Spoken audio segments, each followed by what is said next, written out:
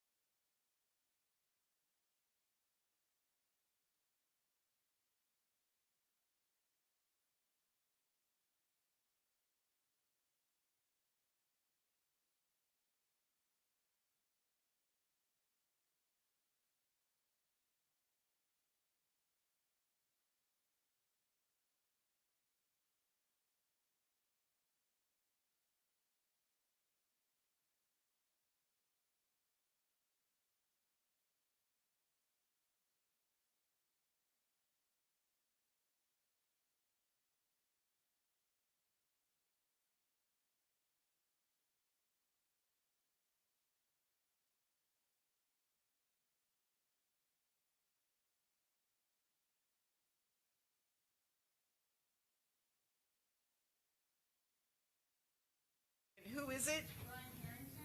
Okay. No. And before we get going, I believe it's is it Miss Lyles? Lyle is the mother of Mr. Gathright. I'm assuming you've had a talk with her and Mr. Gathright's sister about the need to maintain composure while they're on the stand. I recognize this is a very stressful situation. I do. But I did have the opportunity to watch Ms. Lyle testify in the Alicia Andrews case.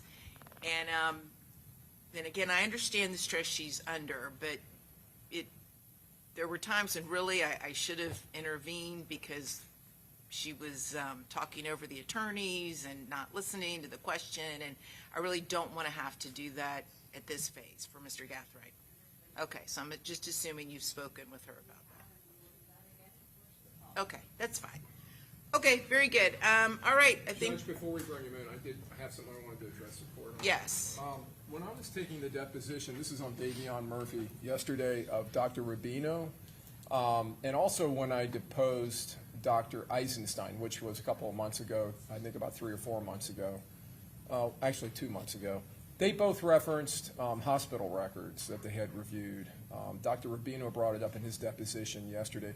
We have a massive amount of documents that were provided in this case, and it was provided very timely. I'm not complaining about those, but I can't find those medical records. They're from, I believe, UF Shands Jacksonville Council, is that right? Or? I believe so, but I can make sure that you have whatever it is that you need if you didn't get them. Okay. The UF Shands hospital records? Yes. Where are the records? I can look, I have them. You have them in court. I can try and look for them now. That's fine. And then we can make arrangements to have someone over here make copies. Okay. Okay, Or, so- Ms. Toomey, could you send them to me? I'm sorry, Your Honor, I didn't mean to interrupt the court. It's okay. Could you send me digital copies? By a link to your box. Okay. Okay, All right, good enough. okay, very good. Okay, all right, so let me make sure the witness is on the Zoom, and then we'll bring in our jury.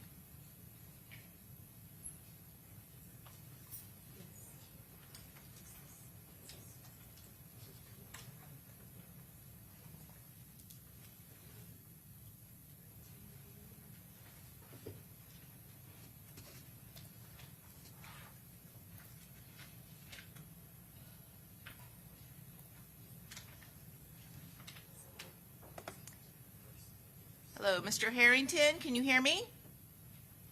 Hi, Your Honor. How are you? Good morning. Yeah, I can hear you. How can you hear me? Yes, we can. So we are ready to proceed. We're going to bring in our jury, and then the clerk's going to step around and swear you in, okay? All right, let's bring in our jury. Okay. Yes, sir.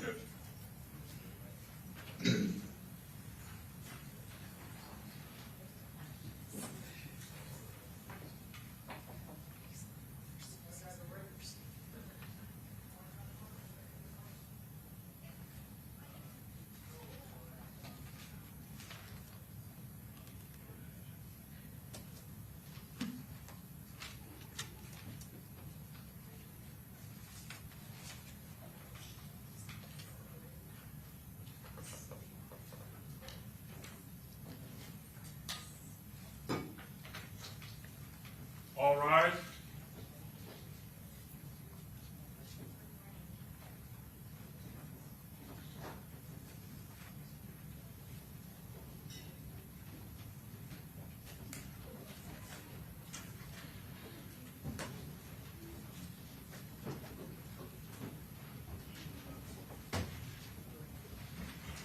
All jurors are in there. Okay, very good. Welcome back, everybody. We are ready to proceed. Our next witness is going to appear via Zoom. And if the witness, Brian Harrington, would please raise your right hand so the clerk can swear you in.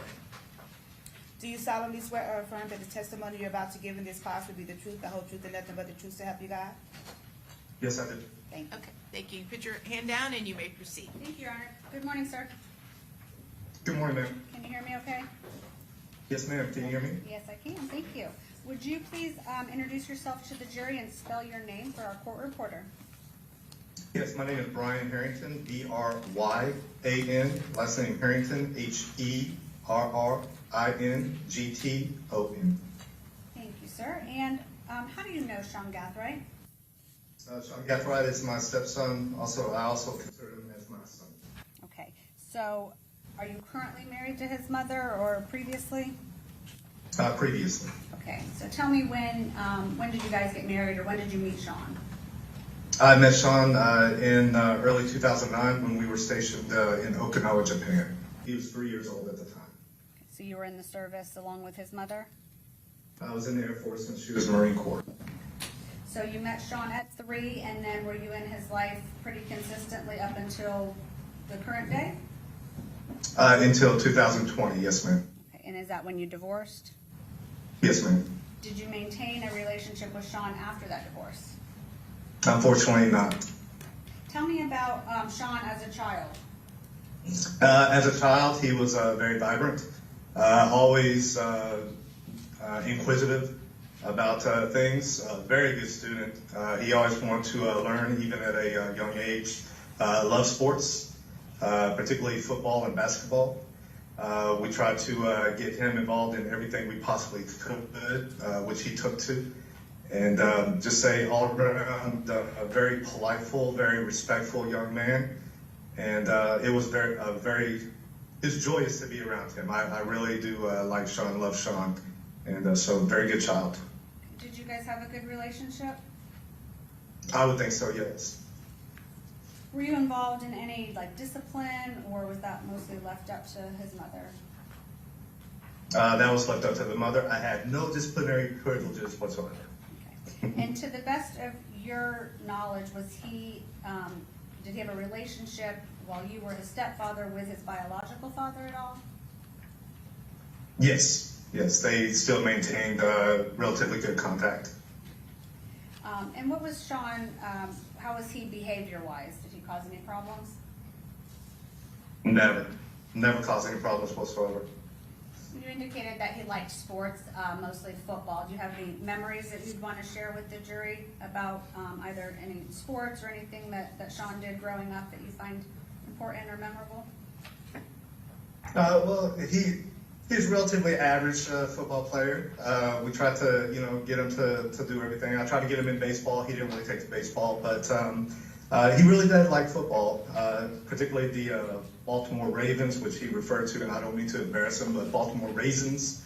And so that was always a joy to hear him talk about that. As far as basketball is concerned, he loved basketball. He always wanted to have the ball and, score as many points as possible. But a very good child growing into his teens. He maintained that drive and that motivation to be as best as he possibly could when it came to athletics.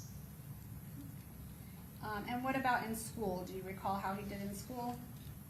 He did very well in school, very smart. As a matter of fact, when we moved to Lejeune in North Carolina, we were actually trying to get him to skip a grade because he was doing so well. Very smart. And again, since I was Air Force, I was trying to get him to possibly prep for the Air Force Academy or so forth, because I'm a little biased that way. But I didn't let that dissuade him at all. But he very, very good in school. I'm very proud of his grades and the way he performed. Matter of fact, he kind of taught me, because that was around the time that Common Core was starting to rear its head, and he actually had to start thinking about outside the box, about how to come up with 2 + 2 = 4. I don't know how else you can decide that, but he would actually break it down and just think outside the box, and just really intelligent young man. Yeah, they did add a lot of extra steps to that at some point. Yes. Tell me, I know since you were in the military and his mom was in the military, you indicated at some point you moved to Camp Lejeune. How did the moving around and kind of instability affect Sean? I don't think it affected him at all. As military members and also military dependents, I think we're used to moving every 2 to 3 years. So it's always a brand new opportunity to meet new individuals, different cultures, see and experience different things. And again, that's what we opened him up to, him and his sister. And I think we did a relatively good job. But he never got disgruntled. He never got upset. He never got depressed. He just, he rolled with everything the best that he could, which was a relatively good job. And so never had any problems with that. He was a good mover. What, do you have any memories, specific memories that you'd want to share with the jury about maybe time traveling or anything specific about Sean growing up? Sure. Well, I'm an active commercial pilot, only of small airplanes, of course. But I would always take them flying. The family and I, we, for instance, in Okinawa, we went to every single island within 167 miles of Okinawa. And again, it was, for them to experience cultures. But the thing is, my point is, he would love to travel. I don't think he really enjoyed being in a small airplane. But once we, got to our destination and everything, he was just overzealous to, see what was going on, to, experience the culture. Even when we moved to the States, we still maintained that travel arrangement of, I tried to fly them everywhere we possibly could. And again, it was to, have him experience, things that a lot of people don't see. For instance, I remember when we flew into Kitty Hawk, we just happened to wake up one day and said, hey, do you want to go see where the Wright brothers, first flew? And this was in, so anyway, we rented an airplane, we flew up to Kitty Hawk. We toured the facilities of the Wright brothers. And he was very interested in that, which pleased me because it was aviation based. But, and then of course the food, we never left hungry. Really good memories. A lot of them were about traveling, camping, outdoor activities, and again, the athletics, going to his games. I don't know if you know what the PAL is, the Police Action League, I think is what it stands for. But he played in those basketball leagues, and so I always enjoyed going to his basketball games, and so forth. It was a joy. And I know you said that you haven't, since the divorce from his mother in 2020, is that right? Yes, ma'am. You haven't had much of a relationship or contact with him, but have you spoken at all over those last few years? Well, unfortunately not. I wish I would have tried to maintain contact with him, but at the time, I don't think it was feasible. And it wasn't his fault, it was more my fault. What about moving forward? Are you open and willing, or do you want to have a relationship with him moving forward? Oh, absolutely. I would love to talk to him every single day if I could. And assist him, give him guidance, give him, feedback, advice, whatever. Like I said, yeah, on paper he's my stepson. Well, no longer, but I still consider him as my son. And I love him very much. And so yes, I definitely want to be in his life. May I have a moment, Your Honor? Yes. I'll pass the witness. Okay. Ms. Doherty? Yes, Your Honor. Mr. Harrington, for the 11 years when you were with his mother, it sounds like that you had a very loving, supportive relationship with Sean Gathright. Is that correct? Yes, ma'am. You went to his games, and sounds like you went on a lot of trips with him. Is that correct? Yes, ma'am. And you also saw that he was in a loving relationship with his mother. Yes, ma'am, that is correct. There was no abuse or anything like that in the household? No, ma'am, not at all. That would not be tolerated. And you supported him and offered him advice during that time period? Yes, ma'am, the best I could. I have nothing further, Your Honor. Okay, very good. I don't have any other questions, Your Honor. He can be released. Okay, thank you, Mr. Harrington. Your testimony is concluded, so you can log off the Zoom, all right? Thank you, Your Honor. Have a Okay, great day. you too. Any other Zoom witnesses at this time? No, Your Honor. Okay, I'm going to put it on standby, I guess. Do we have Zoom witnesses at all today? Yes, Your Honor. We do? Okay. Well, then I'll stand by. Oh. Probably put 10 back in the waiting room.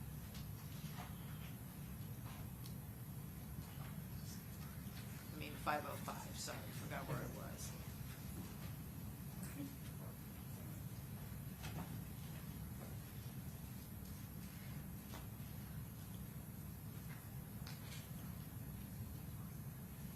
Okay, and who's going to be your next witness? Lisa Gathright? Okay. Should be out in the hallway. Lisa Gathright.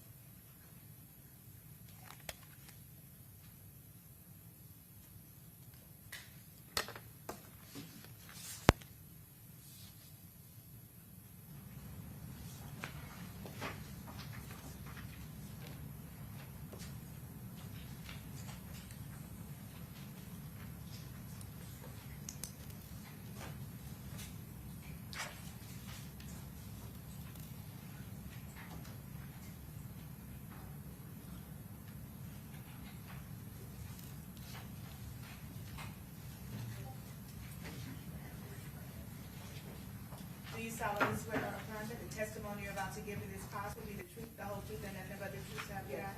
Yes.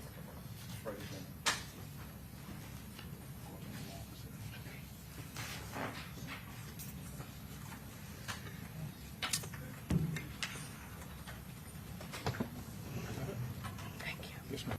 Just make sure you're talking to the microphone. Okay. You may proceed. Thank you, Your Honor. Morning. Sorry. Good morning, ma'am.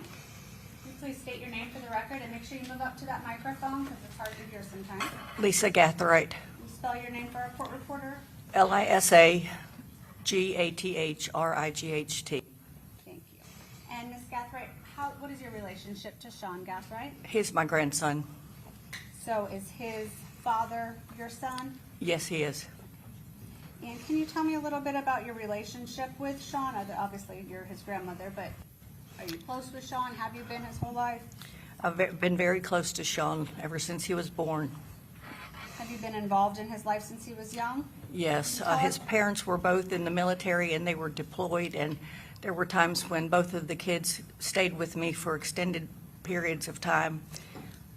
He went to school in the town where I live, and Where do you live?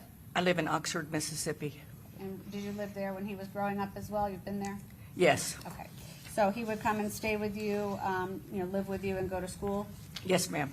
And can you tell us a little bit about Sean as a child? What was he like? What was his character like? How did he behave? He was a fun kid. He has a great sense of humor, a wonderful personality. He's just all around good kid. Did he get in trouble? No. He was very well liked by everyone around us. The neighbors all liked him. How long do you think, or I know probably different time frames with the parents being deployed, but how, give us kind of an idea of how long he would be living with you, or? Well, there had been times where they were there for a whole school term, and then for the last, like when he was in high school, he was with me for about a year and a half. Would you spend holidays or birthdays, things like that together when he wasn't living with you? Yes, we did a lot of traveling together on the holidays, and I was always there with him whenever I could be. And we heard yesterday about Sean traveling overseas with some programs that he was involved in. What do you know about that?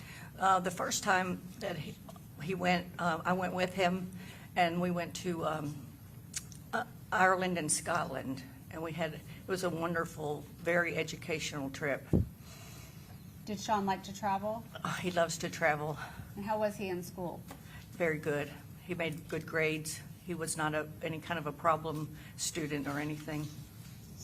What kind of interest did he have, if you can remember? Was he into sports or music or? He was he liked photography. He was very into photography, and he started a couple of his own little businesses. He was detailing cars and pressure washing people's houses, and he bought his equipment with money that he had saved from jobs that he had worked.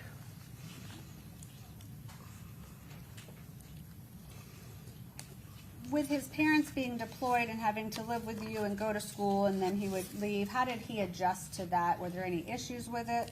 He adjusted very well. I think he felt like my home, well, he knew it was his home, and he felt very comfortable and at ease there. And what about your son as his father, as Sean's father? What was his relationship with him like? Volatile, What do you mean by that? physically and verbally abusive. At what ages? Early teens, well, probably before that.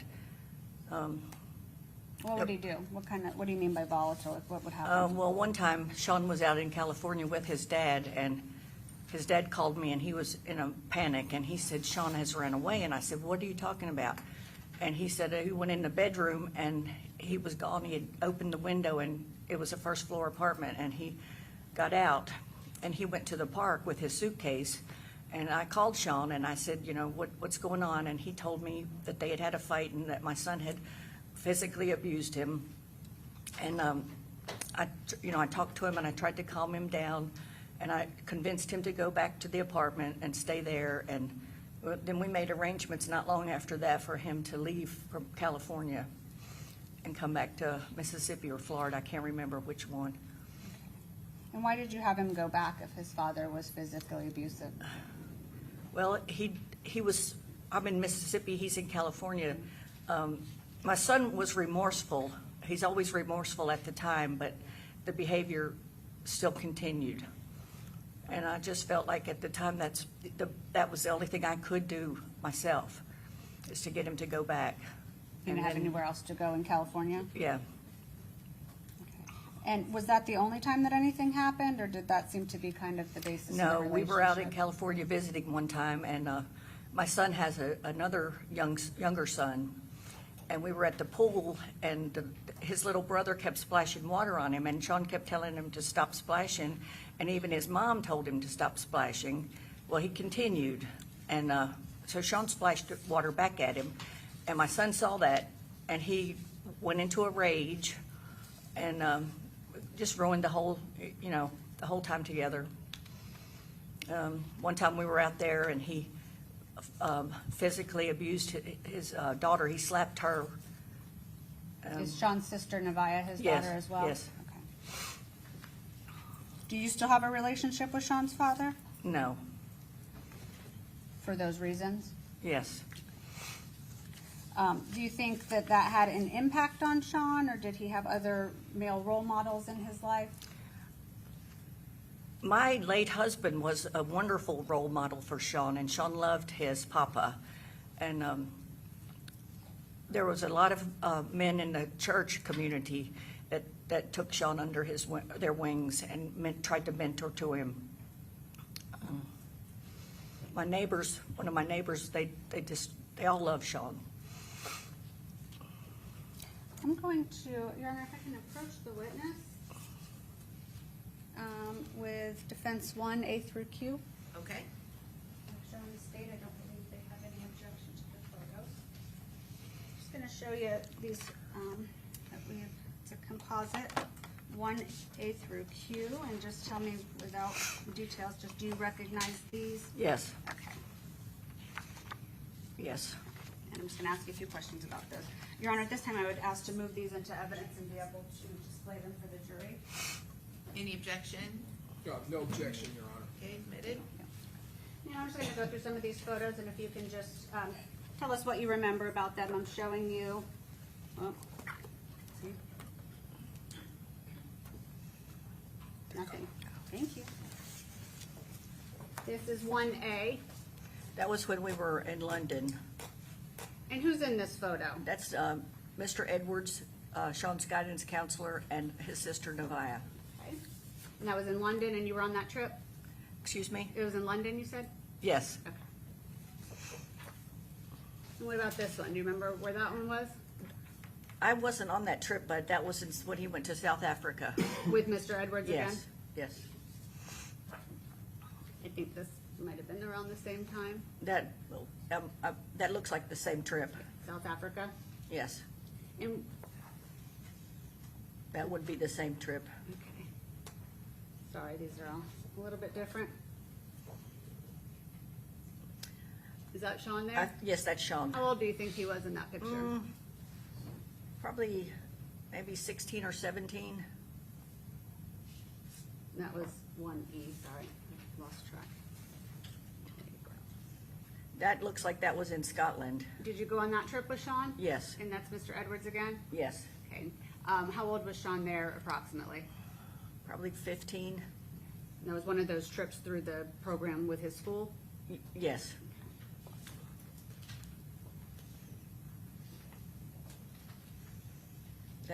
That looks like the Africa trip. Because they were involved with some humanitarian work there, is that? Yes. Okay. And how old did you say you think Sean was? I think he was 16 or 17.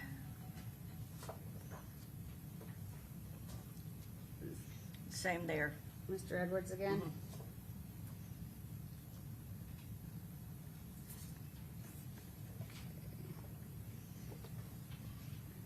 Where is this one? That's in Ireland. And is that Sean here? Yes. And then, I don't know, do you know the other people, or that was just a I don't photo know in the any of those background? other Okay. ones. Were you on that trip with him as well? Yes. How old do you think Sean was there? I think 15. And that was 1J.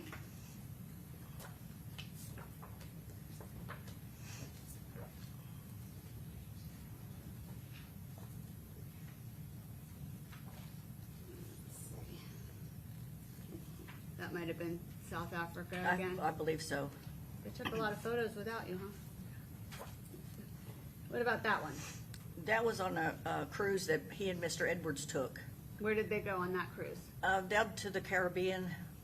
I'm How not old- exactly sure what islands they went to. And how old do you think Sean was here? Probably around 14. And then this is a little bit blurry, but it's pretty in the background. Were you on this trip? Yes, Okay, I'll ask you where you went, although it's that was a little bit Paris. obvious. Paris? Yes. And how old was Sean when you went to Paris? I think around 16 or 17. So a lot of these trips were kind of in the same, I know he was only certain grades at that school, right? Right. So a lot of the trips were close together in time? Yes, I think they traveled once a year to different places. And Your Honor, may I approach the witness again? Yes. Thank you. I'm approaching with defense 3A through C. I'm going to show you these pictures. Do you recognize these? Yes. Okay. Yes. Okay.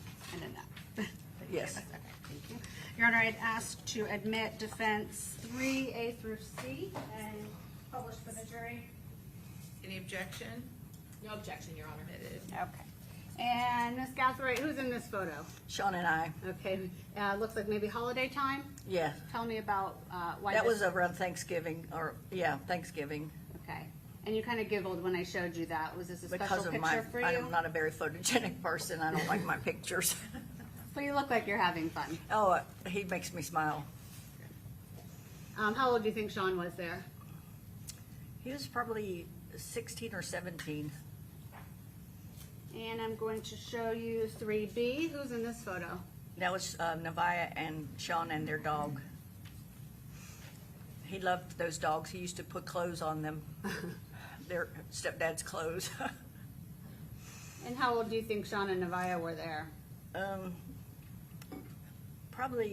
He was probably 11, 10 or 11. Looks like there's another little dog over here. Maybe? Yeah. Is that your dog? No, I had a German Shepherd. Okay, they were all theirs. Okay. And then this last one you provided to us, we've heard a lot about Sean and his businesses.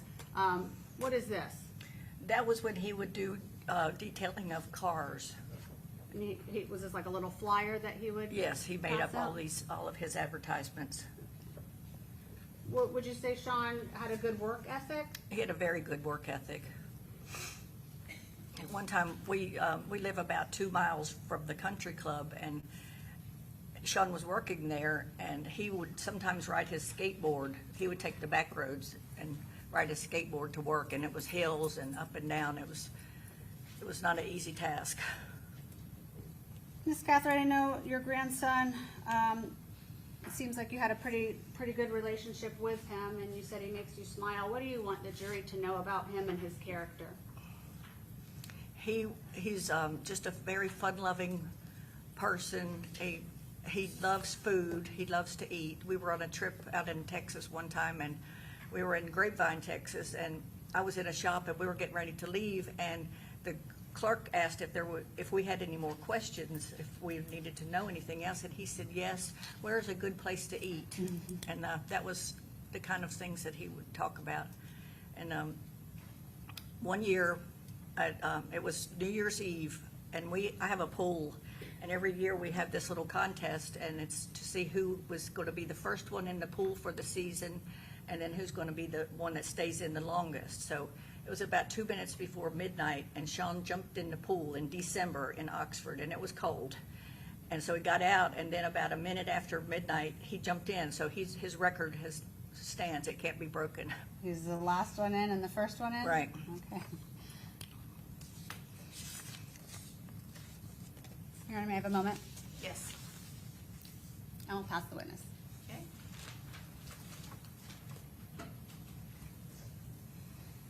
Ms. Gathright, it sounds like you had a loving, wonderful relationship with your grandson. Is that right? Yes, ma'am.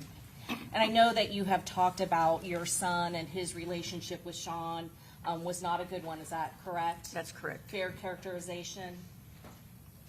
That's a fair statement? That they Yes, did not yes. have a good relationship? Right. Sean didn't live with his father, though. Is that correct? Just for maybe a month or so at a time. It was visits and at most a couple of months, is that correct? Yes. And because of the nature of the relationship, Sean would not stay with him, is that correct? That's It correct. sounds like you and your husband provided that alternate home whenever his mother would be off overseas. Yes, And you and your husband, your late husband, were very supportive and loving to him during that time, is that correct? yes, ma'am. And you have told us that he also, there were members in your church that were also there to provide him with support and mentorship. That's correct. You felt that was important that he have that support, isn't that true? Yes, Okay. You also gave him the gift of travel, the love of travel, is that correct? yes, You went on many trips with him, yes, not just to the photos that we saw there, Scotland and Ireland, isn't that true? that's true. There were other trips as well as in the United States. You Yes. traveled a lot with him. Yes, He also had a loving, supportive relationship with his sister, is that Yes. correct? yes, And from the time that he did have a relationship with his stepfather, Brian Harrington, that was also a very positive, loving, respectful relationship. yes. I have nothing further, Your Honor. I don't have any answer. May this witness be excused? Okay, thank you, ma'am. You're free to go. Thank you. And I think you're a little more photogenic than you give yourself credit for.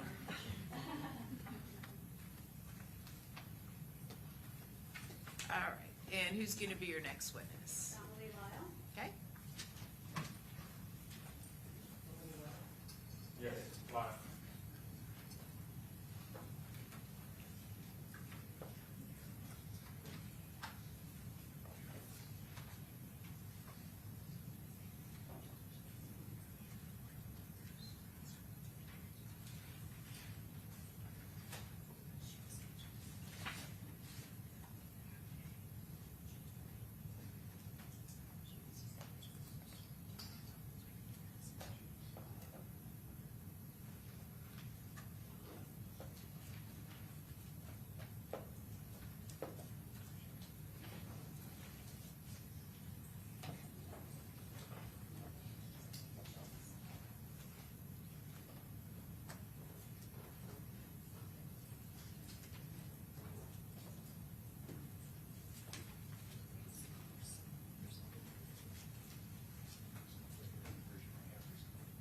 Do you solemnly swear or affirm that the testimony you're about to give in this class will be the truth, the whole truth, and nothing but the truth, so help you God?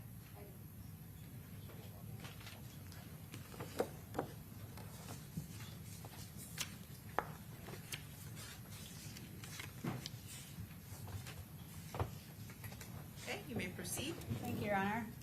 Good morning, ma'am. Good morning. Will you please state your name and spell your name for our court reporter? Damali Lyle, D-A-M-A-L-I-E, L-Y-L-E. And just make sure you speak up. Sometimes it's hard to hear. Just get close to the microphone if you can. Okay. Ms. Lyle, how are you related to Sean Gathright? Sean is my son. So we've heard a lot about Sean as a child. What do you want the jury to know about your son? I'd like the jury to know that my son is a hardworking person, a hardworking young man.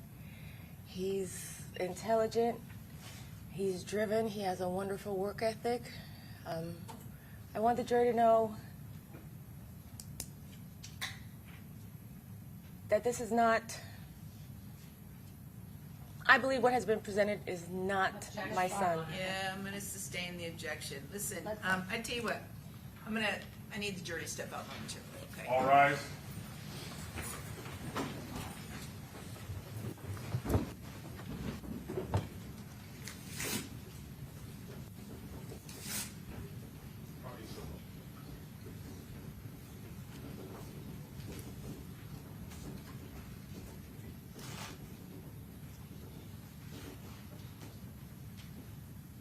All jurors are out, Judge.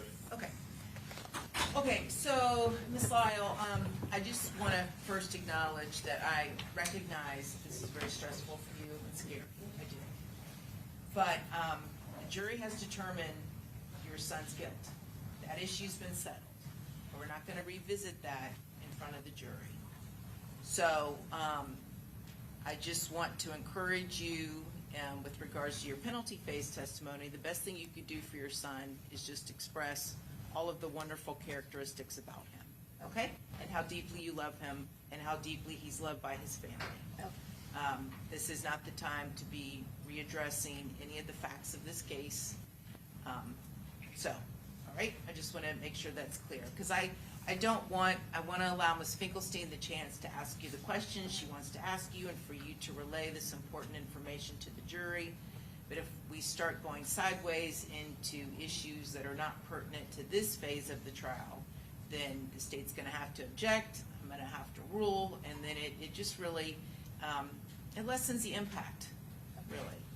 I just have one question. If I say, well, what I was going to say is, this is not the son that I know, is that that's a part fine. of the...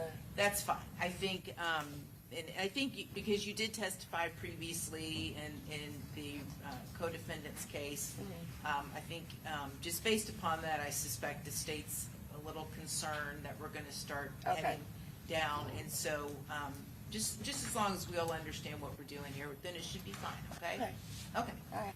And I can kind of guide you through it, and I think it was because you said presented, and then that seems like evidence, and we don't want to talk about the evidence and things like that. Yeah. Okay. All right. All right. Sounds good. All right. Let's bring the jury back in.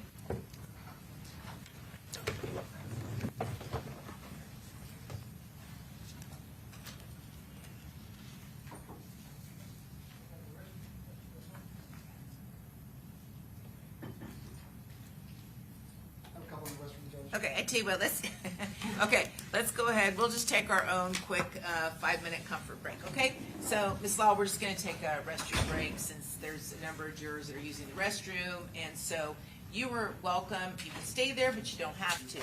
But because you've not yet been cross-examined, if you step down, you can't talk to anybody at all about anything related to this case. Okay, you said it was a 5-minute break? Yeah, 5 to 10. So, yes. Okay, well, I'll do Yes, it's up to you. You can stay or you can step down. It's fine. The most important thing is you just can't talk to anybody about the case. Okay. Okay? All Very right. good. Probably make it more like 10.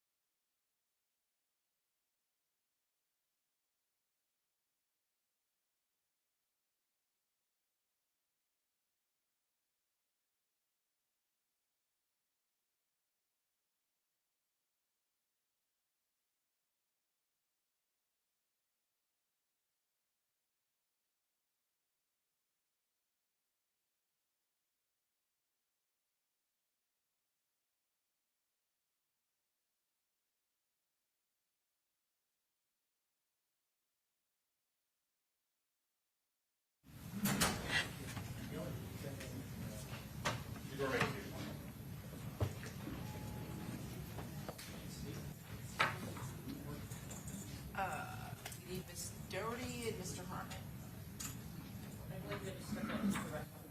Okay.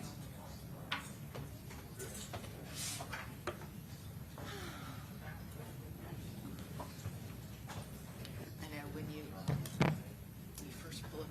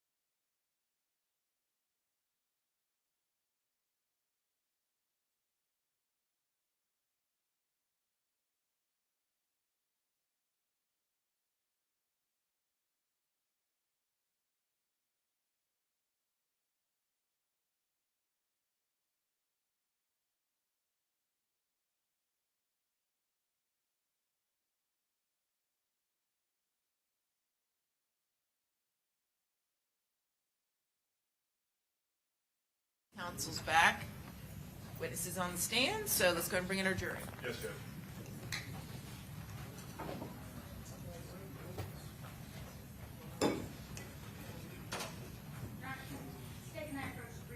Sure.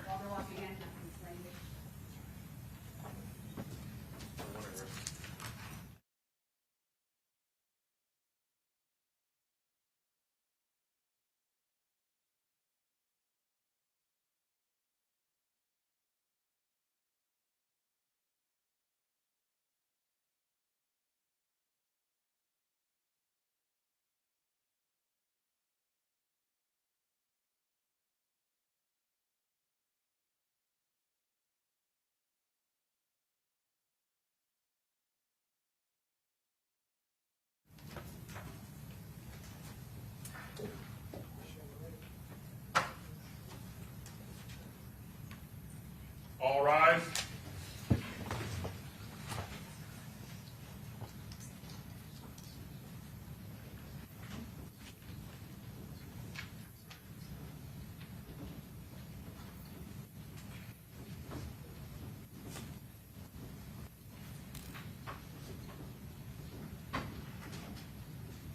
All jury are in, Judge. Okay, very good. Welcome back, everyone. Have a seat, and Ms. Finkelstein, you may continue. Thank you, Your Honor. Mrs. Lyle, Yes, ma'am. Comfortable? Yes. Okay, get in there and get into the microphone. So you were telling the jury, what about Sean's character? Do you want the jury to know? How is he as a son? As a son, he's a sweetheart. He's helpful. He's considerate. He's kind. He's always thinking about what he can do to make somebody smile or just to help out in any way. He's been so caring and thoughtful for me, even though that's my job is mostly to take care of Sean. But, you know, he's grown into the person who's like, Mom, really? And he like kind of reels me back. He's mature in that way. He's very mature. And we've heard a lot about, you were in the military, right? Yes. Okay, and what branch? I was in the Marine Corps. You moved around a lot when Sean was younger? We did, yes. And how do you think that he adjusted to that? I think it made him, he never became someone who would chase popularity or have a large group of friends. The friends that he does have, it's a small circle, and they're very close to each other. On a Friday or Saturday night, you wouldn't find him out at a club or hanging out or anything like that. You most likely find him and his 2 or 3 best friends, you know, sitting at my house talking about who knows what all night long. And I'd get, you know, wrapped up in there, and they'd have debates, and it was something that was so nice to see in, you know, young men of this day and age, where it wasn't just about music or it wasn't just about superficial things. Like, they really had real deep, meaningful conversations. And is Nehemiah Tudor, is he one of those friends? Yes. Okay, so we talked to him yesterday, and he was kind of sharing some of the things that they would do. And that was when you were in Jacksonville, right? Yes. When did you, give us kind of a time frame, we've heard about obviously traveling in the military, we've heard about living in Mississippi. When did you guys move to Jacksonville? We moved to Jacksonville in 2016 after I retired from the Marine Corps. 2016? Yes. Okay, and did you stay there consistently till now, or? Yes. At any point, did Sean move from Jacksonville? Yes, he moved from Jacksonville. I want to say it was 2020 or 2021. He moved out to California with his dad Okay, for a and then- while. Oh, sorry, go ahead. No, that's all. How long was he there? He was there for approximately, I would say, 1.5 to 2 years. What was his relationship like with his biological father? It wasn't a good relationship. My experience with their father, which is the main reason why we were divorced, he had a very volatile temper, and I think as Sean grew older, I don't think he was the kind of person who would see like another confident male, even if it is his son. Maybe he was threatened by the person that Sean was becoming, but in my opinion, their dad was pretty insecure. So, Did it seem to be more volatile as Sean got older, like not when he was a little kid? as Sean got older, yes. What about Sean's behavior? Did you have behavior issues with him? Did he have to be punished a lot? No, Sean was such a good kid. No, he was mature. He was, you know, so, like, he could be serious and really understand what he was supposed to do. It didn't mean he always did it. He, you know, he did the usual kid things. You had to tell him 2 or 3 times, hey, go clean up your room, do the dishes, stuff like that. But he never made a big fuss about it. We didn't really have any arguments. And we had one argument, and I think it was more just about frustration, about trying to figure out, oh, no, here we go. So when he started college the first semester, Where did he go to college? He went to FSCJ. So the first semester, I paid for the first semester and everything, and he, went to, but his grades were not that good. Like, he was doing, I think it was like C's and stuff like that. And I said, hey, if you don't, I was like, I'm not paying for another semester. You're gonna have to pay for it.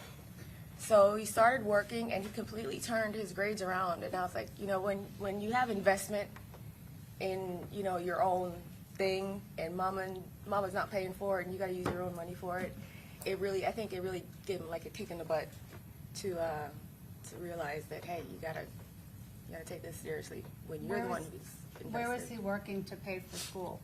He worked a number of places. He worked at the Omni Hotel, one of the restaurants there up in Amelia Island. But he also did his pressure washing and photography.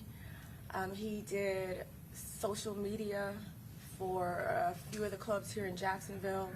He did, player highlight reels for basketball players. Like team, it was like a flag football, it was like a youth football league for a park. Mm-hmm. He did a highlight reel for that, and when the director saw the highlight reel that he did, they asked him to kind of become their overall media person. So the players would pay him $25 to take photos of their highlights during the game, or $50 for a video, and he would put that together. That was his own little business? That was his own little business, yes. What did he go to school for? Do you remember? What did he start studying? He got into media when he was at Julia Landon, and I had no idea that would become such a passion of his, but at first he wanted to be a news anchor, and then he decided that he just wanted to get into film and photography. So he wanted to go to the LA Film School, and he wanted to get into, doing filmography and things like that. Would you describe Sean as being driven? He is, yes. And what was his relationship like with his siblings or any other family members? Him and his sister, they're very close. Even though they're 2 years apart, when they were little, people thought they were twins because they looked so much alike. Of course, they had their disagreements, they had their arguments and everything like that, but at the end of the day, they were so completely loyal to each other that it was a beautiful thing to see how they stuck up for each other, even though at home they tell each other to shut up and get out of their rooms and stuff like that, but outside they are so loyal and so loving with each other. You described earlier that Sean was helpful. Would you say that he's somebody that likes to help others? Yes, yes. Do you think that he could be a good mentor? Oh, absolutely, absolutely. What about your relationship with Sean now? I mean, obviously you were close with him growing up, and he lived with you, when you weren't deployed mostly. But have you maintained a close relationship with him as he's gotten into adulthood? Oh yes, yes, I have, and he's become the cool, logical head that, like I said, that's like, Mom, no, I don't think this is a good idea. He's still supportive of you? Oh yeah, he's still supportive of me, just as I was supportive of him as ever. He's my boy. And will you continue to have that relationship with him moving forward? Oh, forever, forever. Your Honor, may I have a moment? Yes. I'll pass the witness. Okay. Questions? Just briefly.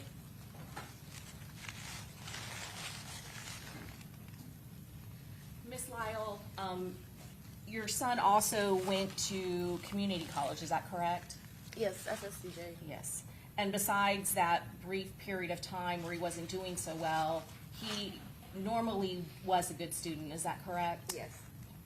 And he traveled a lot throughout growing up?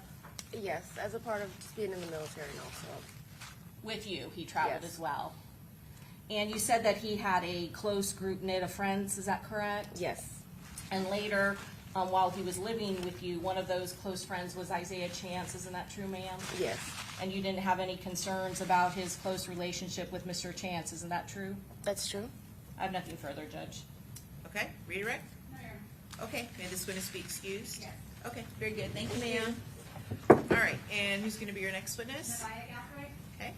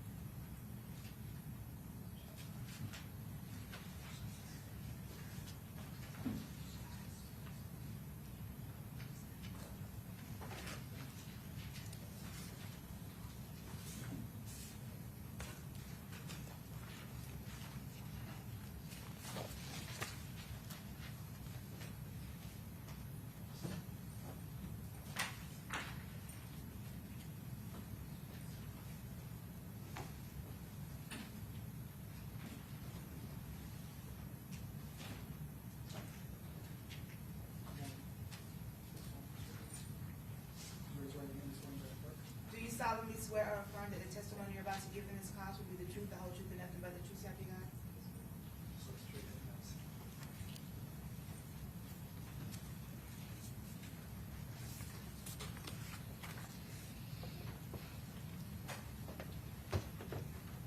All right, you may proceed. Thank you, Your Honor. Good morning, ma'am. Good morning. Make sure you pull yourself up as close as you can to the microphone and just speak up if you can, okay? Yes, Will you please introduce yourself to the jury and spell your name for our court reporter, please? Davion Gathright, my first and last. Please. Neviahgathright. And Ms. Gathright, how do you know Sean Gathright? He's my brother. What's the age difference between you and Sean? 2 years. Are you older or younger? I'm older. You're older, so he's your baby brother? Yes, ma'am. Okay. Tell the jury a little bit about your relationship with Sean. Have you guys always got along pretty good? Yeah, I've never been away from Sean. We grew up together. That's my best friend. So ever since he was born, you guys were never separated? 'Cause we have heard a lot about your parents in the military and some moving around, but did you Yeah. guys always stay together? Yes, we moved a lot, but we've never been apart. So if he would go to Mississippi or you guys would stay with Grandma, you were always with him? Yes, ma'am. And so have you always been close? Yes. No fights? Uh, Of course. siblings. Tell me about Sean's character. What do you love about Sean? You said he's your best friend. What makes him your best friend? I guess just how little brothers are. Like, they pick on their sisters. He always bothers me, but in the good way. He used to, like when we lived in Mississippi, he would come into my room and he would put on all of my sunglasses. Or like, excuse me, he used to take my little TV on my dresser and he would turn it upside down. And I'd be like, why did you do that? And he'll just walk out. I don't know why, but he's a funny person. He's sweet, he's caring. He's always there for me when I needed him. We heard a lot about you guys got to travel Yes, together. What did you like about traveling with your brother? Just the fact that I got to experience new things and see the world with him was probably it's the best thing ever. Those good memories you can carry forward? Yeah. Okay. Your Honor, may I approach the witness? Yes. I am approaching with defense for the composite APDD. I'm just going to show you some of these, see if you recognize this composite that we've. I'm just going to show you some of these photos, okay? Just so everybody's grown up. Do you recognize all these photos? Okay. Your Honor, I'd ask to admit defense 4A through double D and publish a few of these to the jury, please. Any objection? Any objections? That's okay. Okay, admitted. I'm just going to show you some of these. There's a lot, and the jury will be able to look at them, but go through some of these photos. You just tell, is that you and Sean? Yeah. How old do you think you were there? Maybe like 6 and 8, I think. And that was 4A. This is 4B. Oh, Where my is gosh. this one? Where's the pantry? It's in Oxford, in Mississippi, with my grandma. It's it's a food pantry. Then you can, like, people can come and get the like low income, kind of, I guess, like EBT people. Okay. Yeah, we would stock the shelves, bag chickens, put milk in the fridge, and then people would come in and we would make a bag to give to them. That was volunteer work that you guys did? Yeah, for the church. Was that through your church? Yeah. Is that you guys? Where are you there? Sandestin, Florida, at the beach. How old were you think? I was 16, I think. Maybe I was 17, 15 and 17.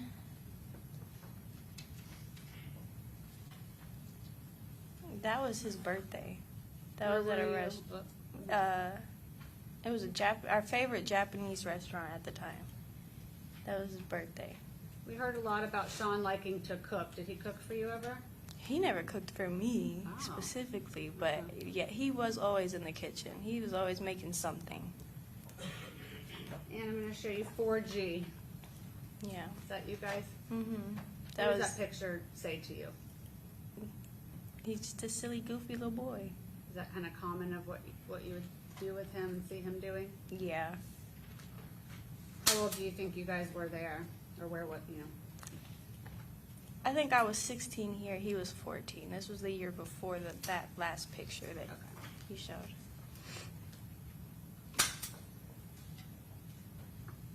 This was in California. What were you showing off here? He was showing off his braces, but you know, like the Kodak Glee thing they do. That was just it. We've heard Sean liked photography too. Did he take a lot of these pictures or pose for them? Yeah. What's happening in this photo? He got his ears pierced at Claire's for the first time. And he was like, "Can you hold my hand?" Well, he didn't want me to hold his hand, but I made him. But he didn't push you away either, did he? Mm-mm. How old was he when he got his ear pierced? I honestly can't remember how old he was. And that was 4J. I'm going to show you 4K. This looks like maybe a holiday. Yeah, that was Thanksgiving at my grandma's house. What makes you giggle? Just the fact that he used to do stuff like this with me. Like, he wouldn't do this for anybody else. He wouldn't sit here and pose like that or just be silly. We call it the white girl pose.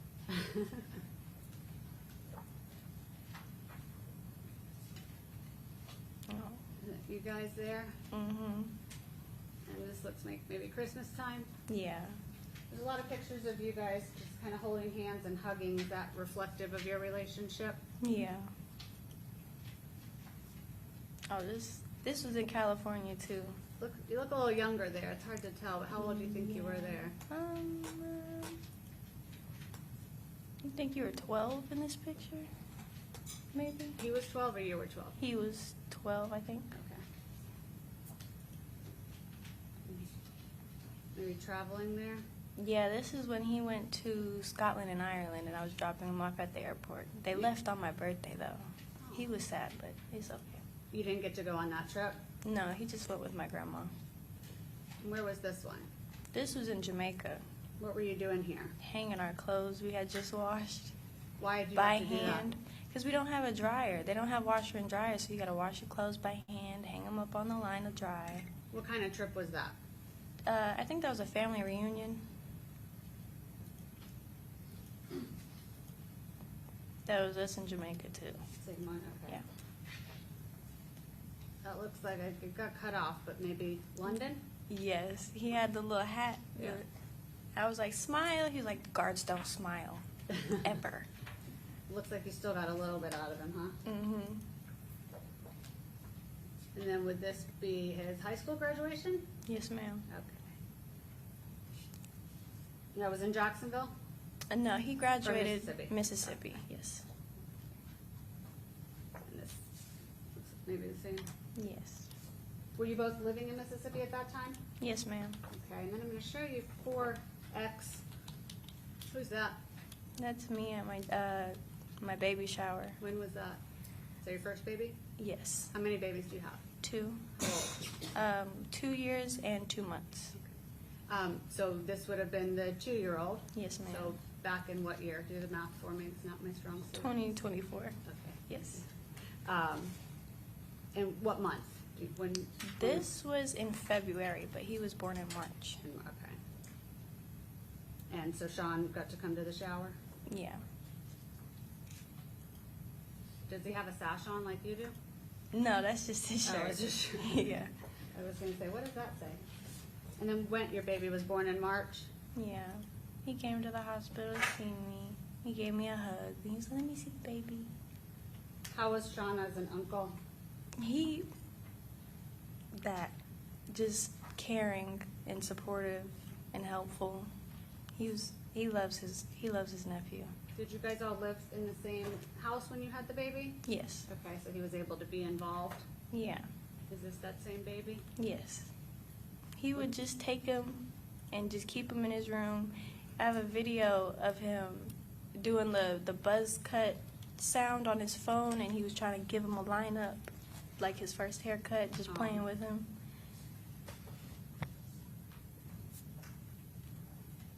Looks like he's reading to a baby that probably isn't old enough to carry yet, huh? Yeah. Aww.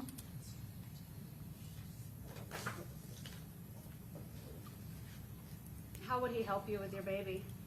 Like, if I needed to take a shower or, like, get something to eat, he would just hold them for me and just let me do what I had to do, and I would come back whenever I was finished. You know, you said that you've always been with your brother since, you know, he was born, and you guys moved around a lot together. Yes. How's it been without having him around to help you? It's been hard. Being a mom, I don't really think about it as much as I know I feel it, just because I'm always doing something to take care of the kids. But, like, when I sit back and I really think about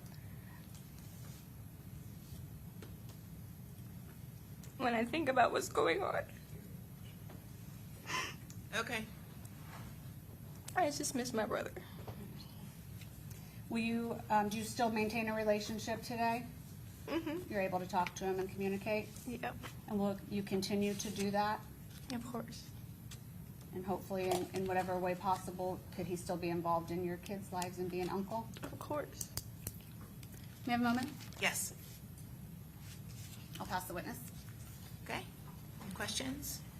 Yes, Your Honor.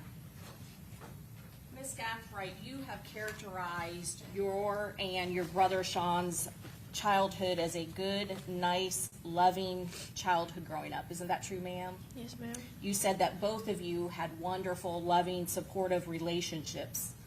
Isn't that true, ma'am? Yes. And specifically when talking about male role models, you said that he had a wonderful relationship with his stepdad, Brian. Yes. He also had a wonderful godfather. His grandmother, Lisa Gathright, you both had wonderful relationships with her as well. Yes. And her husband, before he passed away, your grandfather, both you and your brother Sean had an amazing, loving, supportive relationship with him as well. When you all were living in Japan, you said that Sean was had a lot of activities. He was very good in karate. Isn't that true? Yes. So good, in fact, that he got a blue belt in karate. Yes. So he was able to participate in a lot of activities. Isn't that true? Yes, ma'am. Very supportive family, both your mother as well as his grandparents. Yes, ma'am. Made sure that he was active and had lots of activities, including sports, Yes. traveling. Yes. I have nothing further, Your Honor. Okay. Redirect. Okay. May this witness be excused? Yes. Okay. Thank you, ma'am. All right. You're free to go.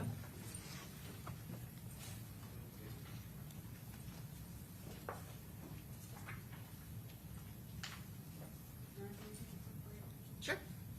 All right. We'll just take another quick, 2-minute break. So if you guys.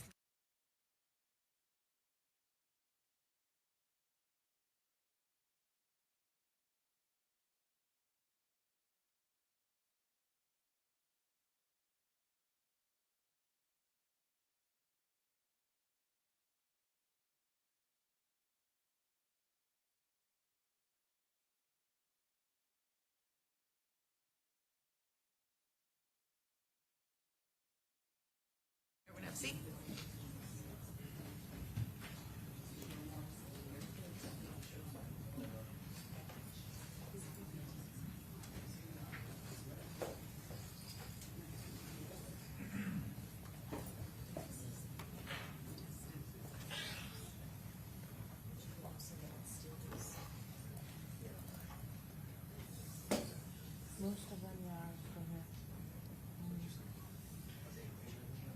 have a, yeah, by number. By number, okay. Are they description, Yeah. So do I need those two possibly?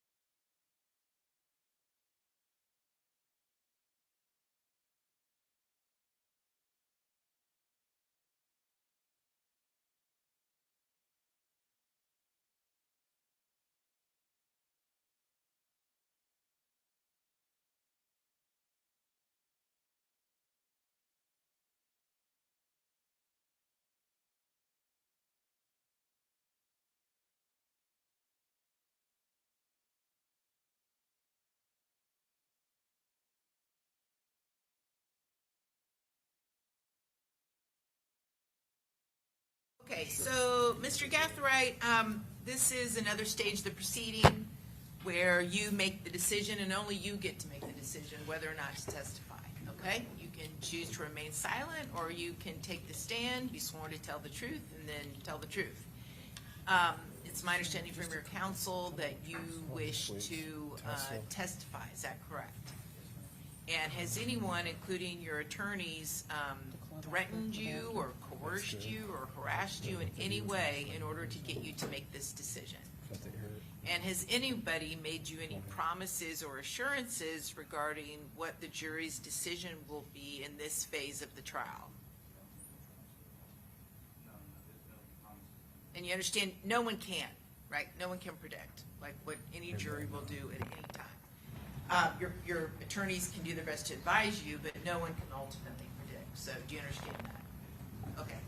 And as far as this, at this stage of the proceedings, you will be permitted to testify, but we're not going to revisit necessarily facts, because then you risk potentially opening the door, and then you could find yourself in a situation where you could be required to answer questions about the case, and that's not what is meant to happen at this stage, and it could ultimately be negatively impactful for you if that were to happen. Do you understand that? Okay. Okay, very good. So if he's going to testify, let's go ahead and put him on the witness stand.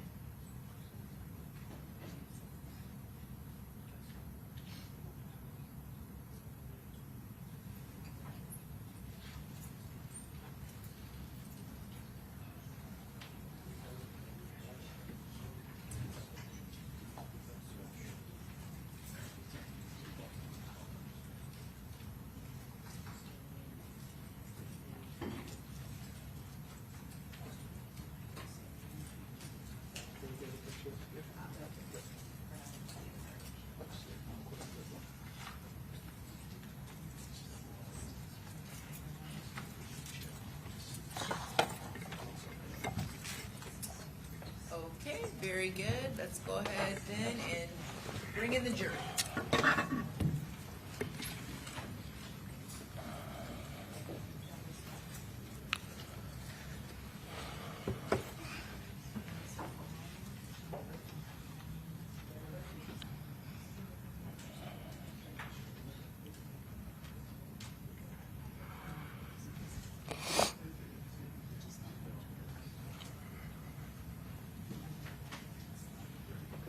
All rise.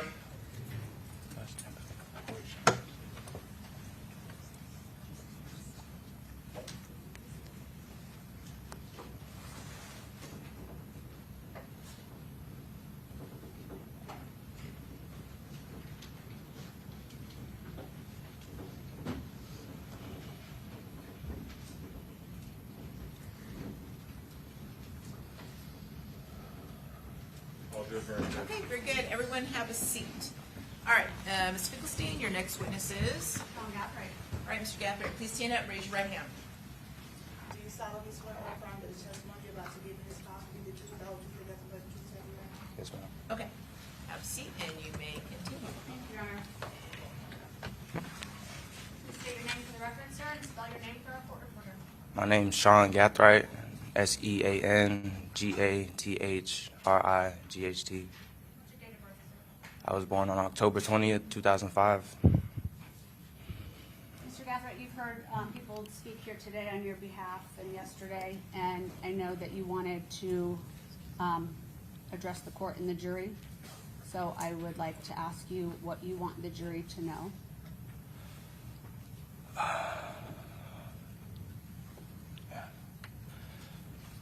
I just want to address the court today, and, I'm not here to dispute anything. I'm just here to be a man and take responsibility and express my feelings about what is, this whole situation. That's what I plan on doing. Okay. And how do you feel? What? I feel very remorseful, This is a terrible situation. It's been a traumatic experience, Let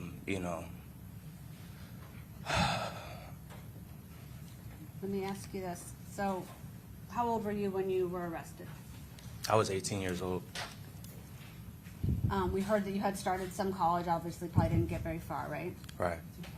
What have you done since you've been in jail? Is there programs, are there things that you can do there? So, I've gotten into programs. I've also, I grew up, in church and, in a Christian household. So I refocused my, life to Christ, and, I've taken a lot of religious programs. I've read the Bible from cover to cover. I've tried to, share some word, and, we have prayer circles in the jail and stuff like that. I've led a couple, prayer circles, and I've tried to, kids around my age or, younger, since I'm 20 years old now, when you turn 18, you go to the adult pods and stuff like that. So if I see somebody who I see, has a lot of potential and has a chance to keep them from, basically being able to be corrected at this opportunity and not come back, I try to take them under my wing. As you see, I have a lot of resources and a lot of family that love me, and they've even, asked me, like, hey, is there anybody in there who doesn't have somebody like that, who, could we send them some money, like, anything like that. So I've tried to, be a vessel for God to pour over my blessings into those around me. We heard from Mr. Bonoska, who said that, in prison that there is opportunities at times to be a mentor, or do orientations and peer-to-peer things like that. Is that something that you'd be interested in doing? Of course, I definitely want to, try my absolute best to course correct anybody from falling down a path that they don't have to take, especially the youth. I feel like that's my calling that God has put on my heart to, be a mentor to the youth and be a positive influence in this world.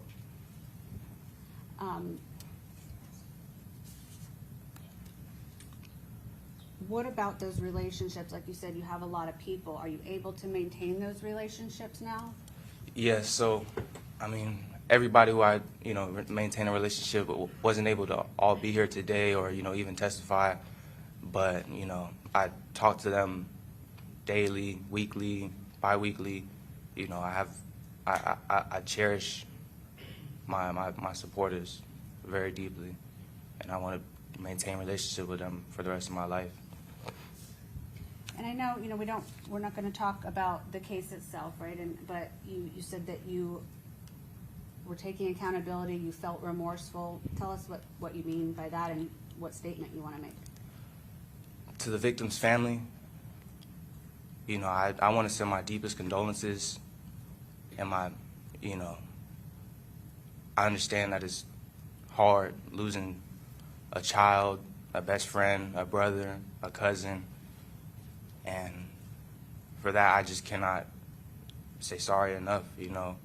I feel terrible about the situation, but I'm a firm believer that God can use anything for good that the devil wants it for bad. And so I am grateful for the people I've met, for the lessons that I've learned, for just this experience in general, because it's one that I'll never forget, and it's going to shape the rest of my life. Sounds like there's that saying, it's kind of cheesy, but you make lemons out of lemonade or whatever. Make Lemonade out of lemons. Somehow. I obviously don't make lemonade, but it sounds to me like you are going to try and make the best of a bad situation. Does that sound about right? Of course. And are you going to continue to do that? Of course. I'm going to try to, continue a humble life, a righteous life, try to do the right things at all times and, Will you apprise yourself? We've heard about some, courses and programs and things that you can get involved with to stay busy in prison. Is that something that you plan to do? Yeah, so hearing Raul's testimony was, the first glimpse that I have of, what prison it could be like. I want to stay as busy as possible, stay away from bad apples. I want to, keep a job, get into programs, try to get into any vocational things I can do, try to, keep my record clean to, go to the best incentivized things and have visits with my family. And, I just want to just stay out the way, I just want to make everything, peaceful as can be. So even knowing that you're not getting out of prison, you want to make the best of your stay there? Of course. I mean, who wouldn't? If you're going to be somewhere for the rest of your life, why would you make your life a living hell? And you're young, right? You're 20? Yes, ma'am. Your Honor, may I have a moment? Yes. I'll pass the witness. Okay, state.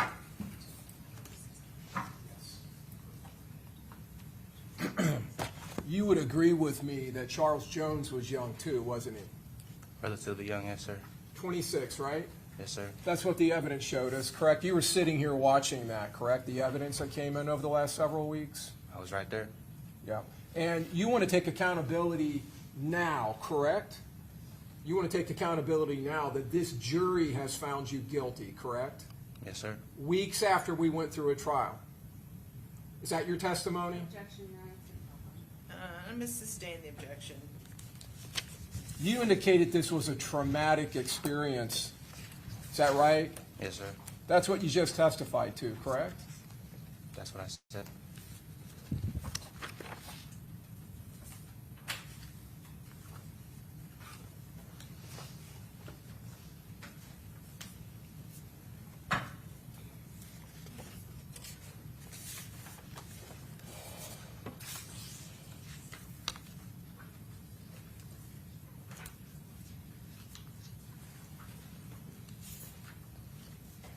We just have one moment, Your Honor. I'm trying to get the all know. Yes.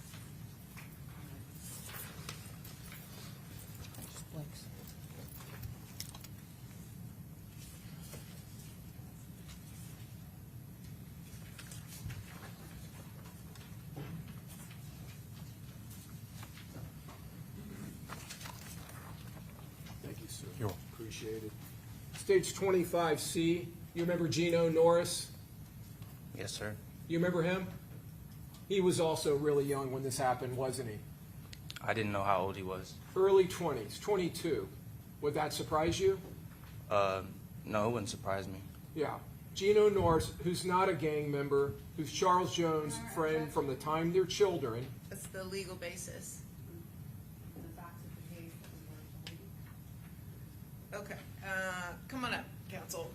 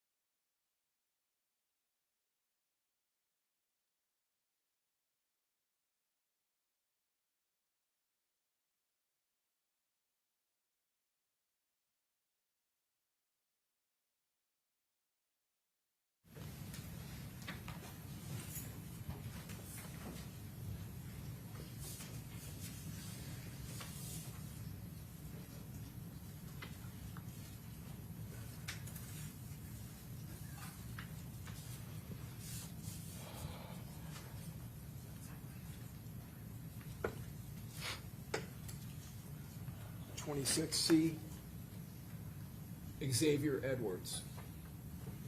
25C, Gino Norris. And you saw the autopsy photos of Charles Jones. My question to you is, after you and your friends inflicted that carnage on June 23rd, and as you were running, states 2059C, this is actually you running to shoot them, but when you were running back past that Tesla, were you feeling a lot of trauma at that point? It was so long ago, I try to not remember anything from that night. Were you remorseful as you were running back with that AR-15 in your hands? Like I said, I try to remember nothing from that night. Was it traumatic to you as you went back to the car with that AR-15? Was it still smoking? Was it still warm in your hands from firing it? Sustain the objection. Were you feeling remorse as you were getting back into the Impala? Like I said, I just try to focus on today and moving forward. So the next day, that Impala, that was your car. You drove that around, right? It was your mom's, but you drove that car, correct? Yes, sir. It was my mother's car. All right. And that was the car you drove from Jacksonville to Tampa in, correct? I'm going to object beyond stuff. I'm working to a point, Your Honor. Okay, why don't we just get there? All right. So this car, this Impala that you drove from Jacksonville to Tampa in with Mr. Chance and Miss Andrews, the one that you drove in tandem with the Silver Cruise, the same car that you utilized to drive the assault team, the shooting team, which you were a part of that night, that same car that you drove around Tampa in the early morning hours for several hours, tracking, stalking, and hunting Charles Jones and his entourage. Sustain. That same Impala, you drove that to Polk County the next day, and you dropped it at your grandmother's house, right? The same grandmother who came in here last night and testified for you, correct? Overruled, go ahead, you can answer that question. Isn't that correct? What is the question?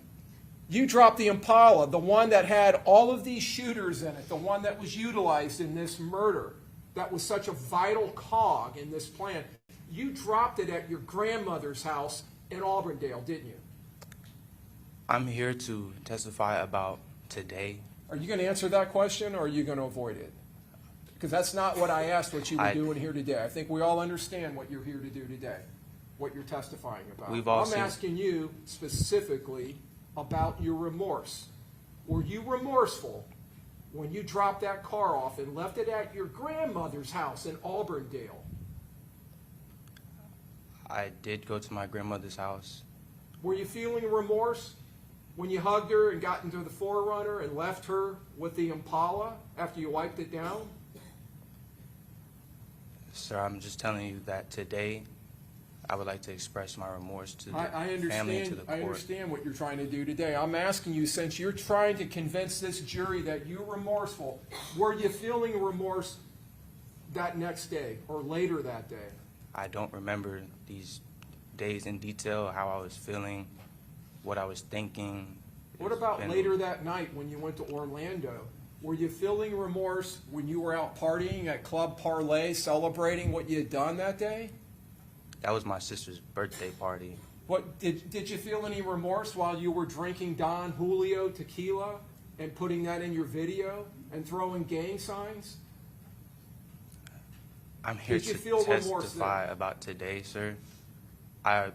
We've all seen the evidence. We've all reviewed everything. Mr. Chance, it's not time for you now to make speeches. You've politely answered your counsel's questions. Can you not answer the state's questions? Is there something about my question you don't understand? I was getting to I'm sorry, Mr. Gathright. I called you Mr. Chance. Excuse me. I was getting to my answer. Like I said, I've seen all the evidence. Well, we've all seen all the evidence. Yes, right? sir. That's true. And after all that evidence came in, and this jury based their true verdict on that, convicting you, now you're taking accountability? Is that correct? Sustain the objection. I think the question on the table was remorse about in Orlando. Okay? It is, Your Honor. You just need to answer that question. So I'm going to ask you very specifically, okay? So try to focus with a laser beam here, Mr. Gathright. Were you feeling remorse when you were in Club Parlay in Orlando drinking Don Julio? Were you feeling remorse for what you did earlier that day? I don't remember how I was feeling or what I was thinking. Were you feeling remorse when you got pulled over in the Forerunner a couple of days later by the police? I don't remember. I was nervous. I mean, I had never been involved in any police Were you feeling matters. remorse when you were unloading the Impala and putting all of that evidence into the Forerunner? Did you feel remorse? Sir, I told you I don't remember how I was feeling or what I was thinking in those days. Mr. Gathright, you have led, you would agree with me, an extremely privileged life, haven't you? Yes, sir. You would agree with that, correct? I would. You've had a loving mother, correct? Yes, sir. A loving sister, correct? Yes, sir. You've had 2 wonderful grandmothers, correct?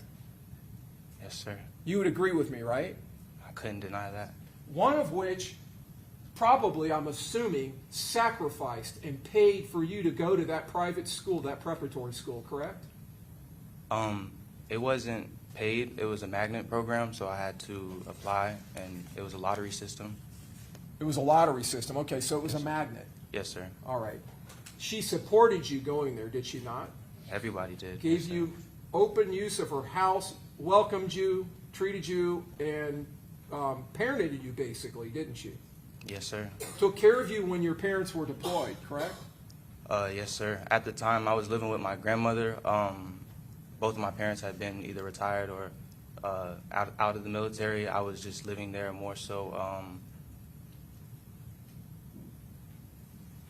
I needed a change of scenery, and my relationship with my father wasn't sustainable. Okay. This is when you're in Oxford with your grandmother. Yes, sir. The nice lady we saw earlier came in here. Yes, sir. The one that has supported you and spoke so lovingly about you, correct? Yes, sir. And so you went to this preparatory school, and whether you got in there through a lottery or not, you would agree with me, not everybody gets to go to a school like that, correct? The lottery school, the magnet school I went to was in middle school when I was living in Jacksonville. The school I went to in Oxford, it was just a public high school. A public high school. Yes, Okay, sir. my mistake. So you went to that preparatory school in Jacksonville. Yes, sir. But again, that school was not something that every kid gets to go to, right? No, sir. Not every kid gets to have a counselor and a role model like Mr. Edwards, correct? No, sir. I was very blessed. And not many children get to fly in planes with their stepfather, correct? No, sir. And fly around in Asia and get to see islands off the coast of Okinawa, correct? No, sir. I was And go on very camp- blessed. You are very blessed, aren't you? Yes, sir. And not every kid gets to go to Scotland, right? No, sir. Or Ireland, No, sir. or Paris, No, sir. or London, No, sir. or Spain. No, sir. Cape Town or Johannesburg, or Uh, both in South Africa? Cape Town. Cape Town, beautiful city, right? Yeah. You got to go experience that when you were growing up, correct? I did. Because you had such loving people around you supporting you, correct? Yes, sir. In fact, your grandmother went with you on that trip, did she not? Or not on that one, but on the ones to several Europe, trips. correct? Yes, sir. Yeah. Yes, sir. And we heard you got to meet up with your sister in one of those trips, correct? I did. I had the privilege. So you always had someone there taking care of you, and you always had good, strong male role models, including people at your grandmother's church and your stepfather, Mr. Harrington, correct? I had male role models in my life growing up, but in my more formative years, more so 16 to 18, I didn't. I did not have a relationship with my father, and the male role models that came and testified, they were present but not intimately as whenever I was younger, maybe middle school years. But when I turned around 16 to 18, it was the females that actually had that caregiving and, nurturing relationship with me. But Thank you for clarifying that. I appreciate it. yes, So, sir. Towards the more recent years, I didn't have that one-on-one and very close relationship with, those male role models in my life. you heard my stepfather say, you know, after the divorce. I did hear that, Mr. Chance. Let me stop you, Mr. okay, and Gathright. go back to my question. I'm sorry? Mr. Gathright. I'm sorry, I keep calling you that, Mr. Gathright. Let me go back to what you said earlier. Between 16 and 18, you didn't have a male role model? Is that what you're telling the jury? I'm not saying I didn't have any male role models, but day to day, you know, young men need strong. That's not what I influence. asked. I asked if you had a male role model between 16 and 18. I had a figure that I could go to, but not intimately. Mr. Edwards, right? Yes, sir. He had stayed in contact with you even when you graduated into high school, correct? Yes, sir. We definitely maintained a relationship, but And he it seemed wasn't. to be pretty enthusiastic about that, right? Yes, sir. In Yes. fact, you went on a cruise with him at some point, did you not? Yeah, when I was younger, yes. We had Okay. a very close relationship. And then from what you're saying, if I understand it right, the females, I'm assuming you're talking about your grandmothers and your mom stepped into the gap? Yes, sir. Yes, sir. It was grandmother's, mother's, sister. Those So are my let me girls.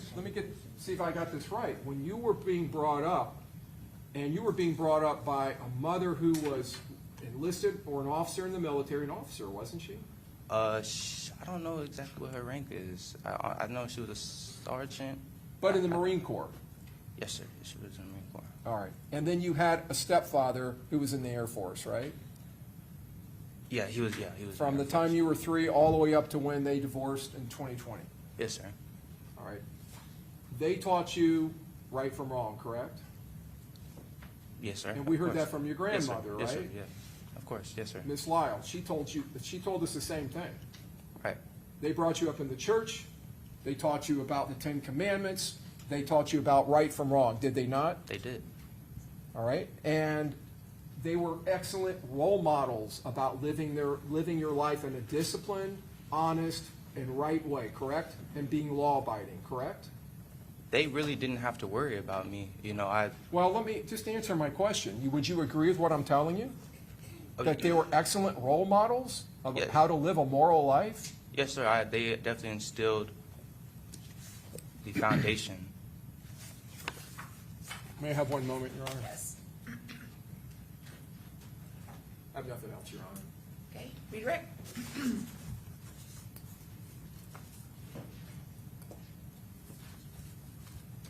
Mr. Gathright, despite living, I think I did that. Despite having what you called a blessed upbringing, you still find yourself here today, right? Unfortunately. Where you had lived, we heard about Mississippi, and was Jacksonville different than where you had lived previously? Jacksonville was unlike any other city that I've lived in or visited or any other country. The cultures, the neighborhoods, the people, it's completely different. And how old were you when you kind of started experiencing that culture shock?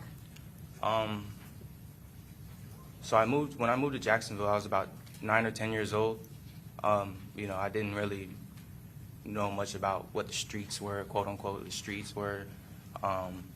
It was more whenever I got to high school and I wanted to leave the magnet school that I was at. I wanted to be at more of a neighborhood school to be around the people I grew up with, because at the magnet school it's 30, 45 minutes away. I, you know, didn't really know anybody. I wasn't as close as the people who I grew up with.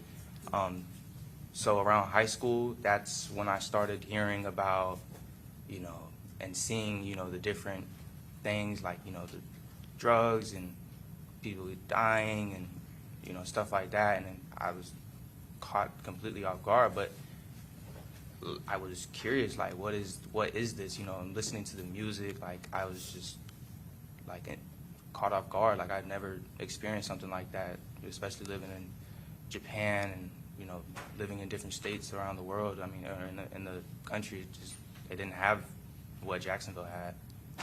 And we've heard from a lot of people that knew you, and I think it's been a pretty consistent theme that you were mature and, you know, smart and interested in things. But you were still, what, how old around that time? I was 14, 15, you know. I definitely would consider myself to be smart and, you know, mature for my age, but Still curious? I was still a young boy, you know. I still am a young man. You think you were kind of impressionable? I would characterize myself as, you know, at times being naive, gullible, impressionable, and yeah. And so despite that upbringing, are you finding yourself, you know, you're in a different culture now, but you still want to be as successful as you can?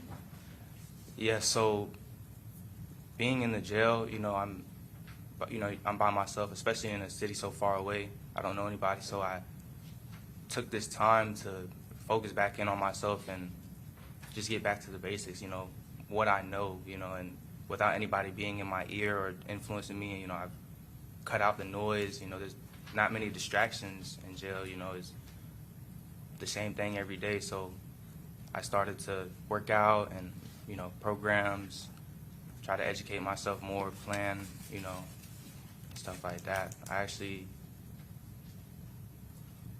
Everybody asks themselves, or everybody asks God for things, you know, what we want God to do for us. But a lot of the times we don't ask what God wants from us. And so I've asked God that question, you know, what do you want from me? You know, I'm asking all these things from you. What do you want from me? And he told me that he's calling me, like, I feel like my calling, or what he told me, was to be there for the youth, serve the youth, keep them from going down similar paths, because there's a better way. And the streets is not the way. The streets are not the way. Even having everything, trips and privilege and church and grandmas, and you still can find yourself going down a wrong path, right? Objection, leading. Sustained. And you feel that that's your calling? Yes, I want. Objection, non-responsive. Well, I think it's more asked and answered, but you go ahead and answer. Just yes or no. Just answer yes or no. What Do you feel was- that your calling? Just what you were describing. Yes, I do. Um, I would like to. Well, Objection, no. I'm sorry. Yeah, Okay. no. You just gotta wait for a question, okay, Mr. Gathright? Yes, ma'am.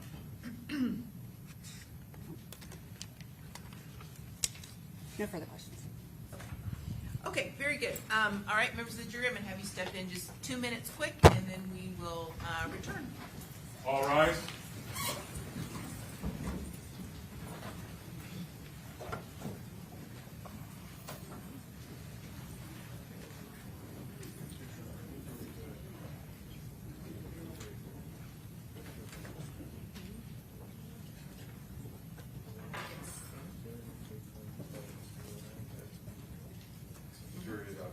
Okay, very good. Mr. Gathright, I'm gonna have you step back to sit next to counsel. And do you have any witnesses, any further witnesses, or are you resting? No, Your Honor, I'll rest. Okay. All right, and then you're up next, right? Okay. Let me see if, Excuse me, Mr. Herman. yeah, the witness is still there, so.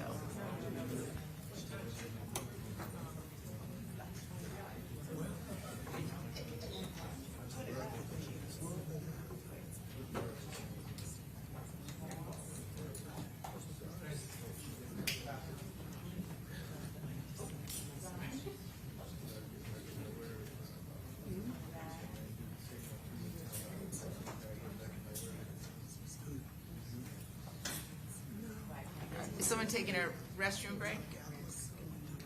Okay.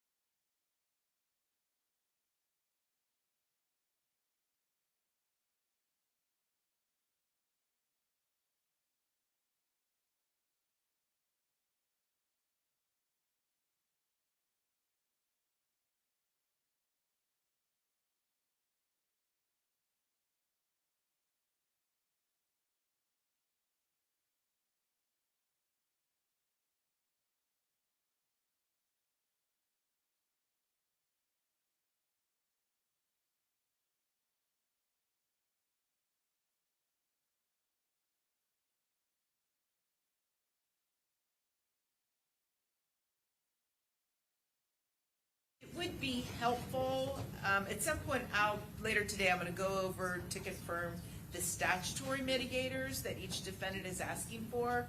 With regards to the non-statutory and preparing the jury instructions, it would be helpful if you just emailed me a Word document that listed your requested non-statutory mitigators. And that way, I can easily plug it into jury instructions.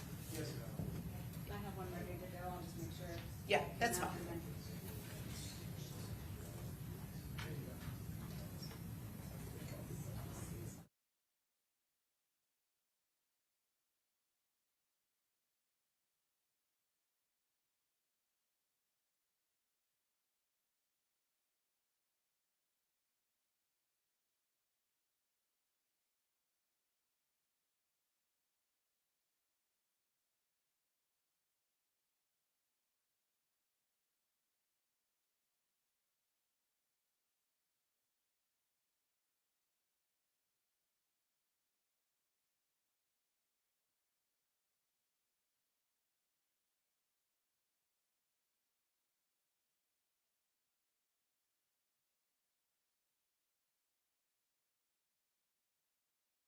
Some other attorneys from regional counsel that are going to handle some of the Sure, penalty or the civilian witnesses. sure. Okay. Just make sure they identify themselves for the record.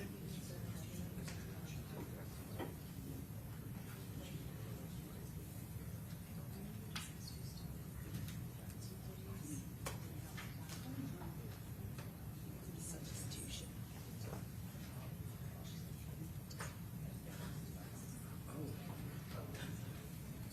Answer your question.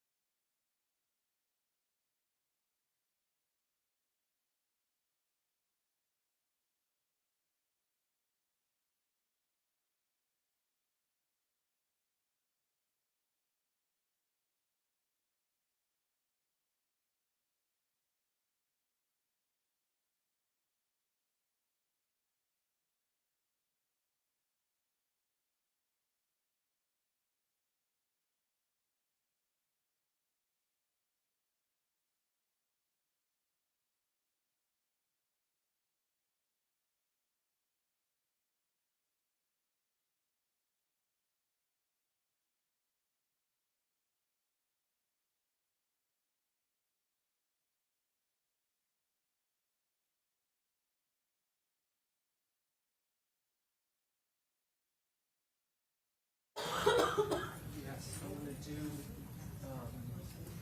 Mr. Nix with the. Is it him? I don't know what to say, but he's going to testify first.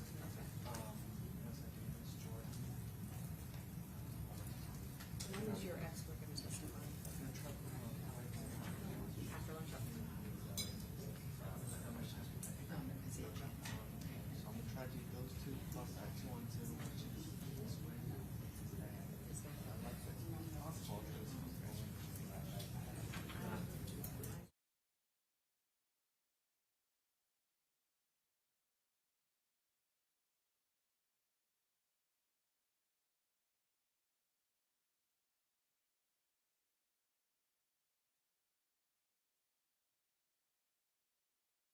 Is it Ms. Wade is still on? She's coming up first? No, we have a witness here that needs to get back to Jacksonville. Okay. And then is your only Zoom witness Ms. Wade? Miss Isaiah Chance Sr. was on there earlier. Yes, I see someone that says Isaiah's iPhone. Is that him? Should be, because he indicated to me he was watching. I hope so, Okay. before I admit. I sent him the Zoom link yesterday, and he's done Zoom before, so I think Okay, well, I could ask him. I'm not worried about that. I have other concerns, but. I understand. I'll ask him.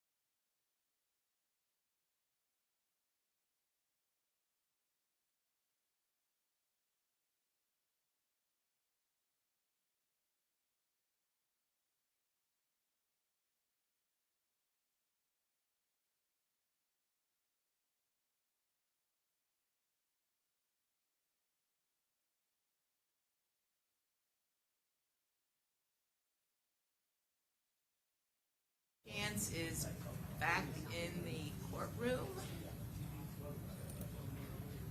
All right, so let's go ahead and bring in our jury.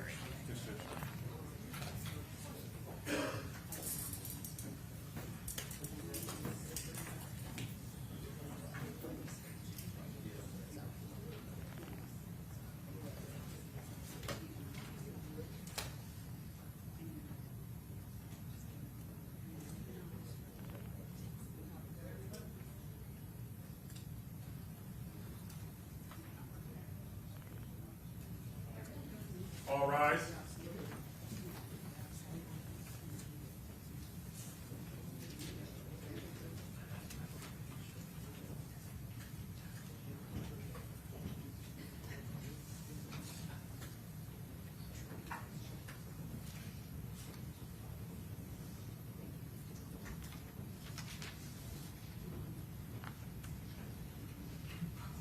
All good, very good. Okay, very good. Welcome back, members of the jury. Everyone have a seat.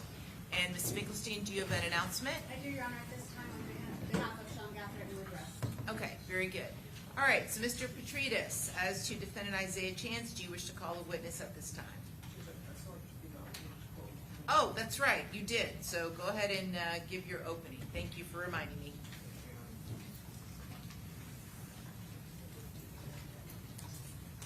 Good morning, ladies and gentlemen. I appreciate your time. As always, been getting a lot, but we really do. We've already made one of the hardest decisions human beings can make, and we're going to ask you to make a decision that in many ways is even harder.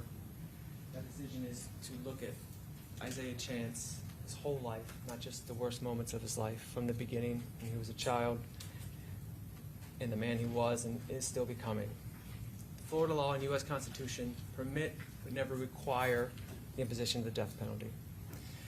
The law strongly favors life. It strongly favors life because our society has always placed a high value on life. It strongly favors life because despite the fact that if you find the aggravators outweigh the mitigators, if your conscience tells you you do not want to seek the death penalty, you do not have to vote for it. The law strongly favors life because it permits the jury to show mercy. The state has stated they're going to want two aggravators for Mr. Chance, that he was in a criminal gang and that the murder was committed in a cold, calculated, premeditated fashion. You have already found that Mr. Chance was in a criminal gang. And the state has indicated correctly there is a difference between premeditated and cold, calculated, and premeditated. We're not going to, in our presentation of the evidence, argue about the difference. We trust you'll make the proper decision on that. We're here because we believe that when you see the complete view of Isaiah Chance as a person, that those mitigators will outweigh the aggravators. Here are some of the mitigating circumstances we're going to present. The lack of any significant history, criminal history of Mr. Chance, is the fact that he was not an actual shooter in this offense. His age at the time of the crime, he was 21. And you'll hear from our expert, Dr. Tracy Hardig, on this, the fact that he was borderline intellectually disabled, or is borderline intellectually disabled, as well as other developmental issues. The fact that he loves his children, of which he has 3. He's a good father, that he's a good son. All the witnesses from his upbringing, his mother, his father, stepfather, grandmother, godmother, the love and relationship with his friends and family before and during his incarceration. Isaiah Chance grew up in Jacksonville. He was not raised in chaos. His parents were divorced, but they both stayed in his life. You're going to hear about a godmother who was with him from before he took his first step. She was there when his mother was pregnant with him. He was surrounded by people who loved him, and he loved them back. You're going to hear from Nashawn Nix. He served as a father figure from Isaiah from when he was around 7. Tell you he loved Isaiah like a son, and he still does. He'll tell you that when he had structure, when he had discipline, he moved in the right direction every time. Miss Wade, a family friend, will tell you he was curious, quiet, and deeply interested in building a future. Isaiah was born premature. All of his mother Victoria's children came early, and he was no exception. And as he grew, it became clear some things were harder for him. He struggled in school, not because he didn't try, but because his brain processed the world differently. The school had concerns, and he needed more help than other students did. You'll hear this from Dr. Tracy Hardig. His IQ was recently tested. It was 71. This places Mr. Chance in the range that clinicians call borderline intellectual functioning. This is not an excuse, but this is a fact, and it's a fact you are entitled to weigh. Everyone who knows Isaiah will describe him the same way: curious, quiet, gentle. A kid who wanted to be liked, a kid who wanted to fit in, a kid who, when had structure and guidance, he could thrive. When he didn't, he struggled. He was not a person barreling towards this moment his whole life. He was not a burden to the people around him. He was a presence. He went to his little sister's track meets, helped her train because he wanted to be around her. He attended church. He sat with Mr. Nix, talked about purpose and faith. He made people laugh. He had what some people consider a dry, quiet sense of humor. He was funny. He was warm. He helped around the house. He helped other people. He reached out to other people for advice. These are not the acts of a person without value. The state will stand before you and argue that Mr. Chance should die for what happened in this case. They will focus on the offense, and that is their right to do so. We're asking you to focus on Isaiah's life. You're going to hear from family members and friends who will tell you about his life. You're going to hear, we ask you to consider that a person can do something unforgivable and still not be beyond the reach of mercy. The law in its wisdom created this face precisely for that reason. Isaiah Chance is not the worst thing he has ever done. And by the end of those witnesses, we hope you will know Isaiah Chance, and then I will talk to you again at the end of this case, and I will ask you to choose life. Thank you. Okay, very good. Mr. Petridis, who's going to be your first witness? We call Nashawn Nix. Okay, Nick Shaw Nix.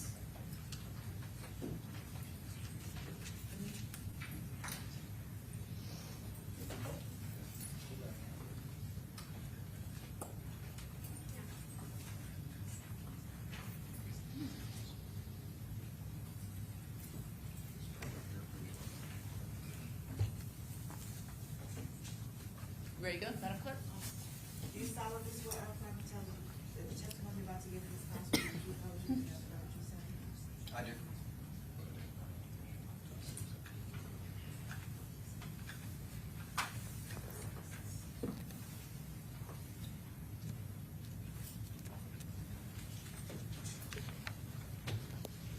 Okay, and counsels, if you could just please introduce yourself to the jury real quick before we get going. Yes, Your Honor. Good morning, everyone. My name is Etany Moten, and I am part of Mr. Chance's defense team. Thank you. You may proceed. Thank you, Your Honor. Good morning. Good morning. Can you please state your name and spell it for the court reporter? Dr. Nashawn Nix, N-A-H-S-H-O-N, Nix, N-I-C-K-S. And Dr. Nix, where do you live? Jacksonville, Florida. What do you do for a living? I work with at-risk youth through my after-school and summer program. That's a nonprofit geared towards building leadership and character through mentoring and martial arts. And were you ever involved in politics? Yes. I ran for public office with a grassroots campaign. And how long ago was that? 3 years ago. How do you know Mr. Isaiah Chance? I met him roughly when he was 6 years old.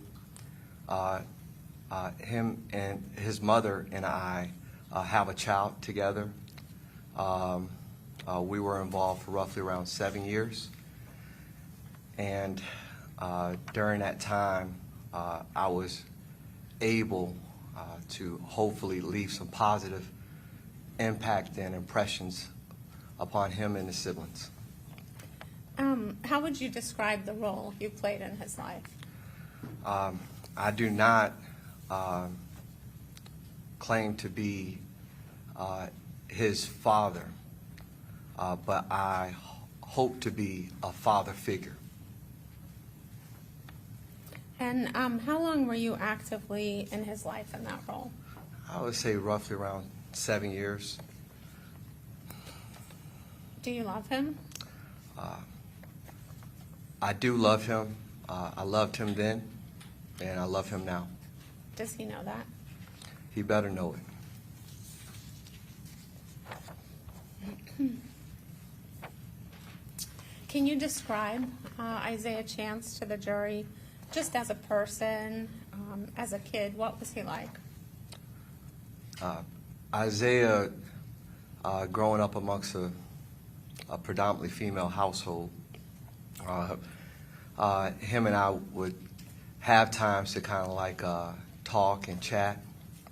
I even worked with him pertaining to academics. I introduced him to some martial arts.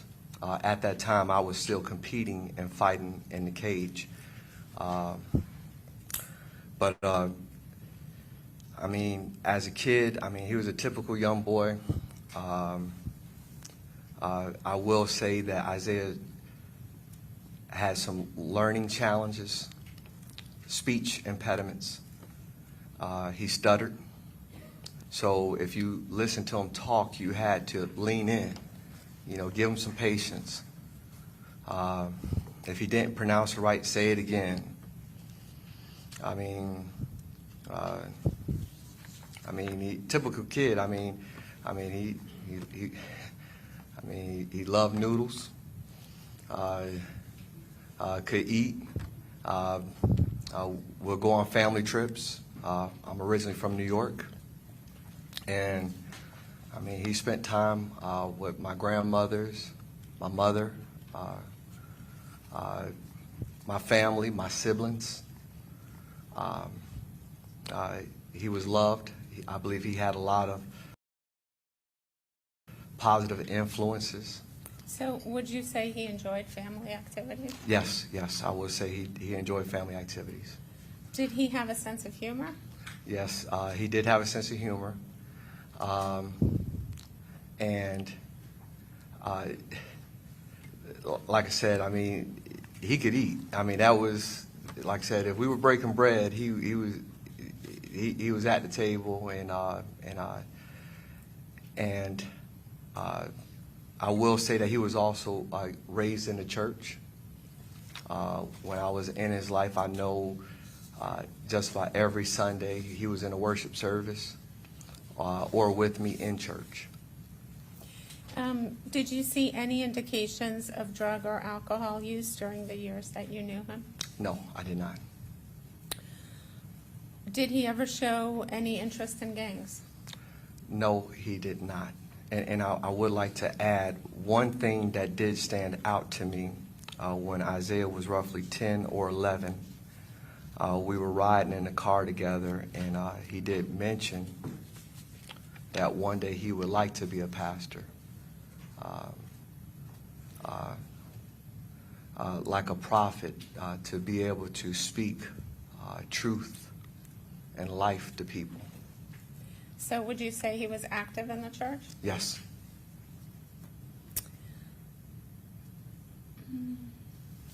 So you mentioned previously that you were very involved in Isaiah's life. What about his schooling during those formative years? How did that go? Like I said, during his youth, as with any child, if there was a disciplinary action per se, I did not have a problem with chastisement. I believe the Bible says, "Spirit of wrath spoil the child," and I'm not saying that it's always about physical harm as far as a consequence with the rod, but even the lectures that come with it to let you know that you're reinforcing positive reinforcement. You know. When you knew him, did the school that he was in ever raise concerns about his learning abilities? I believe one time they mentioned something about he could qualify for extra help and extra tutoring if he would get on medicine, and his mother and I agreed that if he needed some extra help, then I'll be willing to give him some extra help per se, but we didn't think that medicine would help him in that regard. Did you see progress with Isaiah Chance when structure and consistency was in place with his learning? Yes. A ton of improvements, positive gains. I mean, he did graduate with a high school diploma, and I'm very proud of that. Do you know what schools Mr. Chance attended? Yes. Can you tell us about the schools? While I was most present in his life, he attended Changing Lives Christian Academy. I would pick him and his siblings up every day, and I would debrief with them every day in the car. I want to know how your day went, what subjects stood out to you, what did you learn, what was interesting to you. Like I said, so I actually enjoyed that time of debriefing with his siblings and himself to just hear how the days went, to get a good picture of what do you enjoy, what subjects you enjoy, things of that nature. After your relationship with his mom terminated, did Isaiah stay in touch with you?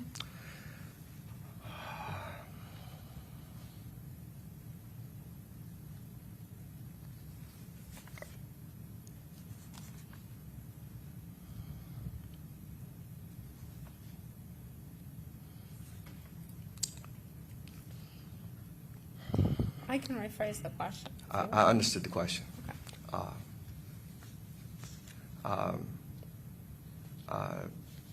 There was a time that I was very active in Isaiah's life.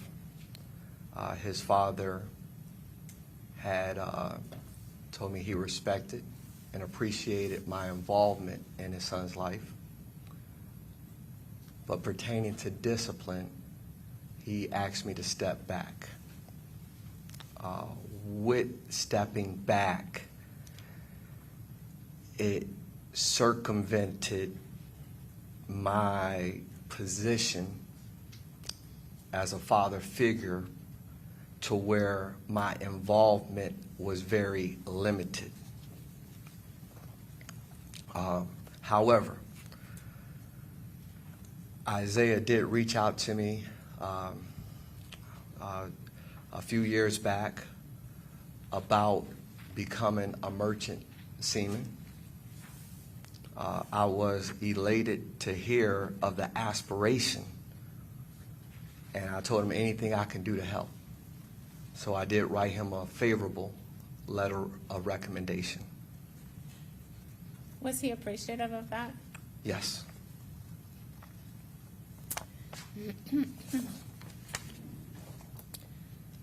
Mr. Nix, you work every day with at-risk youth through your nonprofit.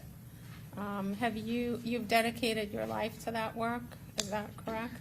My entire adult life has been working in some of our most socially, economically disadvantaged communities within the city of Jacksonville to give every child a fighting chance at success, and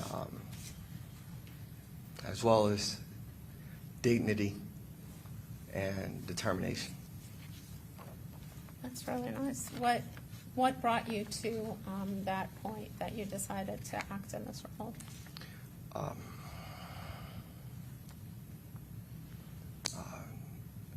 Growing up, my biological father was incarcerated in Attica, one of the largest state prisons in New York.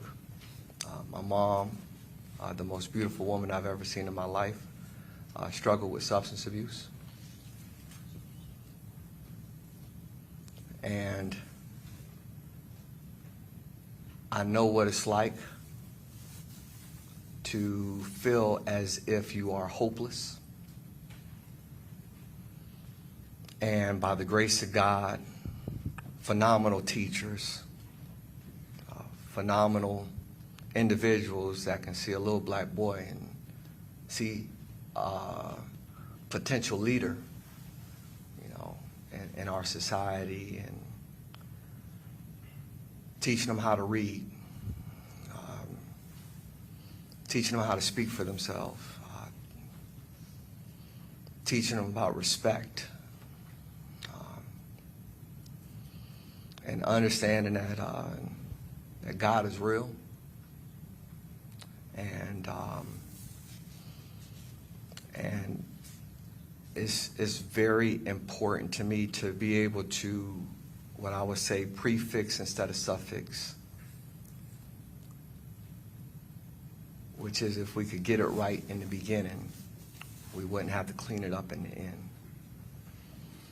And training our youth through a curriculum that we wrote out called SEAL Team in honor of the Navy SEALs, which stands for Social, Emotional, and Academic Leadership through mentoring and martial arts, to where we close the door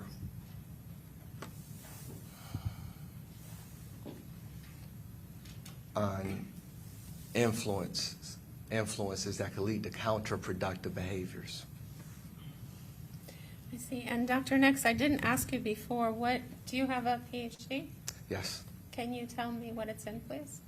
I graduated from the New York Theological Seminary, and I did all of my case studies in zip codes 32206, 32218, 32209,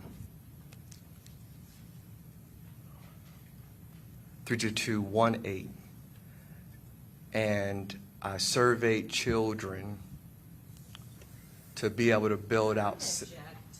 Yeah, I'm going to sustain the objection. Okay. Dr. Nix, I believe you have a statement that you would like to read. Yes.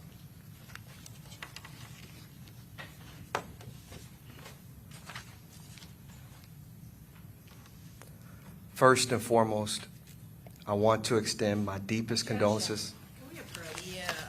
Yep. Yep.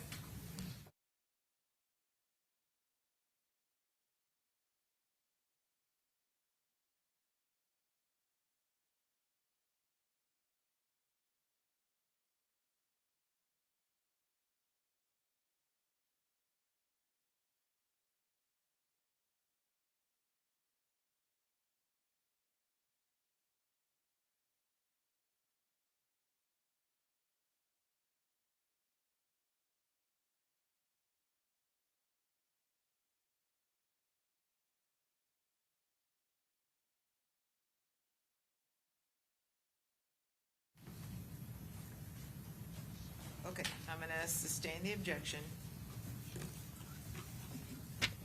Thank you, Dr. Nix. I tender the witness. Your Honor, may we have one moment? Yes. Before cross?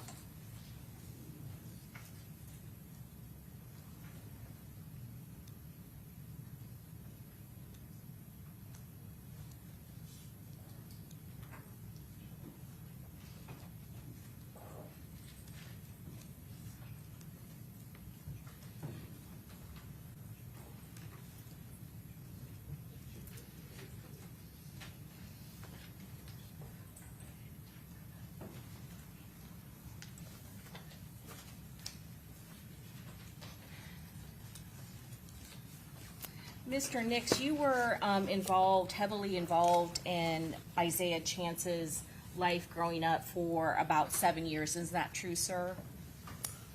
Yes. And even though you said you were not his father, he had a father. Is that correct?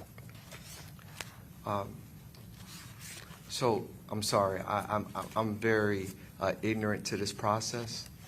I thought I was allowed to read a statement. Yeah, no, so, yeah, okay. I'm going to have the jury step out momentarily, okay? All right.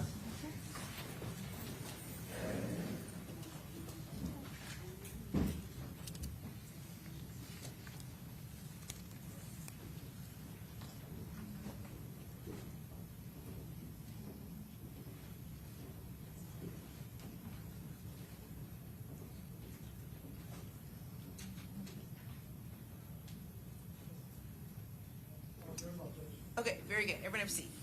So just so you know, Dr. Nix, the state's objecting to the letter. I haven't seen the letter, and I don't know what the contents are, but it appears that you were going to make a statement about society and other things. That's not what this is about. Your testimony here today is just to tell this jury what you know about Mr. Chance, about his redeeming characteristics, and that you care for him and you will continue to care for him, and things along those lines. It's not here to make political or philosophical statements. So the state has objected, and the defense actually agreed that a large part of it was improper for this phase of the proceedings, and I've sustained it. So we don't need to revisit it, okay? Because I've ruled. So now you just need to answer the questions that are asked of you, okay? Copy. Yes, ma'am. Yes, ma'am. Sure. I'm going to ask you a question, though, just out of the presence of the jury, because I'm curious. You've been involved with the youth in Jacksonville for, it sounds like, a long time, correct? Yes, ma'am. I had no idea the gang violence was so bad. And so I'm just curious, succinctly, if you have any idea, why is it so particularly bad in Jacksonville versus other areas in the state of Florida? Just curious. I surveyed over 100 youth who had no idea what the other person was answering. As far as what? Your question. The number one concern for our youth in our urban communities is homicide and suicide. Right. Well, because I heard one of the witnesses described that, I think it was Robert Howard, testified that the people that are in the gangs in Jacksonville consider themselves the little Chicago, which I think would be distressing for any member of the community when it comes to gang violence. You certainly don't want your community to be the little Chicago. So I'm just curious if there is something going on in Jacksonville in particular that has made this scourge really blossom. There's also a big self-fulfilling prophecy component that they look at it as entertainment until it becomes reality. Right. And unfortunately, the glamorization and attention hijacks the pleasure sensors to where endorphins, dopamine, cytosine is almost like a high that you're constantly chasing, but it's leading to counterproductive behaviors. Yeah. And those drill rap videos, I think to your self-fulfilling prophecy, the more clicks you get, the more violent, the more outrageous the conduct, the more clips and clicks, and it becomes lucrative, right? Yes, Your Honor. Yeah, okay.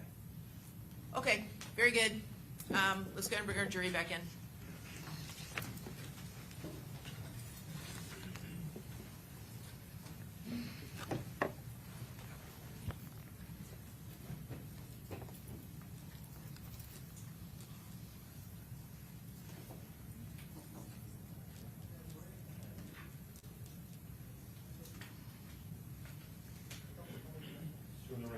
Okay, okay. All right.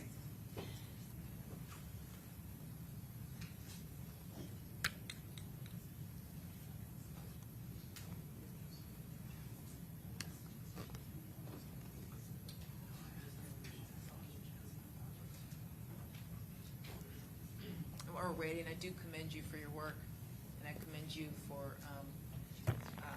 rising above your circumstances. Thank you, Your Honor.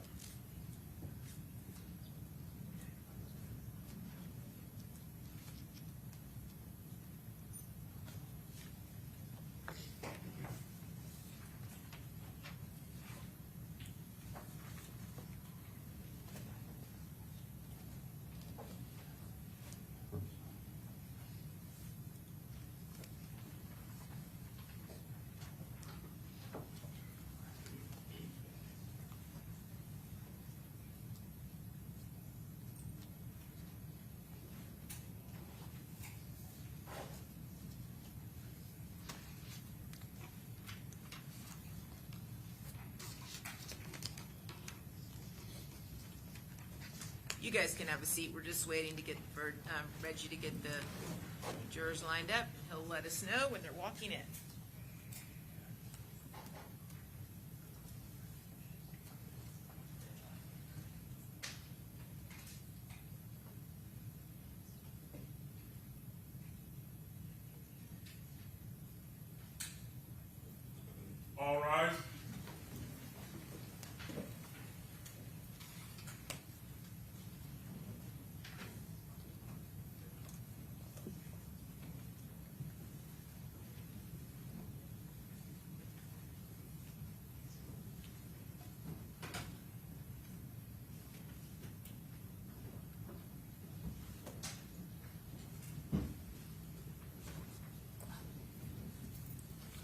All jurors are in, Judge. Okay, very good. Everyone have a seat, and you may continue, Ms.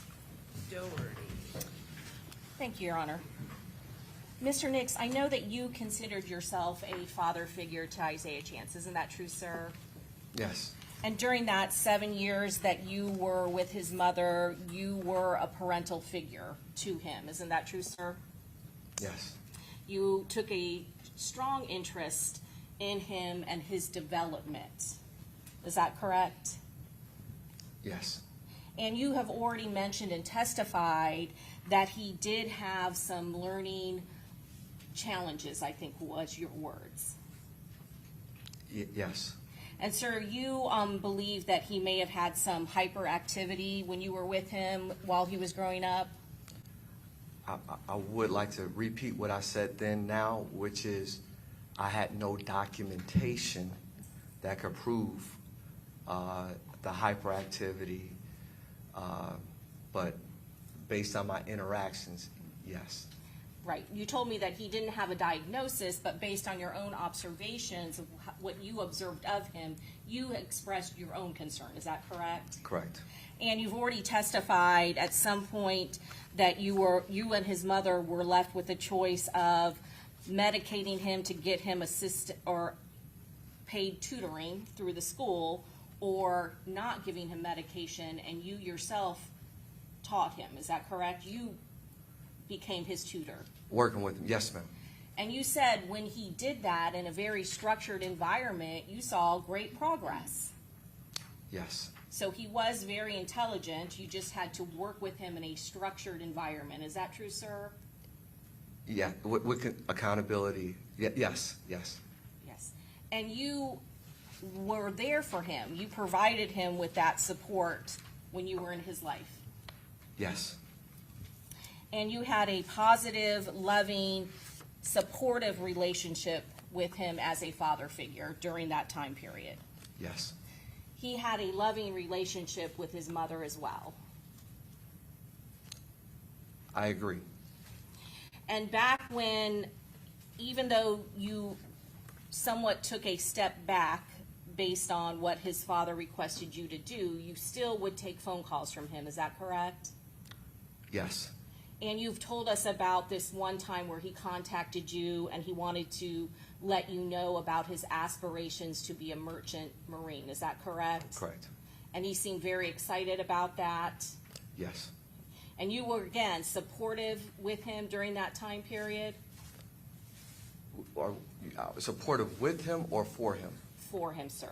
Oh, I was very supportive for him, yes. You would provide him with advice if asked about?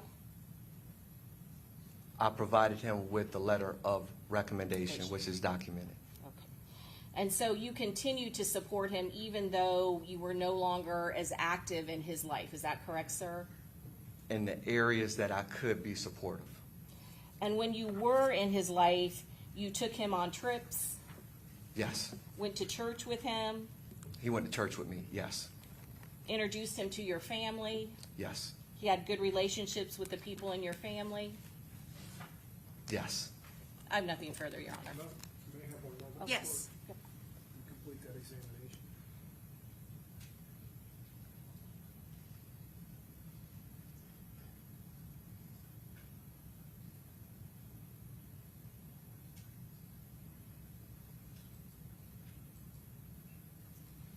And sir, just going back again with the amount of time that you spent with him when you were in that role as his father figure, you said that you would pick him up from school, is that correct?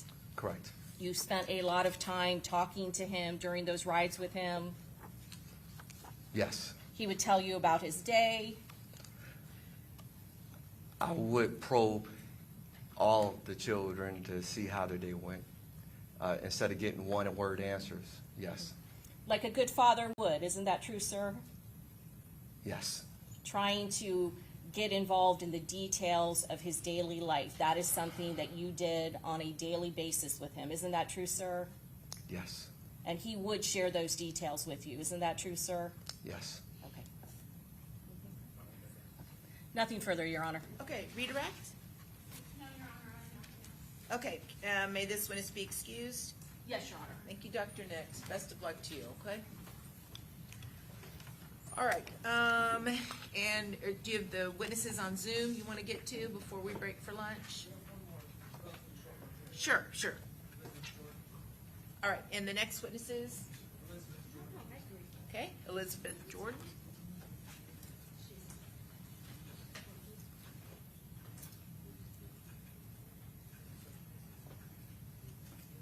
Good morning. Hello, Cease. You're Kim taking- Cease for the record, Your Honor, on behalf of Mr. Chance. Okay. Your Honor, Ms. Jordan's requesting that she not appear on video if that is Yes, I appropriate. asked the media not to broadcast the identity of this next witness.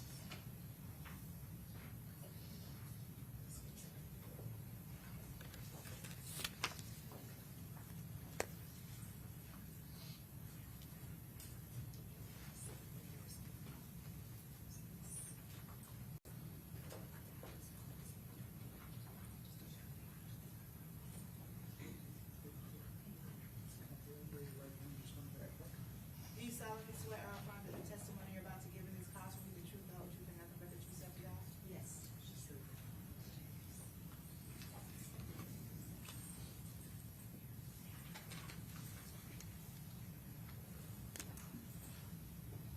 Hello. All right, you may proceed, Ms. Cease. Good morning, Ms. Jordan. Yes, Could you ma'am. state your full name to the jury and spell your first and last name, please? My name is Elizabeth Jordan, E-L-I-Z-A-B-E-T-H. My last name is Jordan, J-O-R-D-A-N. Ms. Jordan, how are you related to Isaiah Chance? I am Isaiah's Nana, his grandmother. And Victoria Gray, Is his my daughter. mother, is your daughter? Yes. Okay. Have you known Isaiah Chance since he was born, since he was a baby? Oh, yes, when he was in his mother's womb. And where do you live, ma'am? I live in Jacksonville, Florida. Okay. So you have been around him and known him his entire life? Yes. What was your relationship like with your grandson? Can you describe it to the jury? I am Nana. My husband is no longer with us. He's Papa. So we've been in his life since he was a baby. Sweet child, Describe what he was like as a little boy. quiet, calm, sweet, never gave us an ounce of trouble. He was with us quite a while, quite much, to our house as younger and as older. We've never had a problem. Discipline part, we never had to raise a belt. We just can say something stern. Was And he compliant for you always. and for your husband, Always, his grandfather? yes. Okay. Were you a hands-on grandmother where you would cuddle and put him on your lap? If he had a chance, he'd come sit in my lap now. Okay. All his life, I've done that with all our children. They have the opportunity to sit in our lap, lay their head on our shoulder, and just be them. When he was a little boy, did he have any problems in school, learning disabilities that you observed? Yes, it was, Isaiah didn't talk for a couple of years, maybe to about 4 or 5. So we knew that there were some speech impediment problems. So he wasn't verbal for the No. first few years of his life, all the No. way up to age 4? About 4, about Okay. between 3 to 5, that area, yes. Okay, much later than your other grandchildren developed verbal Absolutely. skills. All right. And did he have a speech impediment? Yes. Describe what it was to the jury. What did he suffer from? He would want to express himself, and he would stutter a lot. And you just had to be patient and sit with him and then let him say what he needed to say at that time. Do you think as a young child that affected his ability to express himself and communicate with others? Yes, sometimes it had, Okay. yes. Did it affect his abilities in school to learn and to excel like the other children? He had some problems of learning, and we got him speech therapy and tutors as. Do you recall what age he received speech therapy? From the age, if I'm not mistaken, between 3 to 4 and up to a certain age, yes. And was that helpful to him? Yeah, because he turned around one day and said, Nana.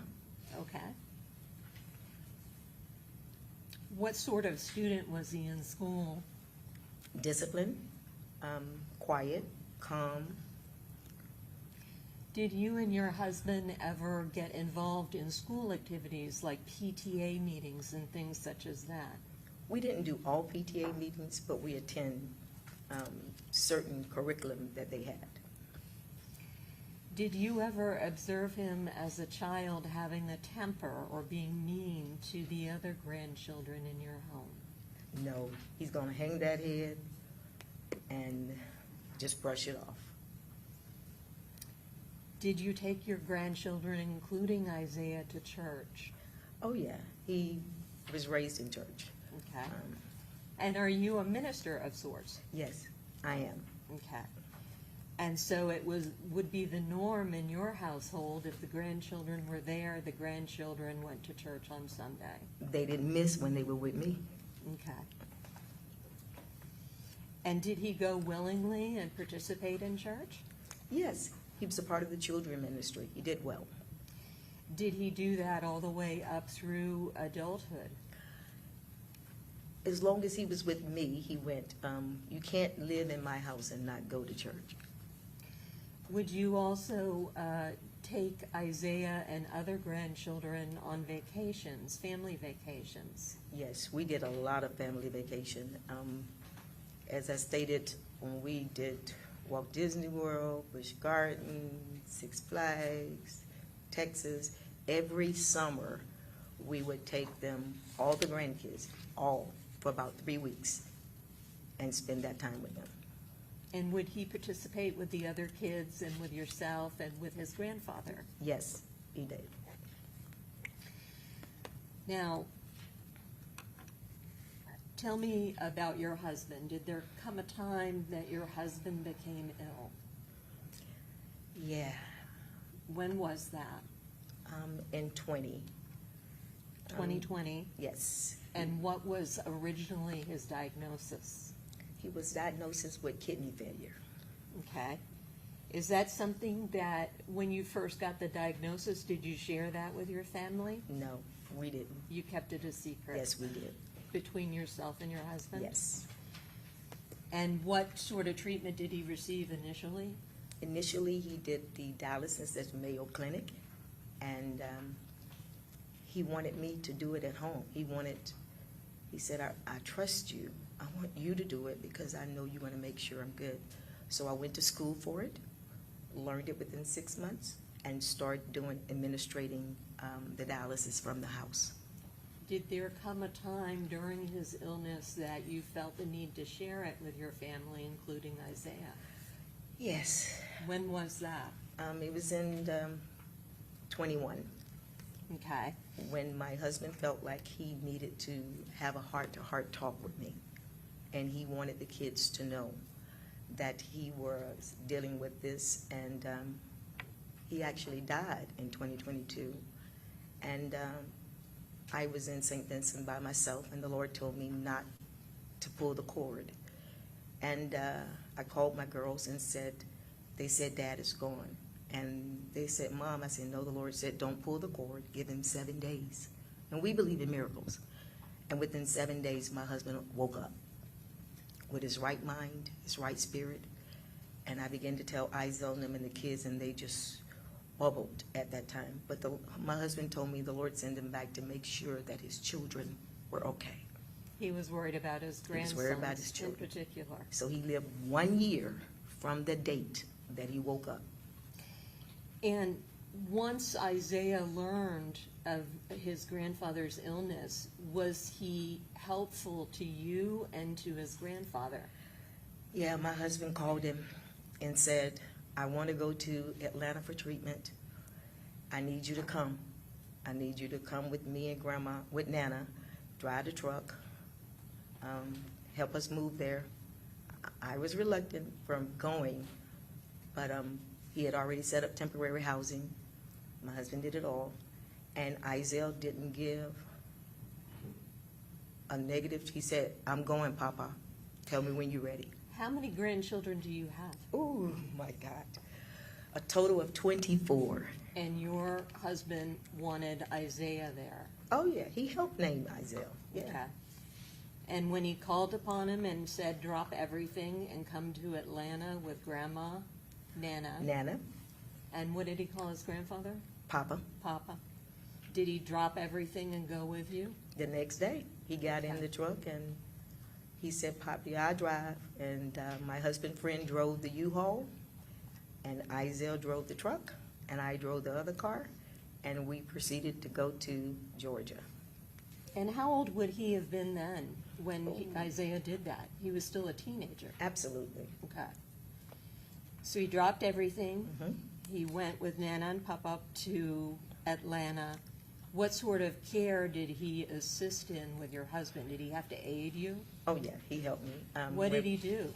When Papa couldn't get up, he helped. He would help me pick him up, put him in the chair, help me get everything ready, because everything has to be sterilized. You can't have anything in that area that has been tampered or tinkered with. So Isaiah was a proper call of helping me get everything administrative so that I can give him the dialysis. Was his pop-up a big man? Ooh, 270 pounds. Okay. And what size were you back then? About 110. Okay. And was that something you would have been able to do by yourself to lift him, to move him from chair to chair? I that did treatment? at first, but you know, as you get older, your strength get a little bit. So Sean, I believe he looked at saying that I needed help. And we could have got it from the other kids, but he didn't want to burden them. He wanted this. He wanted Isaiah. Yes. Okay. And did Isaiah ever turn him down? Did he ever complain about providing the care for his grandfather, providing care for you, for stopping his life to go to Atlanta with you? No, he wanted to tell me his dreams, and he said he wanted to talk over Papa to see what we think. So that was an opportunity for him to spend the time going back and forth with us to say what he wanted to do. Going through that experience in Atlanta, did it draw you closer to Isaiah? I've always been close to my grandchildren. They know that. So it wasn't a specific time. It was just obedience on that part. And sadly, there came a time that the illness progressed with your husband and he passed. When was that? It didn't progress. Certain things happened. Okay. And he transitioned in 2023. Okay. Tell me about the funeral and how your grandson stepped up at the funeral. With that in mind, we are a close-knit family, and there are 4 original sons, and then there are multiple grandsons. So the older sons and grandsons decided to represent their papa by wearing these black uniforms with red writing in the back. So they had shirts made The as whole a tribute outfit. to their grandfather? Yeah, black pants with black shirts and then the red writing, and they indicated the service as unity and oneness in 2023. And Isaiah participated in that? Oh yeah, he's the oldest grandson, yeah. And they acted as pallbearers for their grandfather? Yes, they took him Including out of the Isaiah. carriage. They took him out of the carriage. They put him in the church. They took him from the church, put him back in the carriage.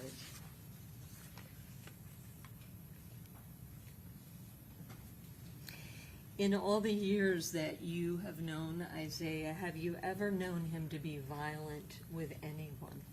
Not at all.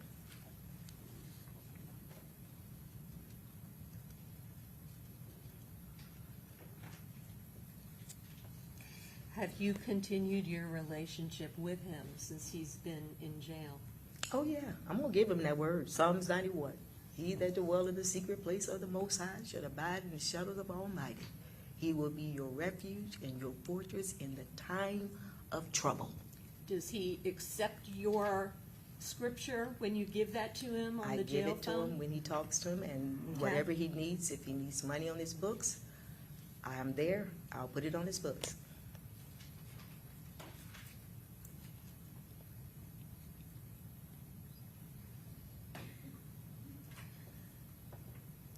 What's the one thing you want this jury to remember about Isaiah and Isaiah your was relationship? Isaiah came from Isaiah 43, 13 to 18. It's not by chance his name is Isaiah, because the scripture says, in that God told Isaiah, I'm going to give you another chance to get things right. So I don't think things just happen. I think that things are allowed because God is trying to wake up his people. So with that, Isaiah has always been a humble, sweet, kind child raising up. I can't say anything horrible because he's never been nothing but that. Is he a good grandson to you and to your husband? Oh, yes, he's respectful. Even now, when I say something and he's been where he's at, he'll say, Nana, I love you, but I want to just say something to Mama right now. I said, okay. He's never been disrespectful or anything. If I could have a moment, Your Honor. Yes.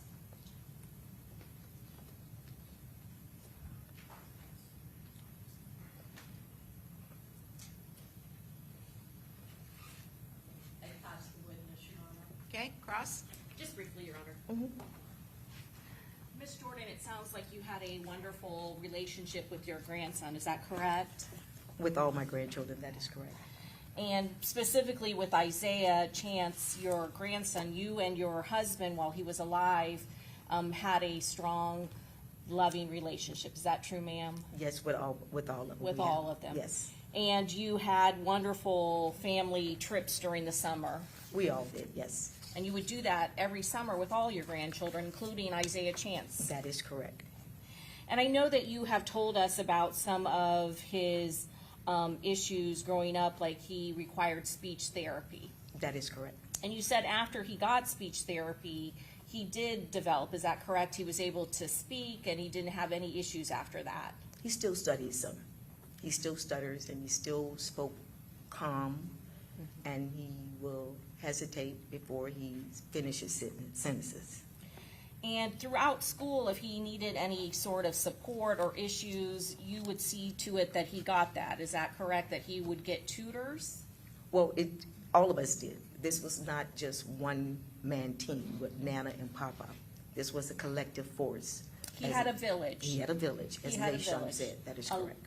And I didn't mean to interrupt you, ma'am. He had a lot of people in his corner trying to support him and give him whatever he needed growing up. Is that true, ma'am? To some certain extent, as much as we can do. We're not living in the same household, but when he was with us, he did. And in fact, I thought you said you had described him when he was going through some of that learning, that you said he could be very disciplined, quiet, and calm. Is that what you said? That is correct. Yes. And so when he put in the effort, certainly he was able to progress. Around me, I've never had a problem. He was always quiet, always calm, and always disciplined. And always respectful. Isn't that Always true, ma'am? respectful around me. And that's all of them. It's because the way we raised him. And you said that he was raised in the church. Is that correct? He was in the church by me, by his parents, his mother, and Pastor Nashon, Dr. Nashon spoke also because he was a part of his life by that time. And certainly at the very heart of church, he knew and was taught right from wrong. Isn't that true, ma'am? Well, the scripture says we all do. He without sin cast the first stone. So we all know what's right and wrong. But do we make those decisions all the time? No. But he was raised to know right from wrong. Isn't that true, ma'am? He was raised to know what the Ten Commandments says and what to do. That's correct. Thank you. I have nothing further. Mhm. Okay, redirect? Nothing further, Your Honor. Okay, may this witness be excused. Yes, Your Honor. Okay, thank you, ma'am. You're free to go. Thank you, Your Honor. Yeah, absolutely. Okay, you want to go ahead and do the Zoom witnesses? Okay, I know they've been waiting a while, so. All right, who's going to be up first? I just verified that it is Isaiah. Okay, thank you for doing that for me. And so who you're going to call first? I'll call Isaiah. And Judge, you would like his identity. Okay, the next witness also does not want their identity broadcast, okay? All right. Oh, sorry. Hello, sir. Can you hear me? Podium's not connected, Judge. Oh, sorry. Right. Hi, Mr. Wade, can you hear me? Yes, ma'am, I can hear you. Okay, very good. All right, raise your right hand. The clerk is going to swear you in. Do you solemnly swear or affirm that the testimony you're about to give in this cause will be the truth, the whole truth, and nothing but the truth, so help you God? Yes, ma'am. Thank you. Okay, you may proceed, Mr. Petrides. Thank you, Your Honor. Can you state your name for the jury? Isaiah Chance. Okay. And you are Isaiah Chance Jr.'s father, correct? Yes, sir. All right. Can you tell the jury a little bit about yourself? What do you do for work? I'm a building engineer. I work on different buildings, you know, dealing with generators, fire pumps, just the whole outlet of the building. How did you get into that line of work? I started off with remodeling houses when I got the military, and you know, just went from learning, you know, different aspects in remodeling houses and construction period. Went from there to doing hotel maintenance. And what branch of the military? The Marine Corps. How long did you serve? I served about 3.5 years. And let's talk about your son. Were you present in Isaiah's life when he was growing up? Yes, sir. Can you describe your relationship with your son? Me and my son had a good relationship, you know. We was always, you know, checking in on each other, close with each other. Everybody described me and my son, you know, personality as being alike, so we had like, you know, a good relationship with each other.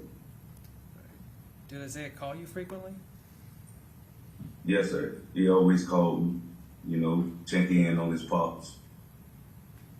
And how did you end every phone call with Isaiah, or how do you end every phone call with you? Well, every time Isaiah hang up the phone with me, this the only thing that make me happy is like he always say I love you, no matter what.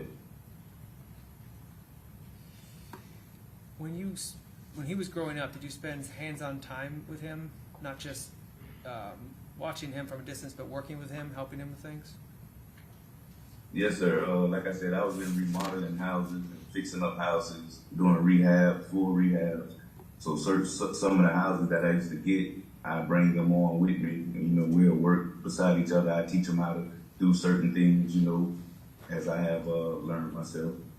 So did you feel like you were teaching him a trade? Yeah, most definitely.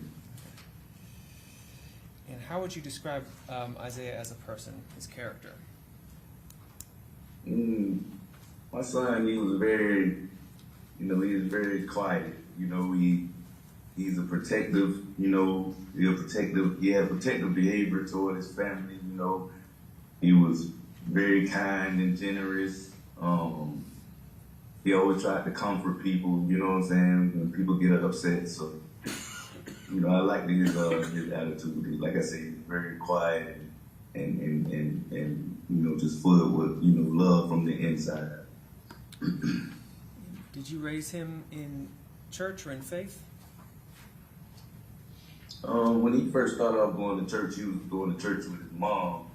You know, they were doing their thing there, and then, you know, when they grew up, and he was actually coming around me a little bit more, I would introduce him into like Islam or whatnot. Take him to the mosque, let him see a different a different aspect of religions. I want to talk about his time in school. Did you notice anything regarding his time in school, the way he learned, the way he had issues possibly in school? I think that was one of his childhood hardships with, grasping, school education at that time. That work was a little bit frustrated for him. So, he used to be, a little bit, slow to catching on with work, and, I'd be there to help him out. Sometimes I, let him know that, hey man, even your daddy's slow with some of this stuff that I used to try to learn back then and help him study. So you told him a little bit like father, like son? Right, definitely. And what did you do with him to help him during this time?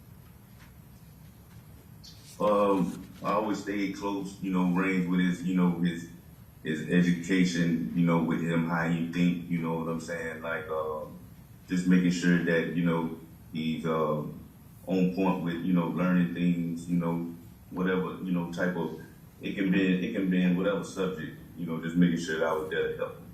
Okay. Before this incident, did you know Isaiah to ever be in trouble with the law? No, sir. Is there anything else you'd like this jury to know about Isaiah before we're done here? Just the regular, that's my baby, I love him, that's my son, that's my first son. I believe that he still has value, and I believe we can save this one. Thank you, Mr. Chance. Tender the witness. Okay, thank you. Any questions? No questions, Judge. Okay. Thank you so much, Mr. Chance. Your testimony is now concluded, so you can log off from the Zoom. All right, thank you, Judge. Okay, thank you. All right, and you've got one more witness. Yes, Ms. Wade. Should Okay, be brief, I'm Your going Honor. to let her in.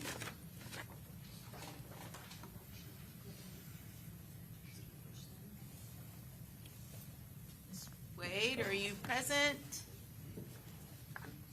She's been waiting a while, so. Hello, Ms. Wade? Oh, there she goes. Hi, okay, very good. Yeah, sorry, it's been a long wait. I apologize for that this morning, but we're ready to get going, so if you would please raise your right hand to be sworn. Do you solemnly swear or affirm that the testimony you're about to give in this cause will be the truth, the whole truth, and nothing but the truth, so help you God? Yes. Thank you.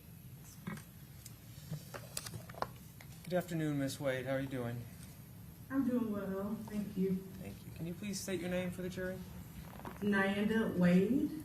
Can you just tell us what city do you live in and what do you do for a living? I live in Jacksonville, Florida, and I am a hotel manager for a living. How do you know Isaiah Chance?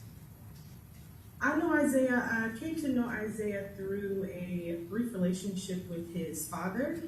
And after the relationship had ended, I remained in close contact with Isaiah, his siblings, his mother, the family. So I'm a family friend. Do you know approximately when that relationship began with his father? 2018. And have you remained at least somewhat close to Isaiah Chance ever since? The son? Yes. Okay. Yes. What would you describe your relationship as with Mr. Chance? I would say I look at him as another son, but my role in his life is more so like a mentorship. How did that work? What did that look like? So Isaiah and his siblings would come over with me to my house for weekends. I visit with the family quite often at their home. If there were any birthday parties, age-related, or with folks close to age with Isaiah or his siblings, and I would take them along with me. We did lots of things together. We taught his older sister how to drive together. Lots of family outings, extracurricular activities with his siblings. So we were pretty close. Did you ever watch your dog? Yes, yes. So on a number of occasions, I asked Isaiah to babysit or dog sit for me or house sit due to travel for work. He was really responsible, so I felt comfortable with leaving him with those responsibilities. So he would stay in your home alone at that time? Yes, or maybe like a weekend. And you trusted him to do that? Yes. Did you ever have any issues during those times? No, I never had an issue with Isaiah, and no behavioral issues. Never even seen him get upset. But yes, I felt very comfortable with him taking care of my home while I was away. And how would you describe Isaiah as a person? He's very reserved, sort of on the quiet side, but also insightful, I would say. Quiet can mean different things to different people. What do you mean by that regarding Isaiah? Quiet in terms of, not really attention seeking, very observant. So once he warmed up to a situation though, like once we, in a new environment, he'd be all about it. I was kind of surprised for a young teenager to be so willing to kind of jump out into new experiences the way that he was. He wasn't very shy. Did he ever tell you about plans for his future? Yes, we talked a lot about what he would want to do, after he became an adult. I came into his life when he was about 16 at the time, so those conversations became a little more serious over time as, he was getting close to being an adult. He mentioned, we actually talked a lot about the different types of careers available because he wasn't really sure, what he was good at just yet. But he landed, he had a big interest on becoming a merchant seaman. Did he tell you why? Oh, sorry. Go ahead. I was going to say that was one of the careers that he took the additional steps to pursue. He started to obtain some documentations that were necessary. Myself, him, his mother, we were discussing with him where he should go to school, those sorts of things. Do you know why he wanted that field in particular? Well, from what I understood, he wanted to do something that was a little purpose, that had some purpose to it. He also wanted to travel. He hadn't been outside of Jacksonville too frequently. I know he's took a few trips, but not frequently. So he really wanted to see the world, and definitely something that would be able to provide for his children. Okay. So you're aware, obviously, that he has children, correct? Yes. Isaiah became a father when he was pretty young, 18, almost 19 years old. I was very impressed with how hands-on he was. Always calling and asking questions. Am I doing this right? Can I do this? Should I give the baby this? Asking me, how to cut his fingernails so he wouldn't scratch his little face, that sort of thing. He was very, very hands-on. He actually, he was pretty much his child's main caretaker while the child's mother was working. So I was very impressed with how he kind of stepped into that role. We were all really excited that he had picked a career that would help support his family. Do you plan to stay in contact with Isaiah while he's in prison? Absolutely, 100%. I totally understand that the support, once incarcerated is just as important as the support, outside. I do plan to keep in contact with him, continue to mentor him, continue to guide him in any way that I can. And lastly, is there anything else you want this jury to know before I let you go? I would just like the jury to know that Isaiah is a father. Again, that is something that is new to him, but it is very important to him. We've had plenty of conversations, very intimate conversations about how important it is for him to be in his children's lives in any capacity that he can be. So I understand what's at stake here, I guess you could say, and I really would like the jury to know that removing Isaiah from his children's lives would be devastating to not only the children, but his family, all of us. He's a dedicated father, and he needs to be there for his children. Thank you, ma'am. No further questions. Tender the witness. Very good. Cross? No questions, Judge. Okay. Thank you, Ms. Wade. Your testimony is now concluded, and I again apologize for the wait, and you can log off the Zoom. Thank you. Okay, thank you. Are we anticipating any other Zoom witnesses today? No other Zoom witnesses. Okay. And then, Ms. Toomey, you're going to be up next. Do you have any Zoom witnesses today? Okay. All right, then I'm gonna close out the Zoom, and we will take our lunch recess, so it's 12:30. If you all could be back here at 1:45, then we will continue on. Thank you. All rise.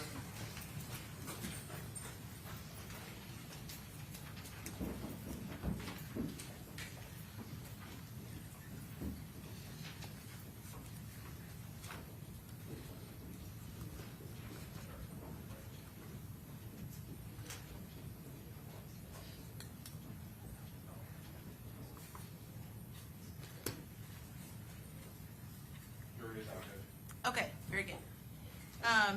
All right, Mr. Petrides, I think you've got an expert up. As an expert, and then two later, they'll be quick, the expert, just. Right, okay, and then Ms. Toomey, you've got something ready to go this afternoon? Okay. Judge, I have an issue I wanted to bring to the court's attention. So I was able from Ms. Toomey's, You guys can all sit down. from her mitigation specialist, Ms. Quinn was able to provide the UF records for us, the medical records that have been mentioned. There are over 700 pages of them. And I think they are critical to this, to their opinions, Dr. Eisenstein's opinions, because he mentions briefly their whole basis of their mitigation is going to be brain damage, and there's prior motor vehicle accidents that are documented in these medical records, which I have not, the state has not had a chance to go through at all. Eisenstein mentions them, Dr. Eisenstein, excuse me, mentions them briefly, but he relies upon them, and we want the opportunity to go through these. I can't do that over an hour lunch. It's 700 pages, and And when did you receive these documents? they were just handed to me. Just now? Yes, Your Honor. Okay. Judge, when we first started this trial, I recall Mr. Harmon saying that I had provided him all the records that I have listed, so I don't know where the disconnect is or was, but certainly he didn't intend to not provide me those documents. Well, I guess at a minimum, she could do her direct of the doctor, and then we could break and bring him back tomorrow for cross. Okay. So you need to let your doctor know, we're gonna have to do that, so, okay? Thank you, Your Honor. Okay, all right, see you guys back here at 1:45.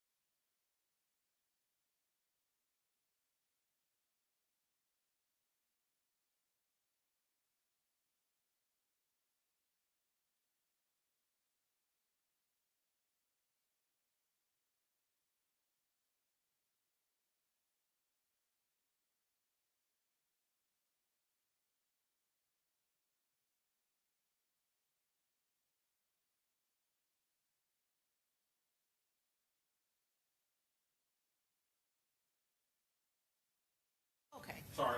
No, it's all right, sorry. Okay, defendants are present, defense counsel's present, state's present. Let's go ahead and bring in our jury. Yes, Judge.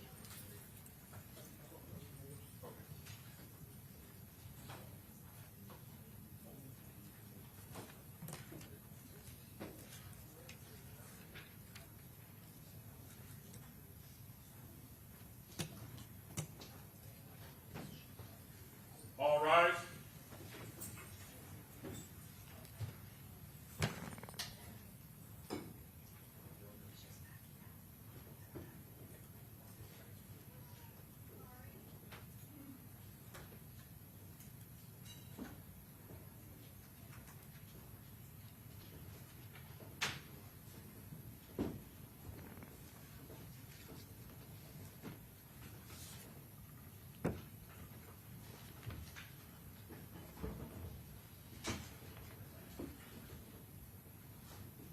All jurors are in, Judge. Okay, very good. Welcome back, members of the jury. Everyone have a seat, and please call your next witness.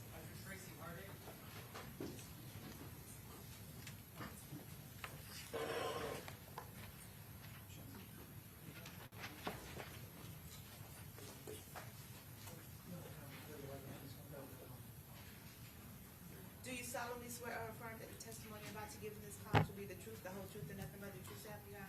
I do.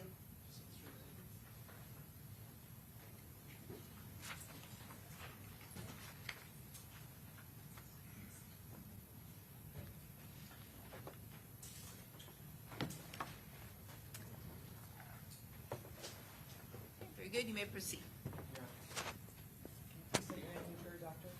Tracy Lynn Hartig. First name Tracy, middle name Lyn, last name Hartig. Hey, Doctor, can you go through your current job, your education, and your training? Certainly. I'm a licensed psychologist in the state of Florida. I graduated from Clemson University with a Bachelor of Science in Psychology. I then went to graduate school at Nova Southeastern University, where I obtained a master's in psychology and then a doctorate in psychology. As part of the licensing process for Florida, first to graduate, I did an internship at a site that was approved by the American Psychological Association. That was in Wichita, Kansas. Then I returned to Florida, graduated, and then completed a year of supervised clinical experience to sit for licensing in the state of Florida. To get the license, in addition to doing that year of supervised experience, you also have to take and pass a licensing exam. I've been licensed in the state of Florida as a psychologist since 1999. I have focused my practice on forensic issues, which is working with the court system to answer various psychological legal questions. So I've been doing that since 1999. I started working down in the Fort Lauderdale area. In June of 2000, I relocated to Polk County, where my practice has been primarily based since that time. I do sometimes do work in other counties, Hillsborough, Pasco, Pinellas, and other counties around the state, but my primary practice has been in the 10th Judicial Circuit. So I'm a private psychologist. I get hired independently to do evaluations, but I've also worked in addition to with the courts with the Office of Disability Determinations, Department of Children and Families, Child Protection Team, and some personal injury work. To maintain my license, I have to complete 40 hours of continuing education credits every 2 years. So I've been doing that since I was licensed. The courts previously qualified you as an expert in forensic psychology? Yes. You know how many times? I've testified over around 250 times, so at least that number. And that's all in Florida? Yes. In this case, what were you asked to do?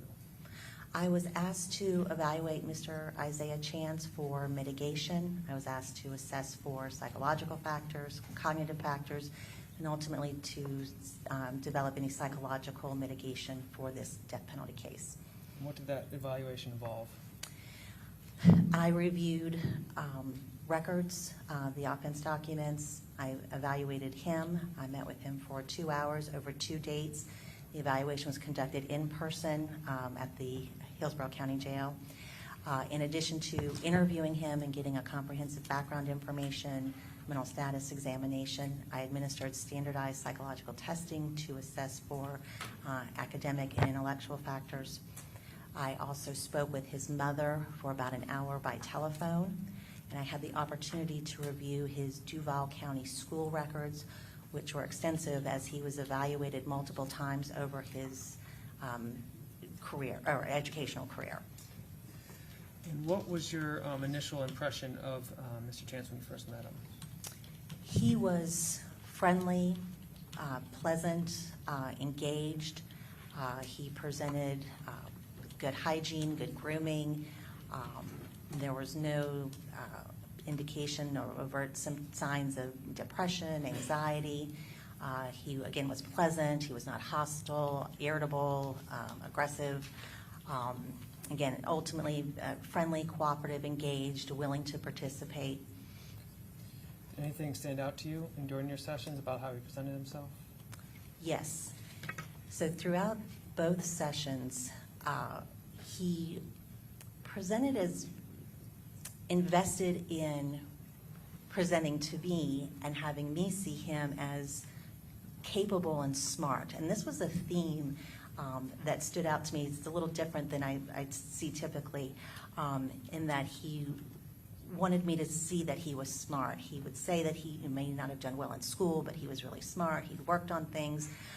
He at times would ask me if I knew what something meant, or a word, or what something meant, and not because it was almost as if he was trying to show me that he too knows things, and he understands what's going on, and he knows how things work.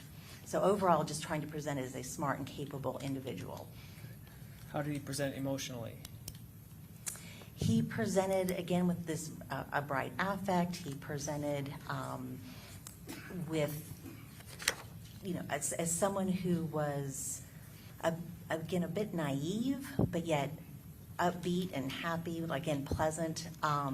He presented as someone who was not suffering from any serious depression, as someone who was connected with others. He talked about his family, described his mother as his heart, his everything, his love.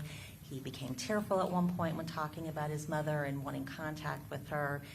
He talked about his bond with closeness with his siblings. So he presented as someone who did not present with any major mental health as far as like depression or anxiety, psychosis types of concerns, and as an individual who was connected with others. Let's talk about the testing. I think you did the academic achievement testing? Yes. And what did that testing show? So the academic achievement testing is testing to see how someone is performing at typical academic skills, such as math, spelling, reading.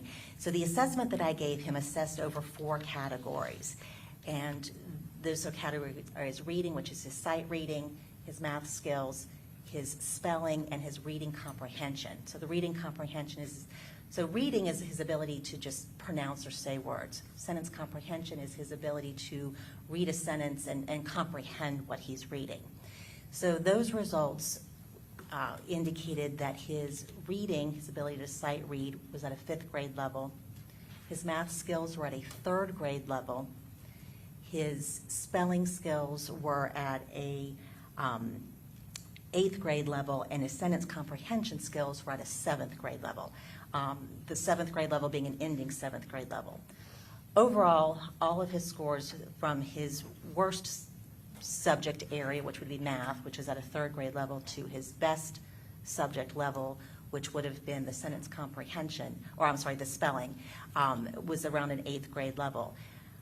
What's interesting about that academic testing is that it's all below it's not high school level academic functioning. How does that translate? Can you say how that translates into the real world for some of those specific skills? Yes. So when we're talking about math skills and we're talking about a 3rd grade level, think of it as an 8-year-old doing math. When we're talking about spelling at an 8th grade level, you're thinking around ending middle school. I think that's like 12, 13 years of age. So we're talking about somebody who's functioning at a lower level than you might expect for someone who's 18, 19, or 20, certainly lower than high school. And this has implications for our ability to understand contracts, legal documents, directions and instructions, sometimes if they're complex or multi-step. So it has implications with regards to daily functioning, especially things that require more organization, more attention, more knowledge, and more ability. Thank you. And you administered an IQ test, is it the Wechsler Adult Intelligence Scale? Yes. So the Wechsler Adult Intelligence Scale is actually now in its 5th version. It's been around for a very long time. I administered the Wechsler Adult Intelligence Scale 4th edition to him, as that was the one out at the time that I saw him. That's an assessment that is designed to assess what someone's IQ is, and it goes over several areas. So we're looking at someone's ability to do multiple different things. The test is broken down into 4 different parts. So there's a verbal comprehension part, a working memory index part, perceptual reasoning, and processing speed. And all 4 of those, and then there's individual subtests, several within each of those parts. And all of that gets added up together to come to what we call a full scale IQ, or someone's overall intellectual ability. And you can see strengths and weaknesses in some of that. Some people are strong all across all of those areas, some poor across all of those areas, and some are mixed. So for Mr. Chance, he got a full scale IQ score of 71. And what that tells us is that his intellectual functioning is in what we call the borderline range. There's the average range, which is 90 to 109. And of course, high, average, superior are above that 109. But for purposes here, average is 90 to 109. Low average is 80 to 89. Borderline is 70 to 79. And anything 69 and below is what we associate with someone who has an intellectual disability. So his score of 71 is in the borderline range, but is at the low end of that range and close to an individual who would have an intellectual disability. All right. Can you explain how that broke down along the areas of cognitive functioning? Yes. So again, as I talked about, there are 4 different areas. So there's the verbal comprehension category, which is assessing language skills, word knowledge, and is verbally based. It's the subtests are based on, for example, vocabulary information, the similarities between items where you're talking through what the similarities are. And on that particular area, he got a scaled score of 81, which places him actually in the low average range. It is the end of the low average range, but it is in the low average range. And this was one of his areas of strength. The other area of strength was his processing speed, which was also a score of 81, which again is low average. Processing speed is his ability to intake information and quickly come up with the answer or the response. Those subtests for that are timed tests. They're tests where the person is performing an activity that's hands-on task under a timed situation. Again, he got an 81. So on those 2 of the 4 parts, he was in the score of 81, which is in the low average range, which were strengths for him. Next, we look at working memory index. He got a 71, which places him at the low end of the borderline range. And that 71 with the working memory index is his ability to attend to information, organize it in memory, and then produce a response. So, for example, math skills are part of one of the subtests for this. Last, we have the perceptual reasoning, which he got a 69. 69 is in that intellectually deficient range. And the perceptual reasoning is his ability to reason out things, make inferences, come up with, it's kind of organizing parts into a whole. So it's kind of, in a sense, like a problem solving. It's fluid, abstract thinking.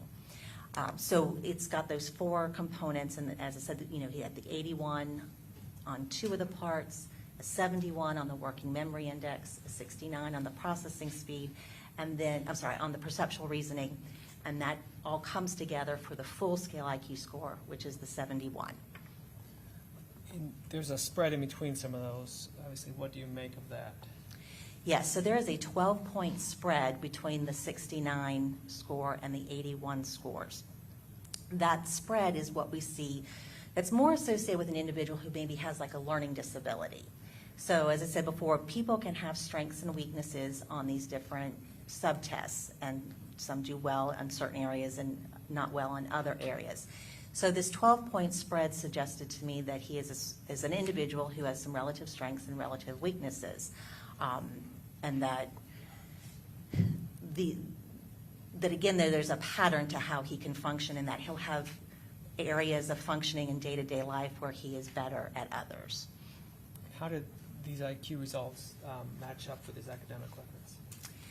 The IQ test results and the academic test results were consistent, which is what we look for when we're looking at, for example, validity and reliability of assessments. He performed well on the verbal subtest on the academic testing. He performed well on the verbal subtest on the IQ test.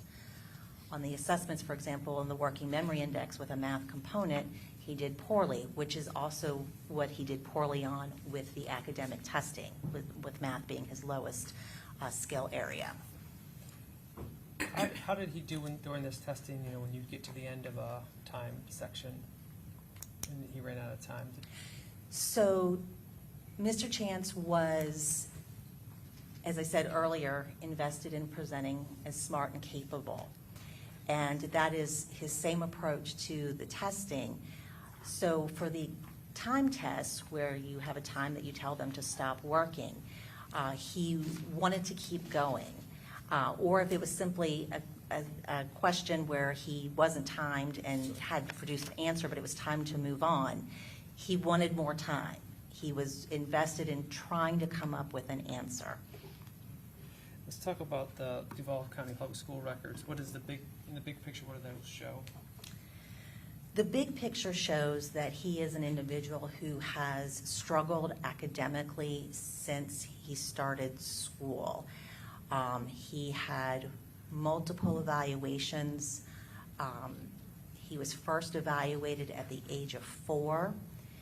There was some concern with speech difficulties at that time.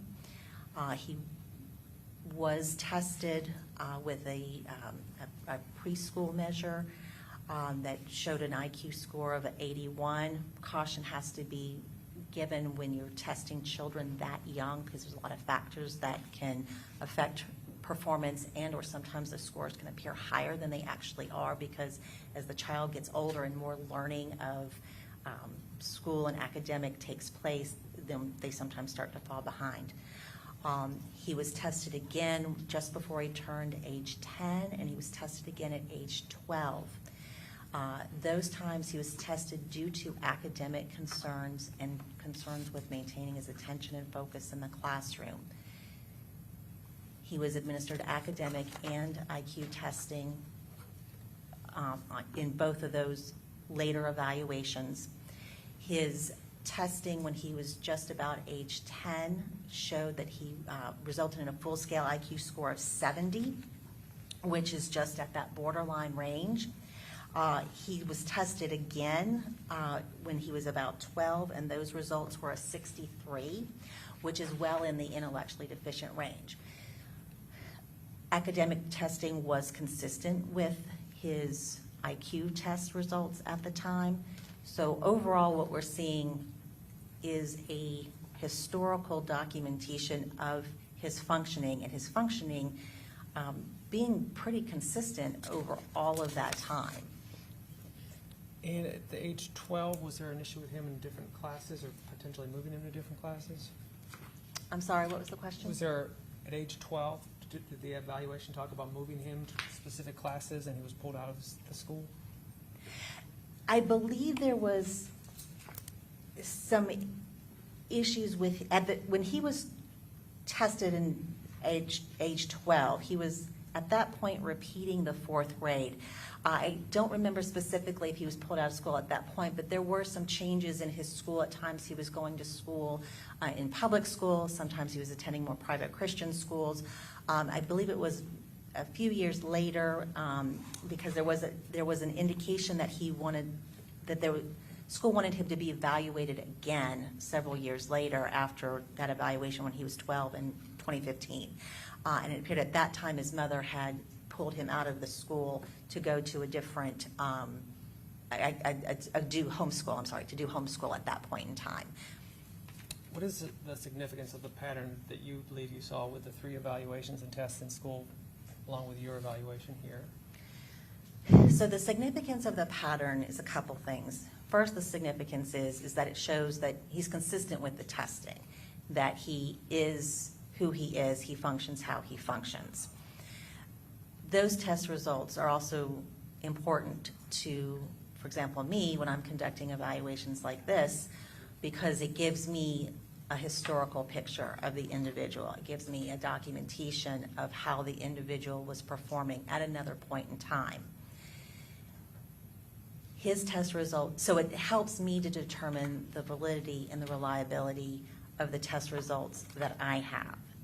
So not only does it establish a historical pattern for an individual, but it also gives me a basis for which to compare my test results to determine if those results are indeed an accurate reflection of how someone is functioning.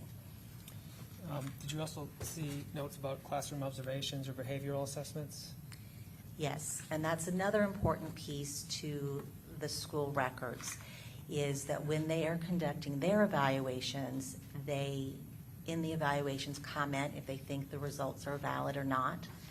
They talk about how the child approached the testing with descriptions of the child, in which case he was described as somebody who was pleasant and working to the best of his abilities. But also the observations, because in one of them, attention difficulties were a significant concern.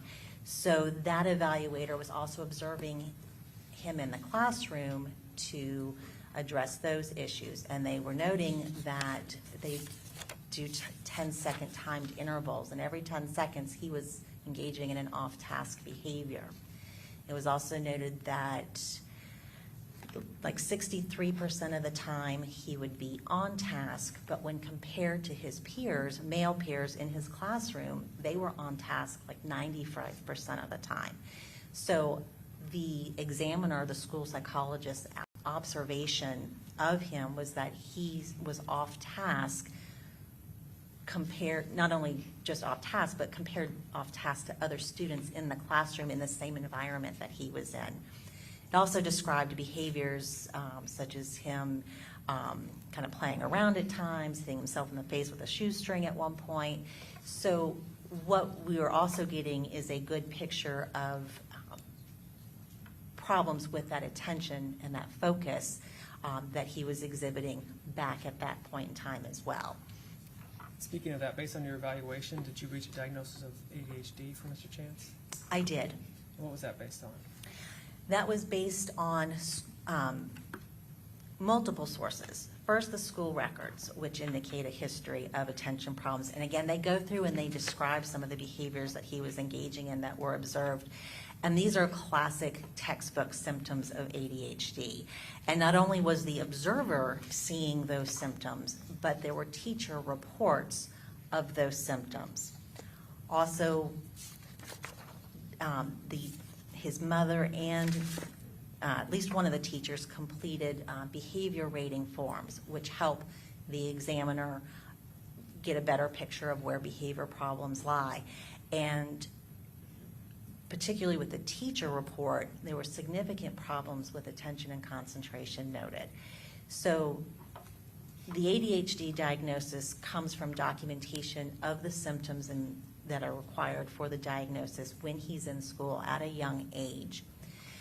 He continues to have those problems, as we see on my testing, for example, with like the working memory and some of those things that him trouble focusing, maybe in pulling all the attention together. and the processing speed. I see also some of those symptoms when I'm talking to him, in the sense of at times he's somewhat verbally impulsive. He's fidgety during the interview. So we have multiple sources, again, of this ADHD symptomatology showing itself over his lifespan. Was that ADHD ever formally treated? It was not. How does that interact with borderline intellectual functioning? So you have someone who has a borderline capability, who is already, doesn't have the ability, they're already functioning at a lower level, a lower way of comprehending things, a lower way of understanding things. Then you add in ADHD symptoms, particularly of inattention and impulsivity, and you have difficulty then really even thinking through what is going on. So one of the things in the testing was that even though he was lower functioning, if he was given more time, he could at times do better. But when you have someone who has ADHD, it's hard for them to then put in that time because the ADHD symptoms are taking over. So it's almost as if there's like this internal, break to say slow down. He doesn't have that. So you have two factors or two issues going on that affect his reasoning, comprehension, decision making. Based on your evaluation, testing, school records, how would you describe his social functioning in relationship to other people? Judge, I'd object to relevance unless we have a time. I don't think counsel asked about diagnosis as time. Like what part of his life, when? I would ask, okay, let me rephrase. Based on everything you evaluated, school testing, how would you describe his social functioning in relationship to other people around the time that you talked to him, evaluated him? Overall, I would say that he is naive in a social sense. I think it is his intellectual ability, or lower intellectual ability, his ADHD, that created issues since he was young. He wants to fit in, and going again back to him wanting to be seen as smart and capable throughout my interviews with him. I think that's been present amongst peers and others for a long time. School records note there was a meeting in March of 2025 where his mother indicates that he wants to fit in, doesn't like being seen as different and being pulled out of class, doesn't want to take help, doesn't want to admit that he needs help. So I see him as an individual who has been struggling throughout his life to cover for areas where he is not the same as everybody else, where he is not doing as well as everybody else, by working harder and trying harder to fit in. Is he someone that is seeking approval and is eager to please?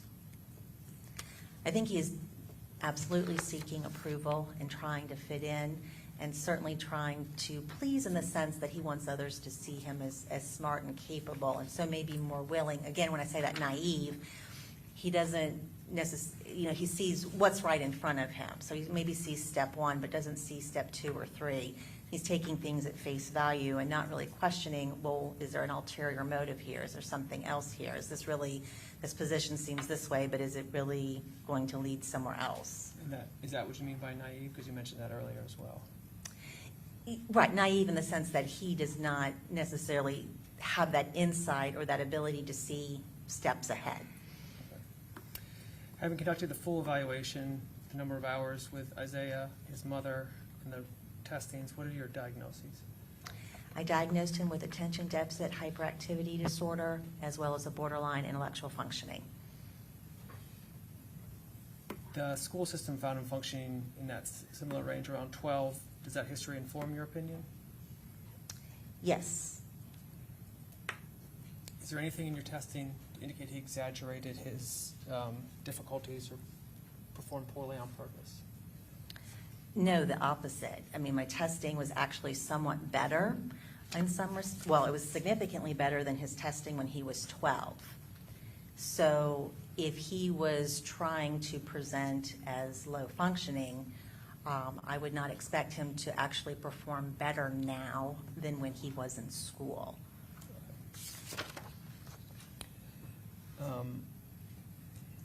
Bringing everything together, the borderline intellectual functioning, the untreated ADHD, and the academic functioning at elementary school levels, how would you characterize his overall functioning as a person in the world based on everything?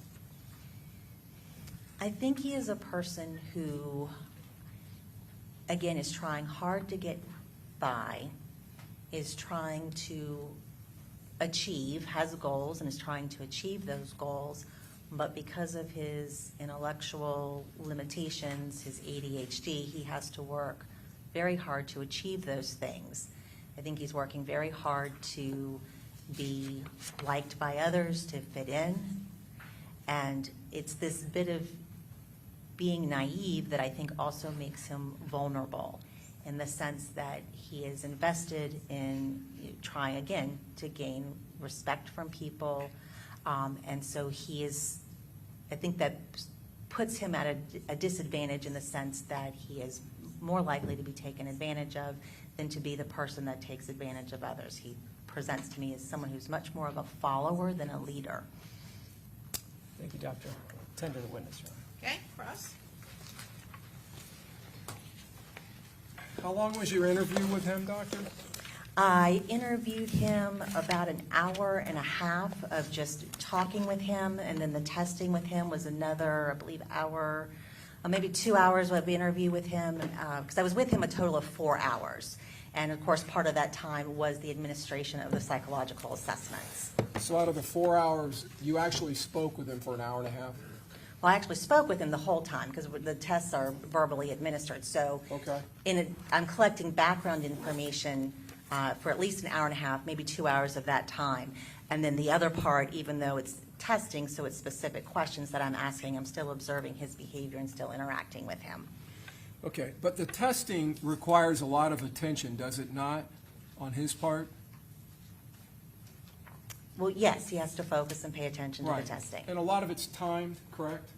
About half of them are timed. Right. So he doesn't really have a lot of time for chit-chat. You're giving him instructions and then he has to perform, correct? Correct. All right. So really, your chance to have a conversation with him to get a feel about him was for an hour and a half, correct? Yes. And in that hour and a half, you are giving an opinion of this man as being naive, correct? Yes. And vulnerable to being manipulated, is that what you're saying? Being a follower instead of a leader? Yes, it is. And you're coming up with all of that after an hour and a half of interviewing him? Well, it's more than just an hour and a half of interviewing. All of that isn't determined just on my interview with him. It's determined on his test results, his school Which event. test results? Your test results? My test results Which and is intelligence testing and academic achievement, correct? correct. Did you test him for naivete? No. Okay. Did you test him for vulnerability? No. Or did you give him a specific test that designates whether he's a leader or a follower? No. Okay. And so you have your test results when you had him perform the test, correct? Yes. All right. And then you're looking at testing he did when he was 4 years old, when he took the WISC, correct? Yeah, well, it wasn't exactly the WISC, but yes, it was a Wechsler test that he took when he was 4. Okay. It was a Wechsler test though, right? Yes. Just like the WACE that you gave him, similar, not just like, but similar, one designed for toddlers or children. Correct. Okay. And what is the name of that test? Because you didn't tell us that earlier. I would have to look at the name of that test. I don't administer a test to kids that young. It was the Wechsler Preschool and Primary Scale of Intelligence, 3rd edition. And then when he was, I believe, 9, almost 10 years old, 9 years and 11 months, that sound about right? Yes. He's tested again, and this time it's the WISC, correct? That is correct. All right. And that's, again, a Wechsler intelligence scale for children? Yes. Okay. And then you're giving him the Wechsler Adult Intelligence Scale, the WACE. Correct. And I'm saying WISC and WACE, these are acronyms for that test, correct?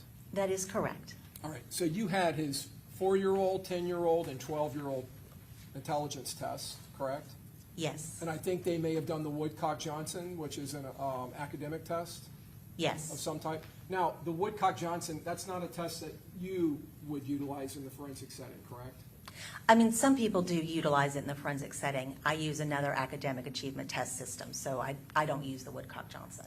Okay. So you had that testing, and then you had the notes of his teachers in the school setting, correct? Yes. That you've indicated. Both observation notes, notes where they've documented what the parents are telling them, correct? Yes. All right. But that's between the age of 4 and 12, correct? Correct. All right. And I think you may have referenced something. You said at a parent meeting in 2025. I'm assuming you misspoke.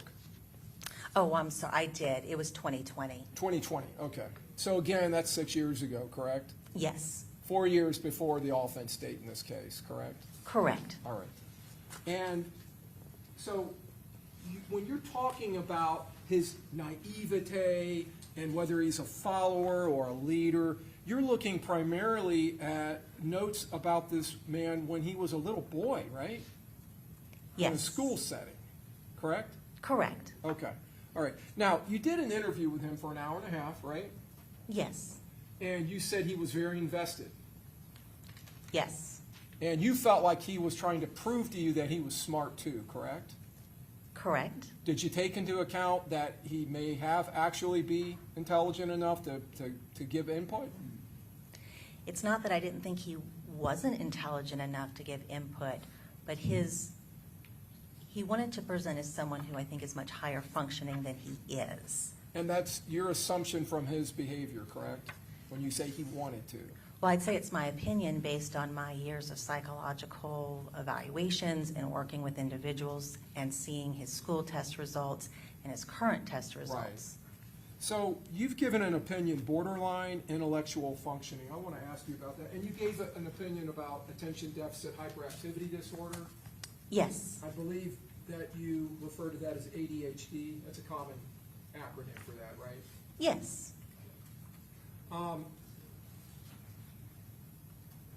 Would it be fair to say your intelligence testing and the academic testing you gave, coupled with the testing that he had in elementary school into middle school, is the primary basis for your opinion that he is borderline intellectual functioning? Yes. Okay. The diagnosis you gave for ADHD, are you following a diagnostic criteria of some type for that? Yes. And is that contained within some type of statistical manual that you and other forensic psychologists, psychiatrists rely upon? Yes. And is that the diagnostic and statistical manual of mental disorders? It is. And you were using the 5th edition TR, correct? Actually, I was using, yes, that's the most recent, yes. Okay, that's the most recent. Yes. All right. I'm holding the 5th edition, right? You can Yes, see it and from then, there? right, I'm sorry, I saw the purple and I was like, wait a minute, because the new one is Is the new one a blue. different color? Yes, it Okay. is. I haven't seen it, so I didn't know.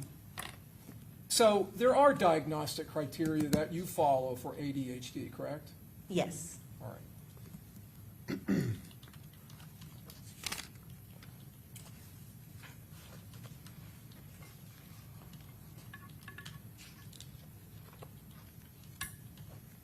Is there a substantial difference between the 5th and the TR? I want to be fair in this area of ADHD. There is not. Okay.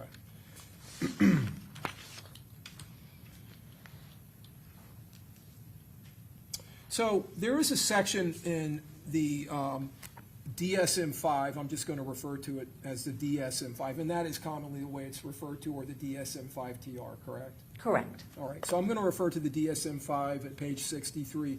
There is a functional consequences of attention deficit hyperactivity disorder section. Would that be fair to say? Yes. Okay.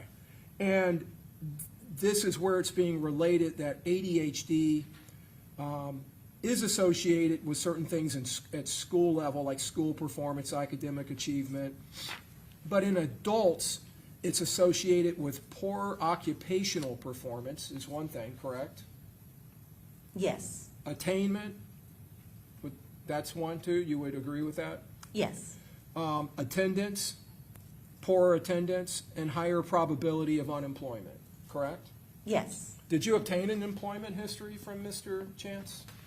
I did. Okay, and were you aware that he worked as a longshoreman?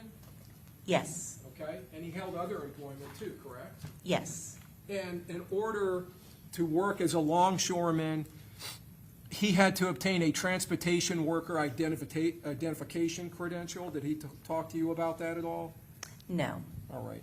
And that requires a process of application with the Department of Homeland Security through the TSA website and then following up paperwork and interviews. Were you aware that he went through that to obtain that credential, to be able to access the areas of ports in Jacksonville to work as a longshoreman? no.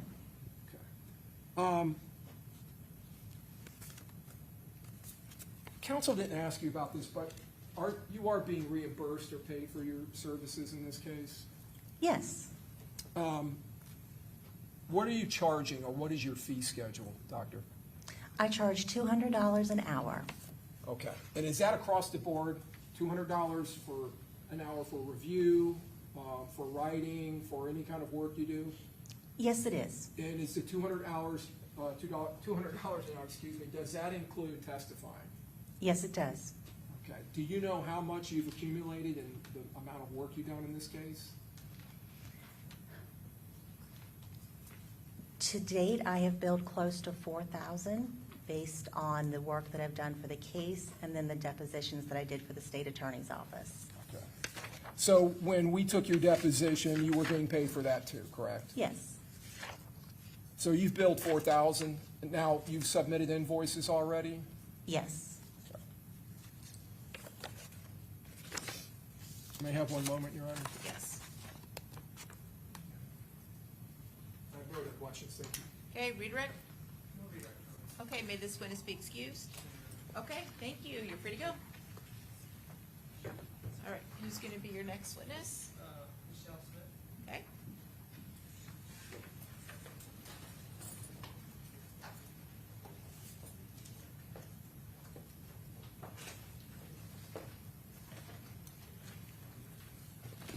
Your Honor, our next witness would like the video turned off for her testimony.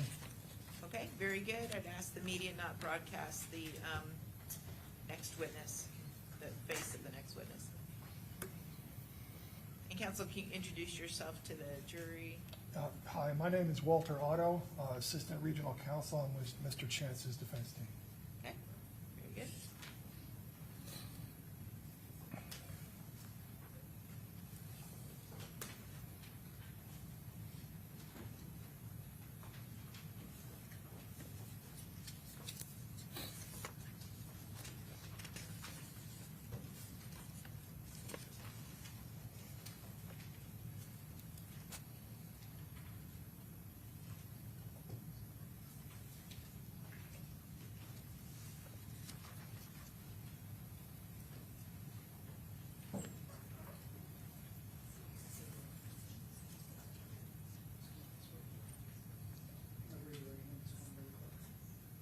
Do you solemnly swear or affirm that the testimony you're about to give in this class will be the truth, the whole truth, and nothing but the truth, so help you God?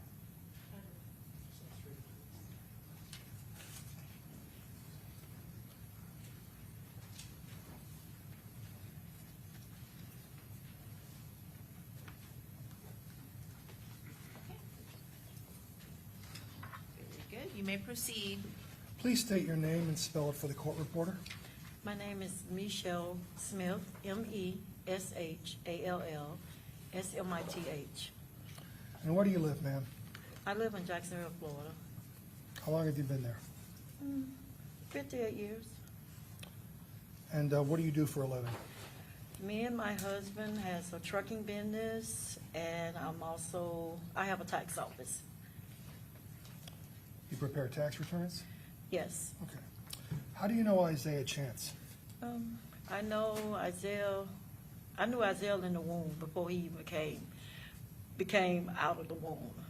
I knew his mom when she was pregnant with him. What's your relation to him? My relationship with his mom? What's your relationship to him? To him, I'm his godmother. Okay. How do you know his mother? Her and my daughter was best friends, and she became part of the family. So you've known Mr. Chance his entire life. Yes, I have. Did you babysit him when he was young? Yes, I watched him. I went over to his house also, and he came to my house. Did you attend family events, celebrations, birthdays, that sort of thing? Yes, I did. How would you describe Isaiah as a young child? He was quiet. He pretty much stayed to himself. He was loving. Did you ever notice any behavioral problems with him while he was growing up? No. How was he with his brothers and sisters? He was the only boy for a while, and he was protected of his sisters and his mother, but they all had a good relationship. As he was growing up, I think at some point we discussed him getting involved in sports. Yes, he played football for a brief moment. Did you go to his games? Yes. What happened with that? Did he keep up with that? I don't think that was something that he was interested in, so no, he didn't continue to play football. What was your relationship with Isaiah like? Well, my relationship with him was, I was more or less like a confidant. Like, he would call me, and we would talk about anything, and everything. He would come to you with his problems? Yes. Would he tell you the truth? Yes. In all those years of confiding in you, have you ever known him to lie to you? No. In all those years of confiding in you, have you ever known him to lie to you? No. He never lied to me. That's one thing that I can, admit about him, that he would tell me the truth. If he was wrong about something, would he tell you that? Yes, he would.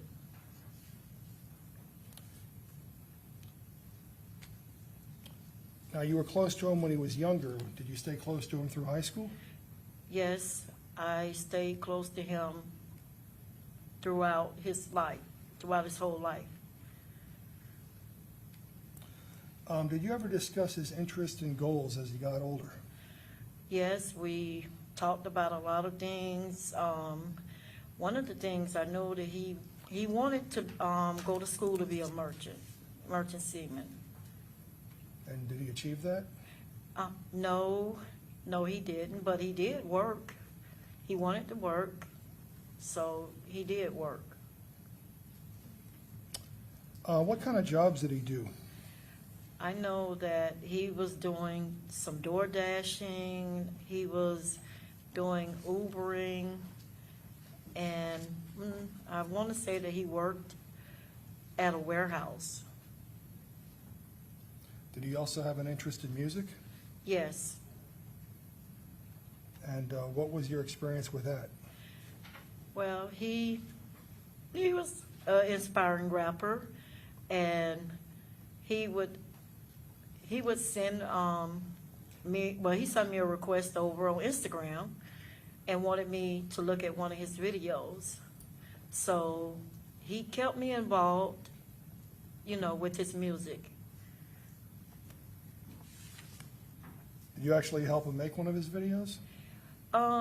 Yes, he needed some money. He needed some money for, I guess, to finish up his video shoot. And he asked me would I send it to him, and I did. You supported him in that? You said what, sir? You supported him in that? Yes, I was. I was very supportive of him. We also talked about his love of animals earlier. Tell us about that. Me and my husband, Pitt had some puppies, and Isaiah and his mom came over one day, and it's this one puppy. I think he was the runt. I want to say he was the runt of the puppies, but he kept following Isaiah around, and every time Isaiah came over, that puppy would follow him around. But me and my husband, we had decided on that we was going to give him that puppy. because he took to that puppy, and that puppy took to him. Did Isaiah have any issues when he was born? He was a preemie. He came early, yes. And you were around during that time? Yes. As he grew up, watching him as you did you ever see any signs of abuse or trauma? None. What about his relationship with his mom? How was that?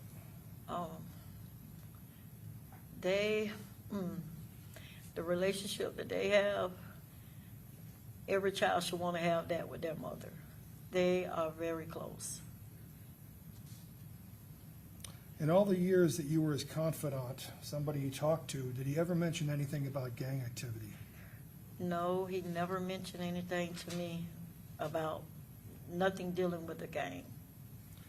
Did he ever talk to you about friends who had been shot or killed? No, he didn't. Did you ever see him with a gun? No, I never saw him with a gun.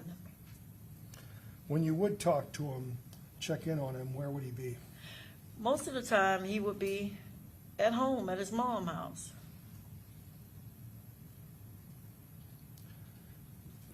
Have you been following this case as it's progressed? On and off.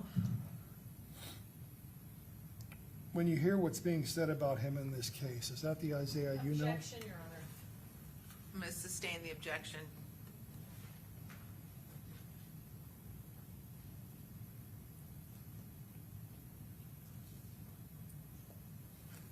You still love your godson? Yes, I do. You intend to keep in touch with him no matter what happens? Yes, I am. Is there anything else you want the jury to know? Yes.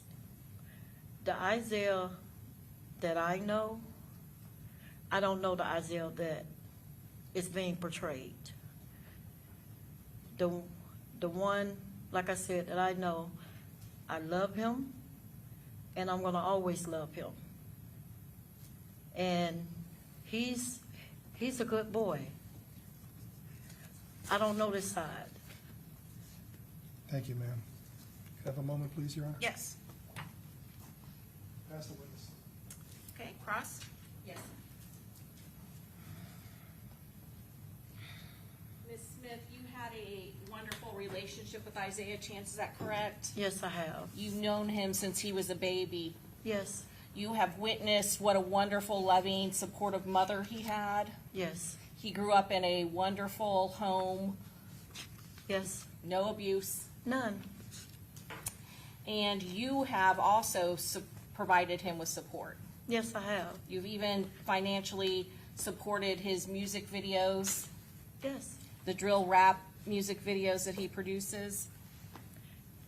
Yes. And you have stated here that he was a confidant of yours, or he confided in you, is that correct? Yes, he did.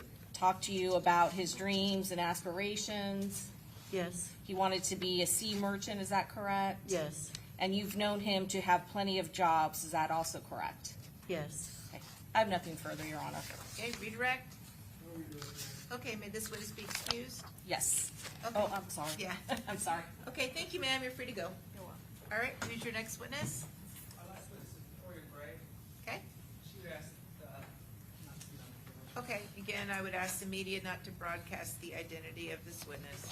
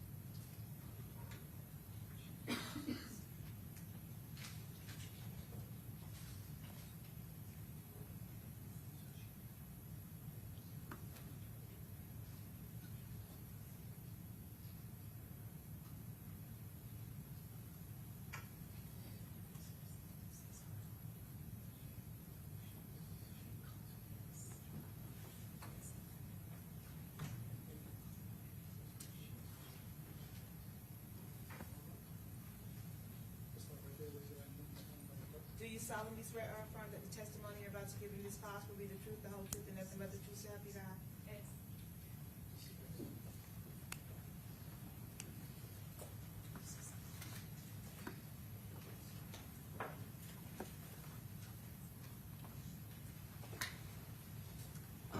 may proceed. Thank you, Your Honor.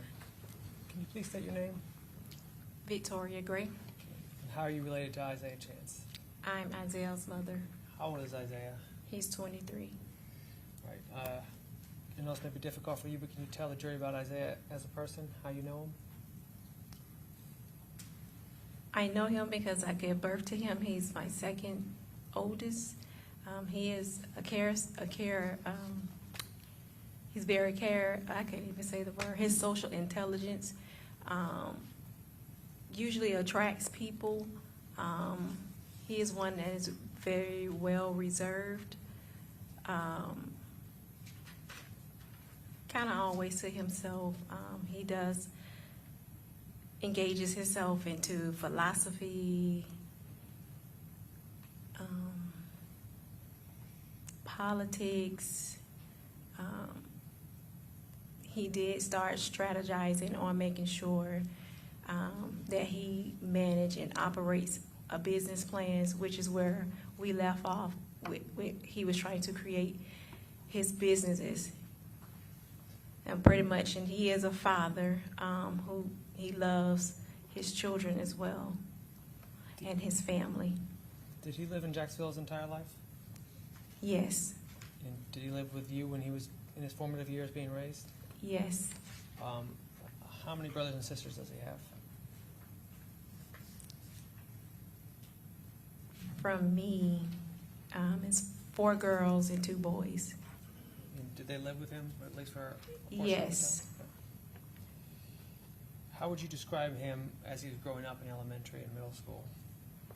He had a normal upbringing. Never really had any issues with him. Was he gentle child? He was reserved, very quiet, didn't really ask for much. Was he violent as a child? No. Did he play any sports when he was younger?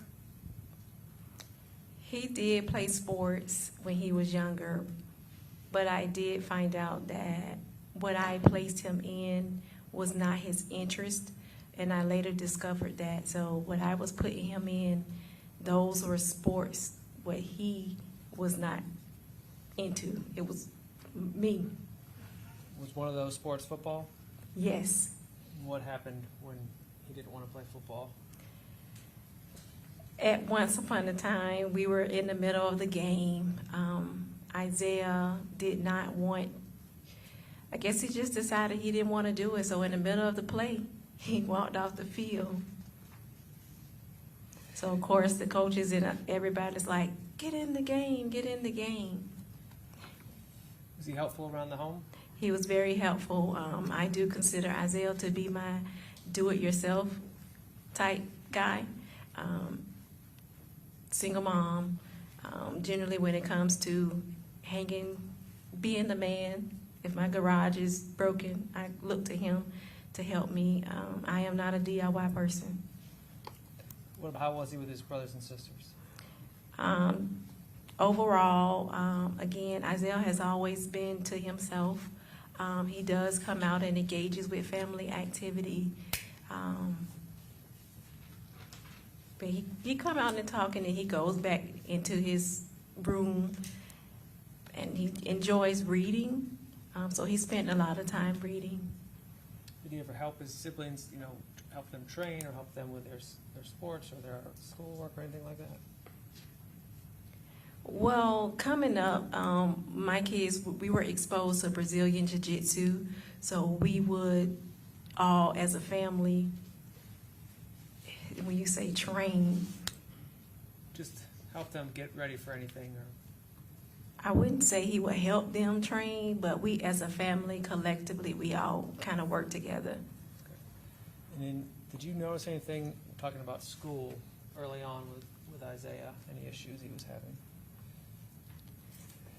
Early on, maybe in elementary stages, again, because Isaiah was always quiet, he wouldn't really speak or say much. So I thought that something was going on, so I did reach out and try to get help, but by the time we got to speech therapy, come to find out, he just chose not to talk. What about throughout his school? Did you have other meetings with the school about Isaiah's progress? When you say school, because he was in private school for majority part of his life, and then he went to public school. So which? Well, either one, but let's start with public school. Did he have any issues with Duval County Public Schools? Issues at Duval County Public School was just more of Isaiah, I guess, trying to understand something that it wasn't, he didn't catch on right then. The way his mind or his brain processes things, I'll say it that way. And he did graduate from high school, though? Yes. And did he start working after that? Yes. Where was he working? He's had many jobs. He worked at Jacksport. He did Uber Eats sometimes. I do believe it was Instacart. A lot of staffing agencies, because where I'm from, this quick to get on in with a temp agency because he doesn't really have much experience coming from high school. Did he have goals about what he wanted for a career? Yes, he was actually in the process of becoming a merchant marine. He already had his TWIC badge. So the process where we left off was he had to test, which required some additional testing, what they needed to do. And we had to get scheduled. It was something with the schedules. We couldn't get aligned. So that's why we had left off with that. Prior to this case, did you ever know Isaiah to have been arrested? No. And you mentioned earlier that he has children. How many children does he have? 3. What are their names? Cabri, Kylan, and Iceland. How is he as a father? From what I've seen, very hands-on. Love. I got a chance to see him different because he's my son, so his love for me was kind of different for his children. So I did get a chance to see him interact. He was there. We've heard witnesses describe his relationship with you as you being his heart. Do you have a special relationship with Isaiah? I love all my children. Of course. Okay. Is there anything else that we haven't talked about that you would like this jury to hear about Isaiah, his character, his upbringing? I mean, as far as his upbringing, he was a normal child. I do believe that as we start gauging into the adulthood, Isaiah did express during some time, he had quite a few different areas where he wanted to engage in. He was trying to decipher if he wanted to be an entrepreneur, if he wanted to just open up a business and do this. So he did come up with a business that he decided to stick with, which Isaiah believes that he wanted to, part of one of his businesses, he wanted to open up this community to give back to people who has lost hope. And I do recall that in Jonah, the word was sent a second time. So how Isaiah developed this plan as a businessman, he wanted to just make sure that people know that there is hope. And I assume I know the answer to this, but you plan to keep a lot of contact with Isaiah when he's in prison, correct? That's correct. Okay. That's all I had now. Okay, Cross? Yes, Your Honor. Ms. Gray, when Isaiah was in school, he was never diagnosed with any sort of mental health disability. Is that correct? That's correct. And during the time he was in school, he actually graduated with a high school diploma. Is that correct? That's correct. And you just described him that he attracts people. He has this social intelligence. Is that correct? That's correct. Charming, perceptive personality, That's correct. and that he is also very smart. Is that correct? I don't know what your definition of very smart, because we all weigh things different. Okay. Did you say that he was very industrious and was strategizing and had the ability to come up with a business plan? I said we were strategizing, yes. And that was for his business, correct? Correct. And he wanted to open up different businesses. Well, we talked about mainly one. Okay. And which one was that? The one where he is giving back? Is that what you're saying? Correct. Okay. He also aspired and was going to be a merchant marine. Correct. And he had done a lot to progress and to be able to do that. Isn't that true, ma'am? Yes, ma'am. And you also have said that he is your do-it-yourself person. Anytime you needed something fixed, he was there to help you. Is that correct? That's correct. And he's the one, if you needed something installed like a smart TV, he was the one that would be able to do that. That's correct. So he does have skills that he was able to utilize and complete tasks for you. Is that correct? That's correct. These were things that you would have difficulty doing yourself, right? Installing the smart TV is not something that you found easy. Is that true, ma'am? Yes. And you relied upon him to be able to set all of that up for you. I wouldn't say rely, because if he's not available, then I will, of course, pay someone to come do it. Okay. But my point is, he could do it. He Isn't could that do true, it. ma'am? That's correct. Okay. I have nothing further, Your Honor. Okay, we're good. Redirect? Okay, may this witness be excused? Okay, thank you, ma'am. You're free to go. Do you have any more witnesses at this time? Pardon me? Not unless, no other witnesses. Okay. Okay, that's fine. Let's just go ahead. We'll take a quick afternoon recess, so if you all could just step outside for a few moments. All right.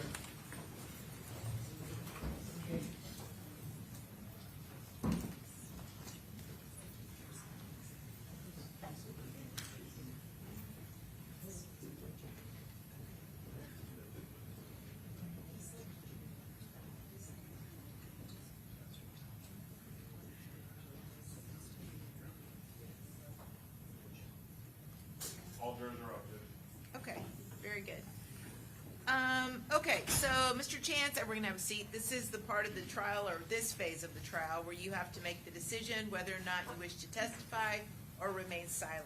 Again, do you realize that this decision is solely yours to make? Do you understand that? Okay. And have you made a decision whether or not you wish to testify or remain silent?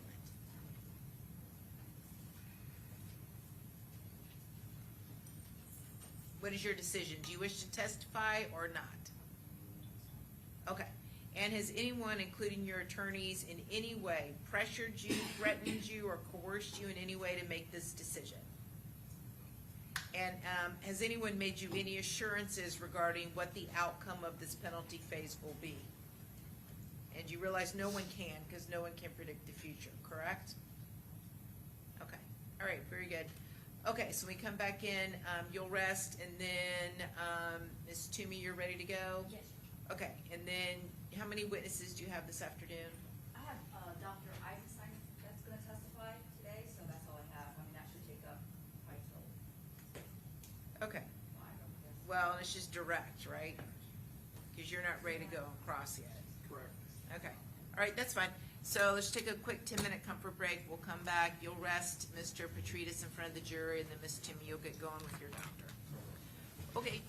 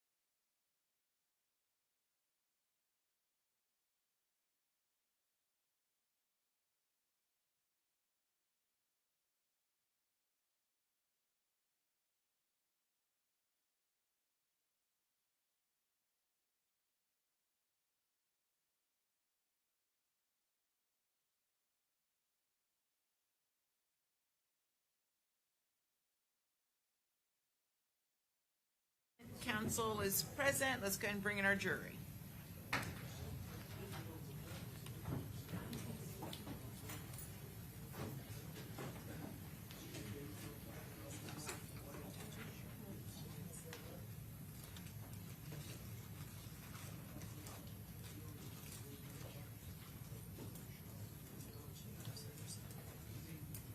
All rise.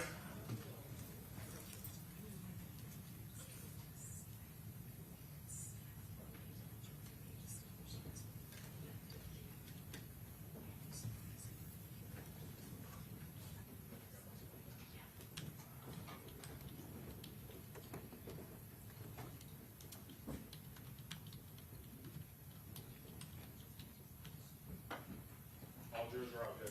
Okay, very good. Welcome back. Everyone have a seat. And Mr. Petridis, you have an announcement? Okay, very good. All right, Ms. Toomey, on behalf of Davion Murphy, would you like to call a witness? Yes, ma'am. The judge called Hyman Eisenstein. Okay, very good.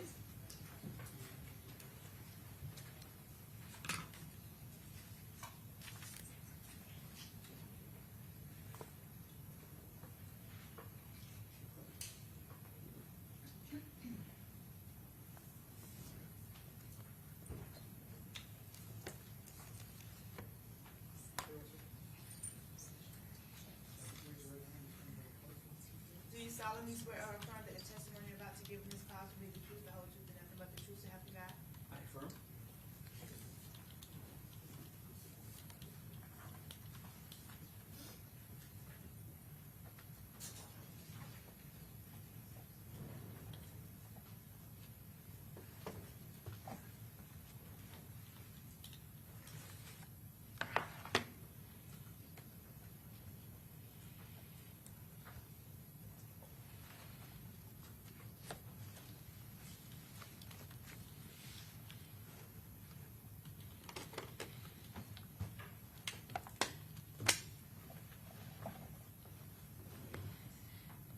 Okay, Ms. Toomey, you may proceed.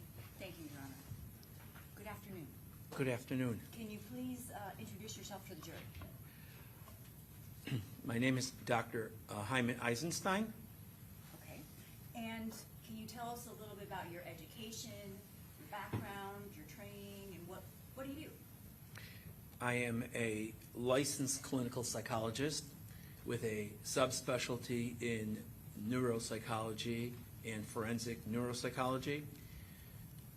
I graduated from Loyola University in Chicago with a double master's in counseling psychology and also education and supervision.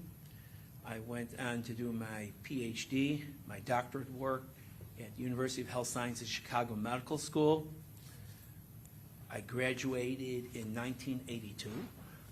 I obtained my PhD following coursework, a dissertation, that's why it's a PhD, practicum.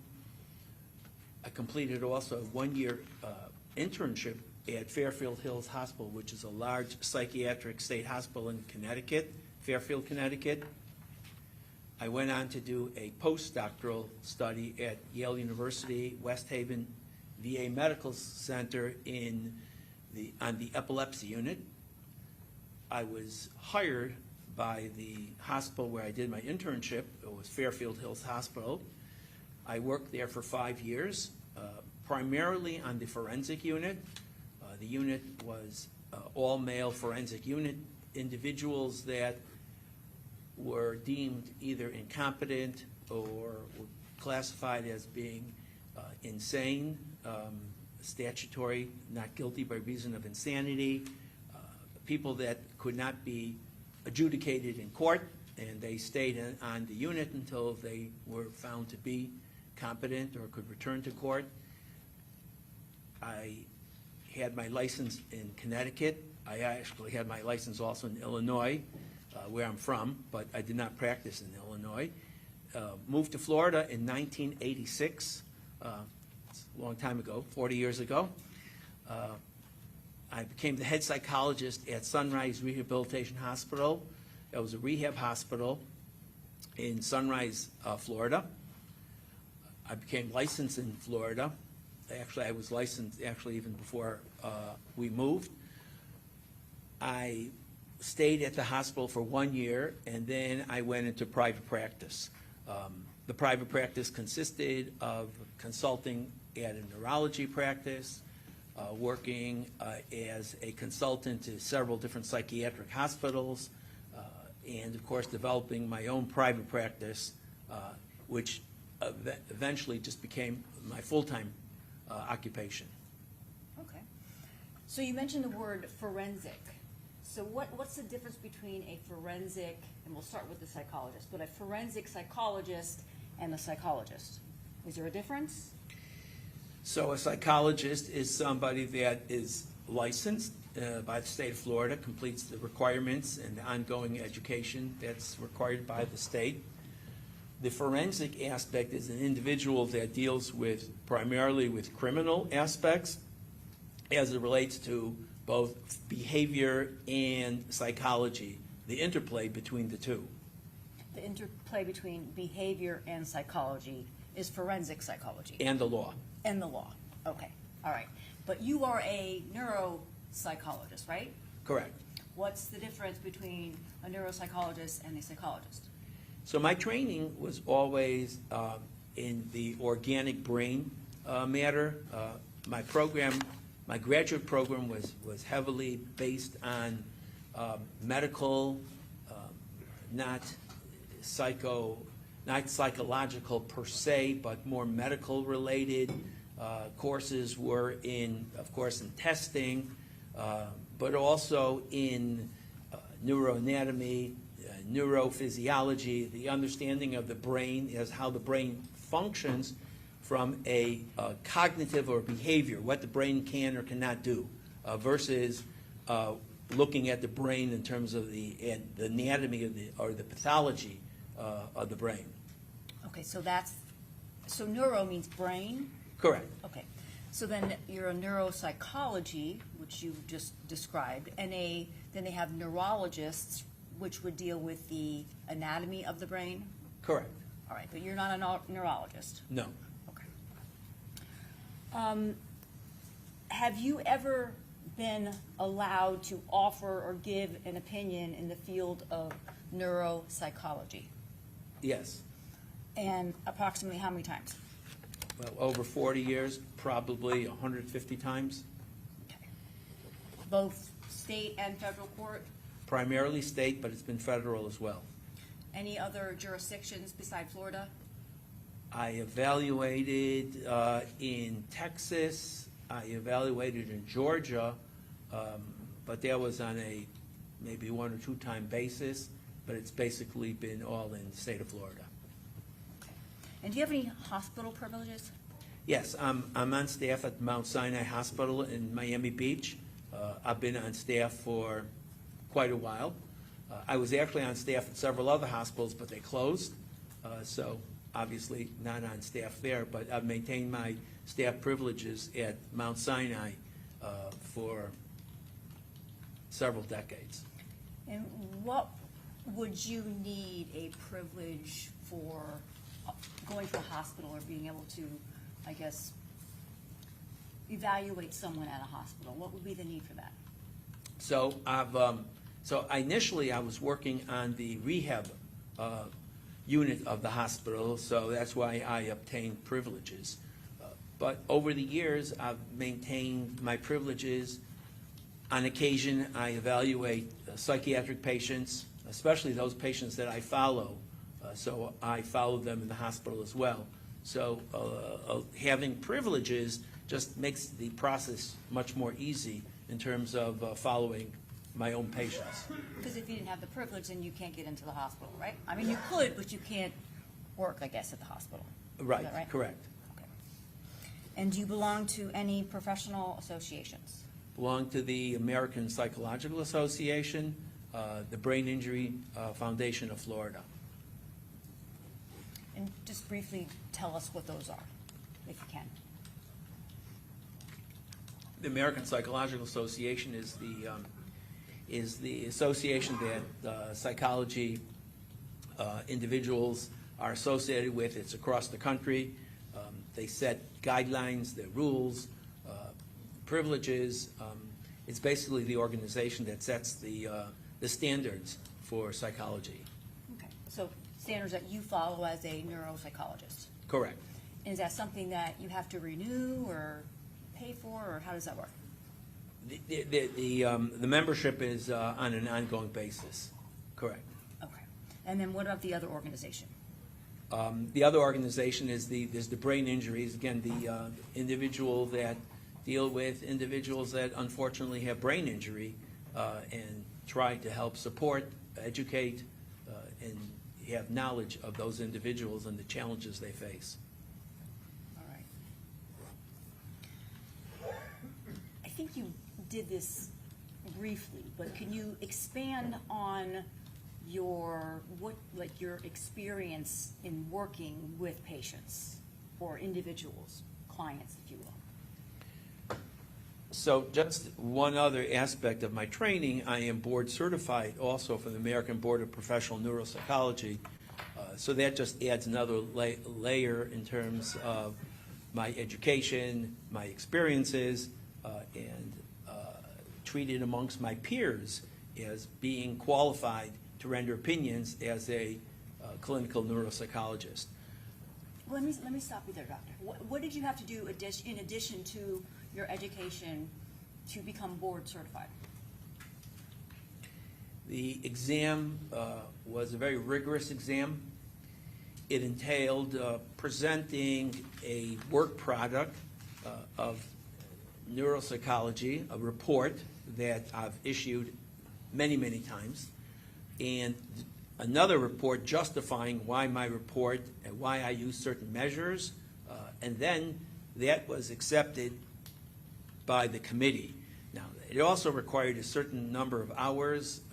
I believe it was 2,000 hours of work and training.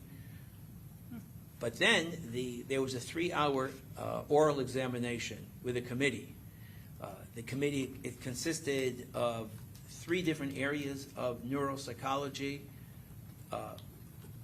After one was first admitted to take the exam, one aspect was neuropsychology, test measurements. The other was ethics. The third, maybe it was just general standards in psychology. But it was a broad area of testing to make sure that, again, one is qualified and one is indeed capable of performing neuropsychological examinations and evaluations at the highest level possible. Can you explain to us, when you talked about test measurements, how that kind of is incorporated in neuropsychology? Like, why does that make a difference, and why does it matter? So as a neuropsychologist or as a psychologist, we conduct psychological and what I refer to as neuropsychological test measurements. The measurements are based on normative data, meaning the tests are all normed based on populations across the United States. It's varied in gender, sex, education, age. So every test, it has a standard score with it. The tests are well established. They're gold standards among some of the tests. The others are more specific for brain behavior. So it's a combination of using some standardized psychological tests, some very specific neuropsychological tests, and that's what we refer to as a test battery, a battery of a variety of different measures that are all standardized. And once one, of course, is trained to administer these and to interpret them and then to render an opinion based on the totality of all the testing. The testing goes on for quite a long time. It's to try to understand an individual, their strengths, their weaknesses, their test performance. So this is how a neuropsychologist differs from a regular psychologist, but it's extra training and extra use of different measures. And of course, what's extremely important is that we just don't rely just on tests, but it's a clinical examination, it's an interview process, it's looking at the individual and understanding how they perform, how they react, and then, of course, looking at collateral data, whatever there may be, to help understand the totality of the individual. So the net result is putting it all together and then rendering an opinion based on all the different aspects. Okay. What about in the context of individuals that are facing the death penalty? Have you been involved in evaluating those individuals, those kinds of individuals in that circumstance? So I've evaluated numerous individuals that have been both on both on death row as well as individuals that are facing the death penalty. I've been doing this for quite a while. The individuals, whether they would be already on death row or the individuals that are facing the death penalty throughout the state of Florida, I meet with them, evaluate them, spend time with them face to face, try to establish a working relationship or rapport so that they feel comfortable to perform, to talk, to spend time in terms of administering the various different neuropsychological measures. But it's across the board. The battery is basically standardized, whether or not the individual will be facing the death penalty or the individual would be ready on death row, or an individual may be a totally non-criminal case, forensic case. The batteries are basically the same because we're looking at brain functioning. So brain functioning is the same across the board. It doesn't make a difference where you are and what you're doing. It's a question of how the individual is performing based on their history, based on trauma, based on events that occurred in their life, and trying to understand their level of abilities. Okay, and were you retained by me or my office in the state of Florida versus Davion Murphy? Correct. And what were you tasked with doing? What did we ask you to do? So you asked me to perform a standardized neuropsychological examination, an evaluation that would look at his overall cognitive functioning, his brain behavior functioning, how he performs, his abilities, his cognitive abilities, his emotional abilities, his functioning across the board. It also includes, obviously, looking at his background, looking at what he has been doing throughout his life, getting a better picture of the individual, looking at records, reviewing records on his behalf, whether they would be hospital records, school records, disability records. Again, whatever is available in terms of looking at to try to come up with a complete picture and understanding of the individual is basically the same across the board, but that's really what your office asked me to do. Okay, and did you in fact meet with Davion Murphy? Yes, I did. Approximately, was that in person? It was face-to-face, correct. Face-to-face. At the jail? At the Hillsborough Jail, Okay, and approximately how many times did you meet with him face-to-face? 7 times. And when you met with him those 7 times, was he cooperative? He was always cooperative. Did he do what you asked of him to do? He performed every task, never had any problems in terms of saying that he was tired or he didn't want to do it or he said no. He was very cooperative. All right. So tell us, kind of take us through what you did. Your first meeting, how do you conduct your evaluation? So first we want to just introduce ourselves with the individual. I think the first time actually he was on lockdown. In Hillsborough there's the general testing area where everyone, lawyers and psychologists come. That's where they bring the individual to to be evaluated. The first time he was in, I think, in the black box it's referred to. Okay. And they took me to another unit. And he was shackled, but even under those circumstances, he was cooperative, willing to talk, never gave us a problem in terms of saying, I'm too tired, I don't want to, he's quitting. That never happened. So throughout the 7 times, and sometimes he was in the box, and most of the time we evaluated him in the general diagnostic building, and he was brought down, and he cooperated, and he stayed as long as we needed. He never said, you know, let's stop.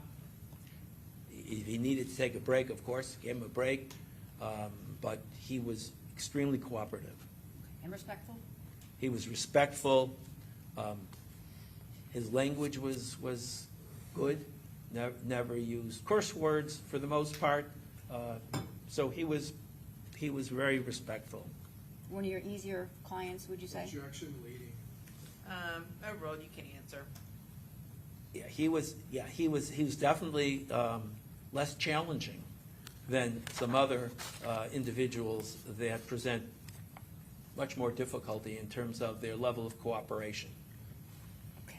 Now, I just may add that level of cooperation is really important because Objection, non-responsive. Sustained. What's your next question? Why is someone's cooperation in your evaluation so important? the reason it is so important is because they are giving full effort.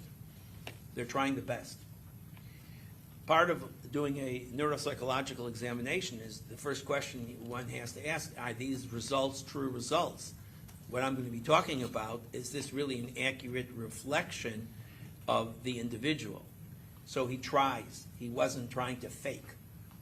And is there a separate test that you administer to someone to make sure or to ensure that they're not faking? Correct. So those tests are called validity measures or malingering measures. Part of any neuropsychological test battery includes malingering measures.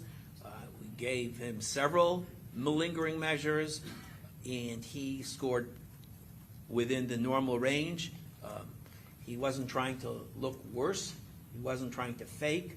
He wasn't trying to play worse than he is, but he gave us a true, accurate reflection of what his abilities are. So that's why cooperation is really important. You know that you're not going to have difficulty or someone's trying to play games with you. Sure. All right, so let's talk about some of the evaluations that, well, let me first ask you this. Out of those 7 times that you met with Davion Murphy, approximately how many hours would you approximate that to be? It was approximately 22 hours. Okay. And you meet with the person, you collect records that you would deem appropriate, and then do you also attempt to do what's called like collateral interviews with family members, friends, and things like that? Correct. And did you attempt to do at least all those things? So the records were, certainly there was a good amount of records, both medical records, educational records, DOC records. As far as talking and meeting with collateral sources, it was limited. Spent some time with his mother, but it was a limited conversation, and certainly perhaps other people would have been helpful to get more information, but it just didn't happen. Judge, can we approach for a second? Yep.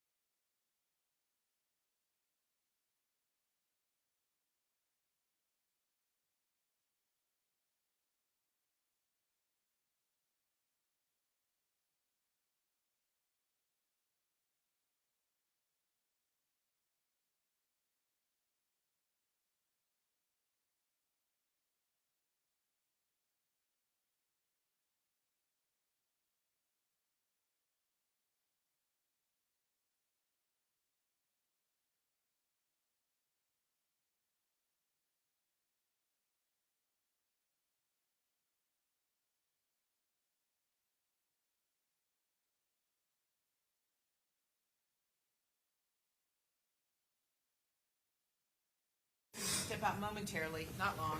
All rise.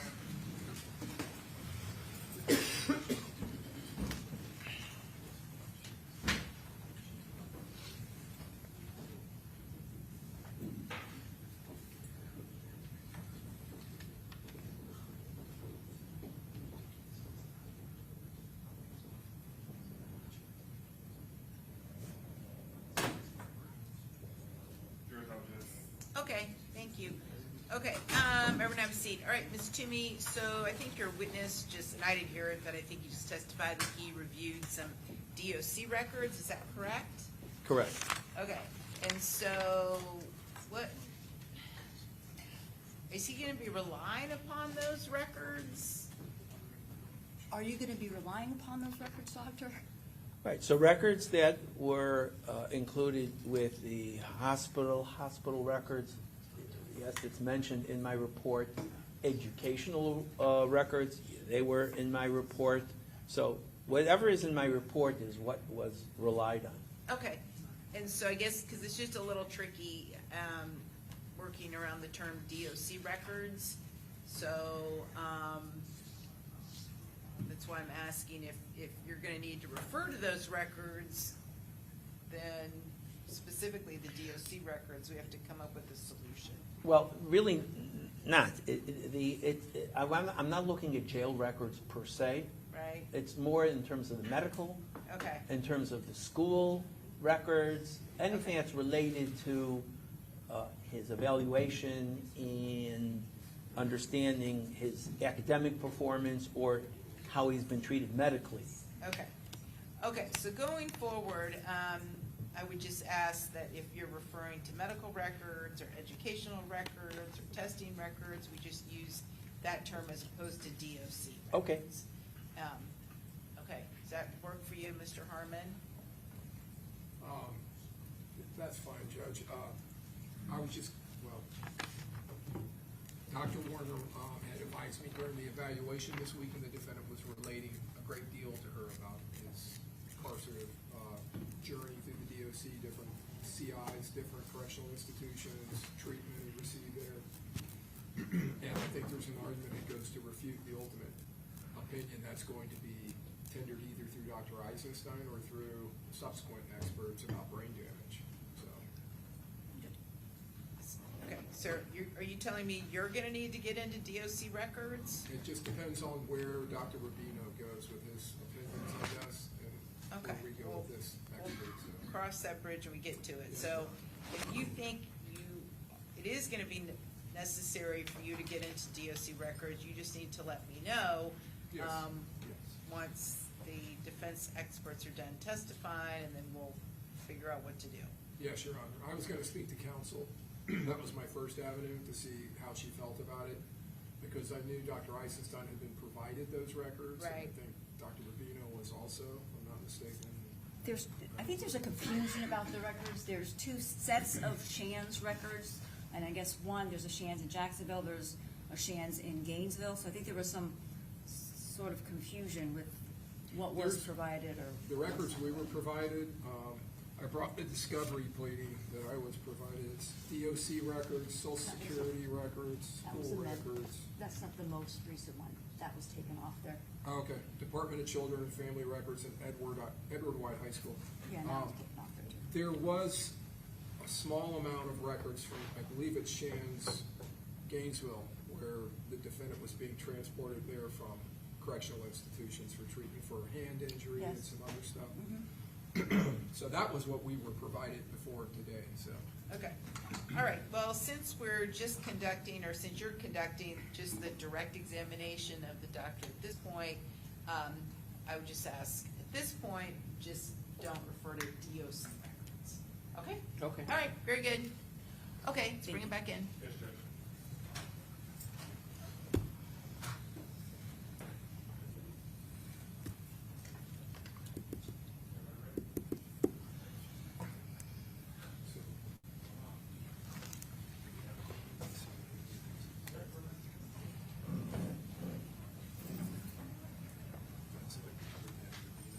All rise.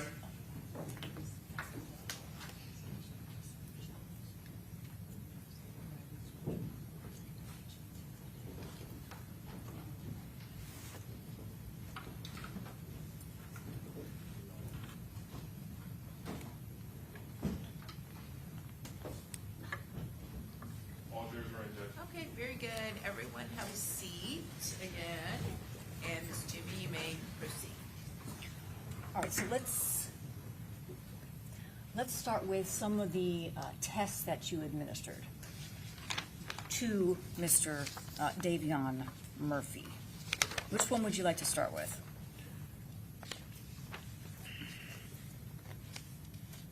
So first, the validity measures that I mentioned, I gave Mr. Murphy several different validity measures. I gave him what's called the TOM test of memory malingering. It's not a memory test, but it's a validity malingering measure, and his score was, on the third trial, was 48 out of 50. First 40 out of 50, then 48 out of 50, and 48 out of 50. So that score is within the normal limits. He's not faking, again, he's not malingering, he's not trying to look worse than he is. On the advanced clinical solution, he got 41 out of 50, 82%. It's also within the normal limits. And then reliable digit span, another test from the Wechsler Adult Intelligence Scale 4th edition. Again, it was indicative of good effort, average effort on his part. There's no indication that he is trying to look worse than he is. He's putting forth full effort, and the results are a valid indication of his functioning. Let me ask you this. Since you've met with Davion Murphy 7 times, are these tests done in the beginning only, at the end, or every time, or something else? So the order doesn't make a difference. There's no, obviously one needs to do or should do the validity measures before, because if the individual is not performing at his best, the results afterwards are all skewed. So one has to establish that he is giving full effort. That probably has to be in the beginning, but as far as all the other tests, really there's no order, there's no specific order. It all depends upon the equipment. You have to bring in equipment each time, how much you're bringing and what you're doing, and again, the order really doesn't make a difference. Okay. You said equipment. What kind of equipment do you use? So a lot of times people come to a neuropsychologist in their office, so all their equipment is there. But here you have to travel with your equipment. The equipment includes test booklets, it includes forms, it includes blocks, it includes various different items that the individual has to manipulate with their hands. It's a variety of, each test has its own set of material, but it's all something that each time you have to go through the screening device. They check out exactly what you have, make sure that it is acceptable, and then you bring it in, and there's just this, if you bring in everything at one time, I would be coming in with 2 briefcases. So this is just basically, you bring in a little each time, and then you conduct those tests, and then you move on to the next set of tests the next time one is engaged in the testing. Okay. Let me just ask you, did you conduct, well, I guess we'll get to those evaluations in a minute, but before we do that, can we just talk about, did you gather some background information about Davion Murphy? Yes. Can you tell us about that? So, first as far as he was born to Mrs. Serena Beeks and Mr. David Vershard Murphy Sr. on the east side of Jacksonville. He's the older son of the union with a younger brother, David Murphy Jr. David is the oldest of Mom's children with 4 additional younger siblings, Adam Gooden, Sierra Gooden, Kimura Wilson, and Camilla Wilson. Mr. Murphy Sr. has a daughter, Regina, who is an older sister to Davion, and Zion, who is a younger brother to him. So there's brothers and sisters on both sides. Davion itself was never married, and he has no children. All right, and then did you, through looking at the school records that you were provided, did you come up with an educational history for Davion Murphy? So it's a very complicated history because Mr. Murphy attended 14 different schools, approximately. Some of them were in the Dade County, in the Duval County public school system. There was testing that was completed at an early age, and then he went to several different schools, different places, repeated several grades along the way. He was in, it just goes on.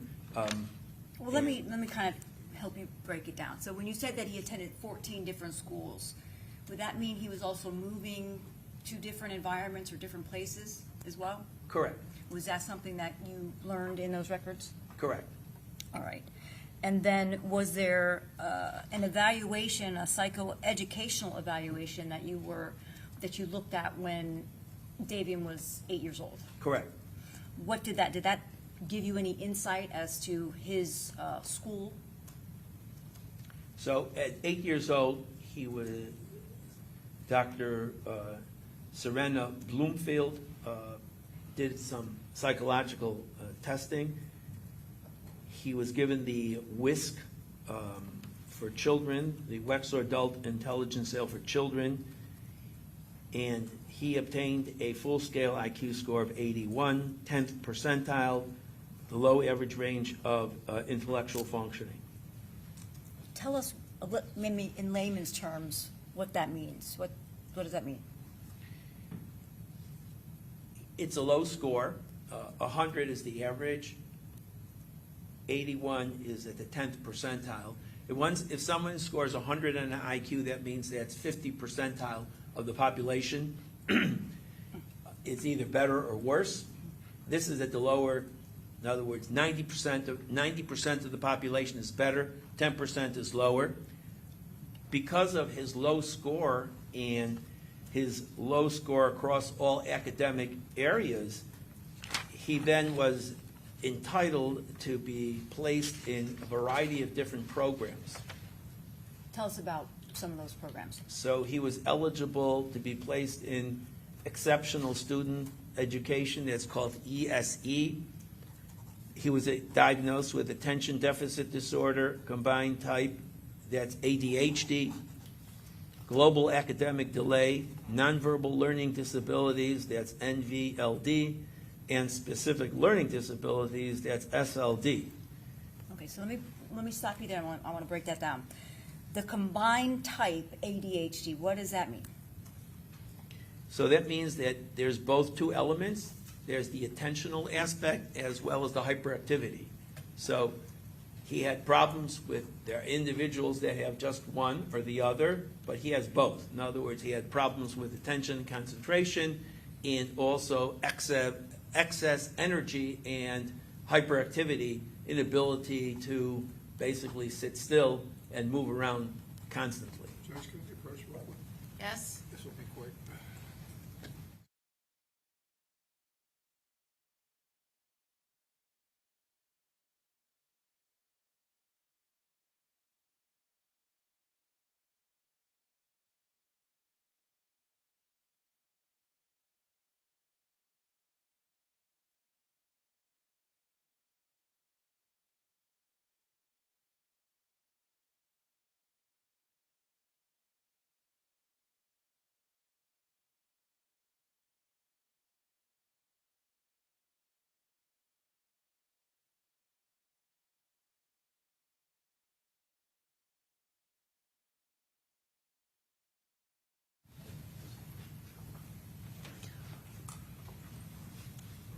Doctor, do you happen to know, when we're talking about this full-scale IQ score that was performed or obtained on Davion when he was 8 years old, was that when he was in the 3rd or 4th grade, or do you remember? I think he was in the 3rd grade.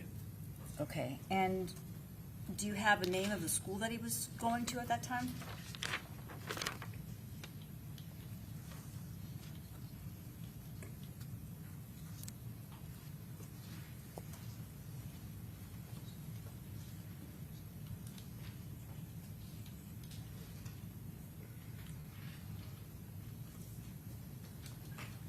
maybe built more, or?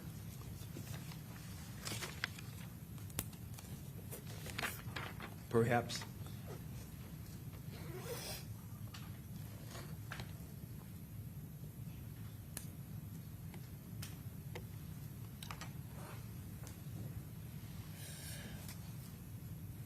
Okay.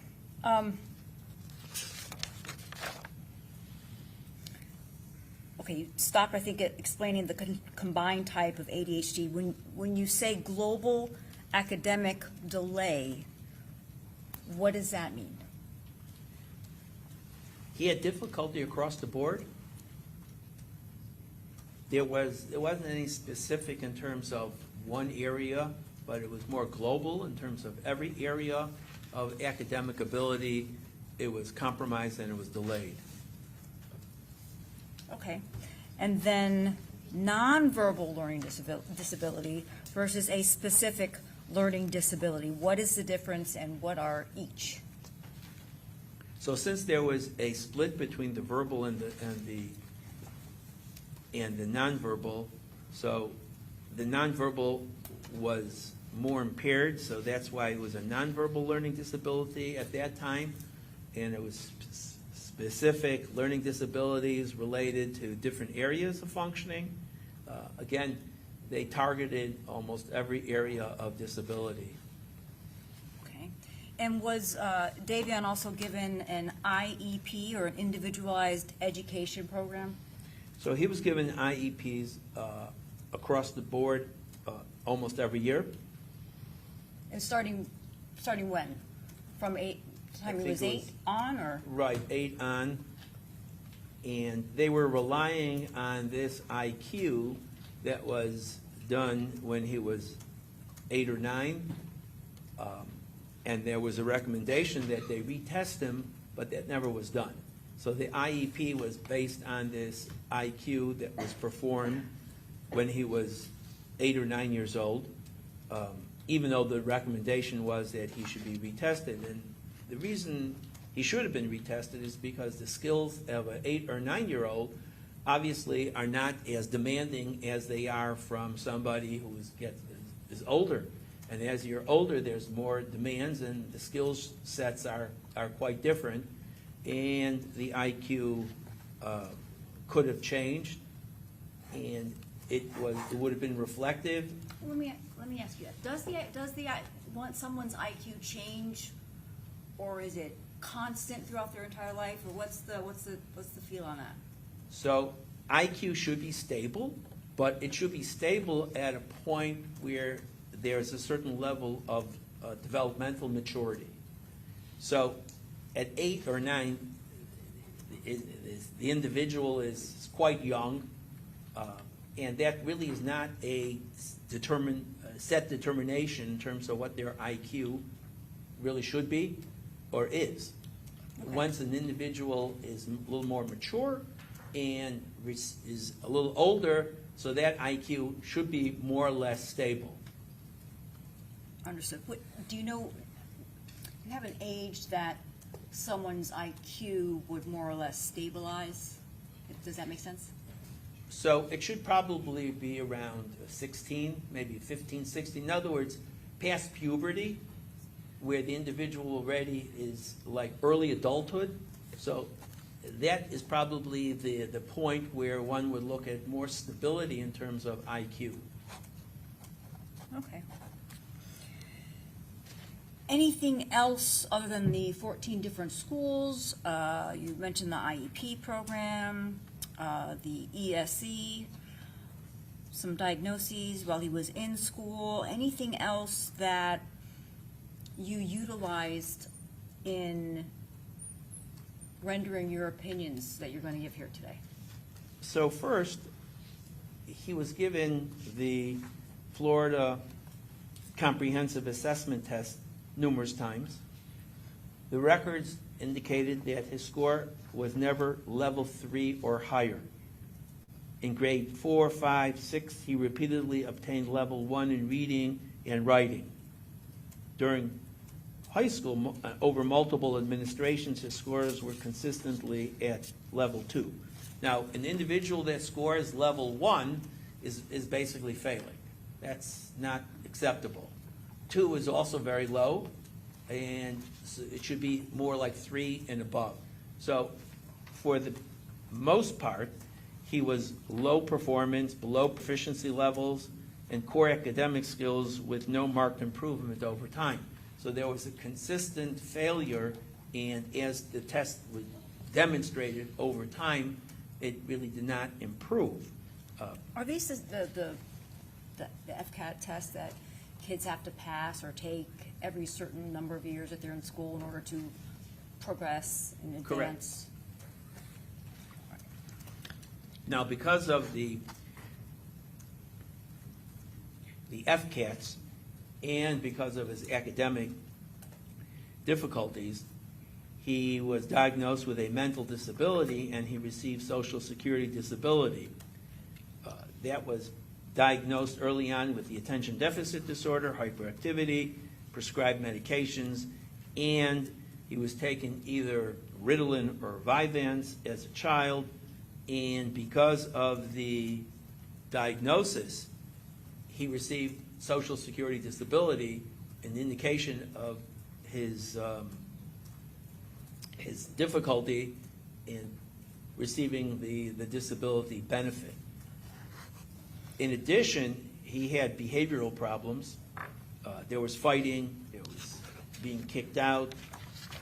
At some point, he moved out from his home, went with a paternal grandmother. There was difficulty with smoking, gambling, fighting, and so there was a combination of both academic difficulties as well as behavioral difficulties. And Now, when you said Davion was kicked out by his mother, would that have been in the 10th grade? correct. And he went to live where? I didn't catch that. With his paternal grandmother, Mrs. Phyllis Murphy. Now, what's also noted when he was either the 3rd or 4th grade, he had to repeat the grade, and he received a comment in the records of EMH, of educably mentally handicapped, which is an indication of his low IQ, his low functioning, and that was noted when he was either 3rd or 4th grade. He repeated the 4th grade, and this was something that was noted in the records probably at the age of 9, 10, something in that level. He was kicked out of multiple schools due to his behavior. He was sent to Jacksonville Youth Academy Level 6 program for 9 months from age 17 to 18. Part of the program, he was forced to go to school. Then he repeated the 11th grade, which he had not completed before. Somehow his mother was able to reinstate him in public school for the 12th grade. He didn't graduate. Let me just stop you there, doctor, for 1 second. I want to bring you back to just a couple of things, to highlight a couple of things. He repeated the 4th grade, you said? Correct. And then he also repeated with the 11th grade as well? Correct. Okay.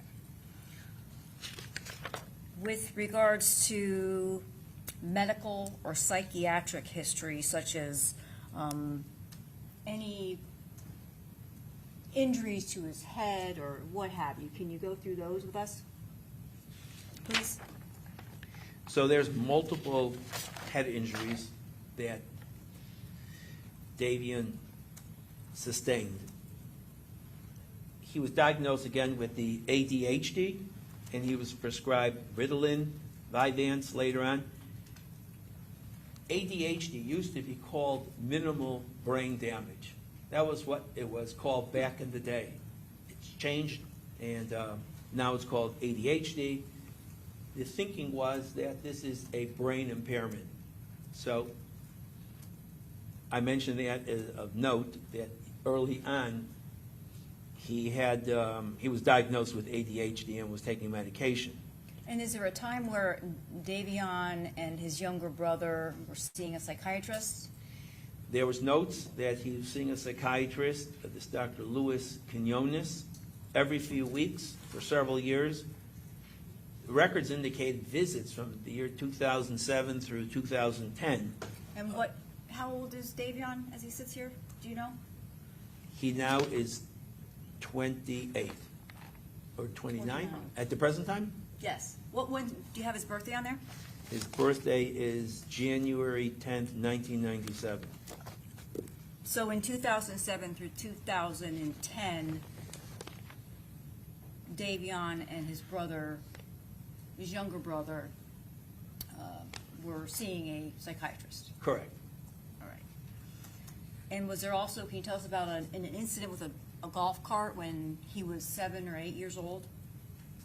He reported crashing a golf cart into a car wash, hitting his head on the steering wheel at 7 or 8 years old, and he remained with bad headaches after that incident. Okay, what about at age 14? So he was a passenger in a car that crashed into a tree. He ran away and did not seek medical treatment. All right, then I'm going to jump to 2015. Was there a time where he had fractured a bone in his hand, in his right hand?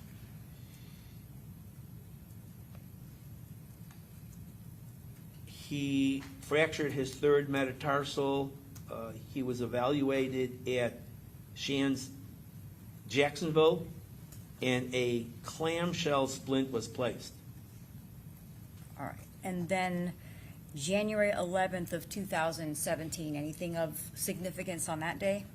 So he was taken by fire rescue to Shands Jacksonville after suffering a gunshot wound to the groin with rupture of the corpus cavernosum of his penis without urethral injury.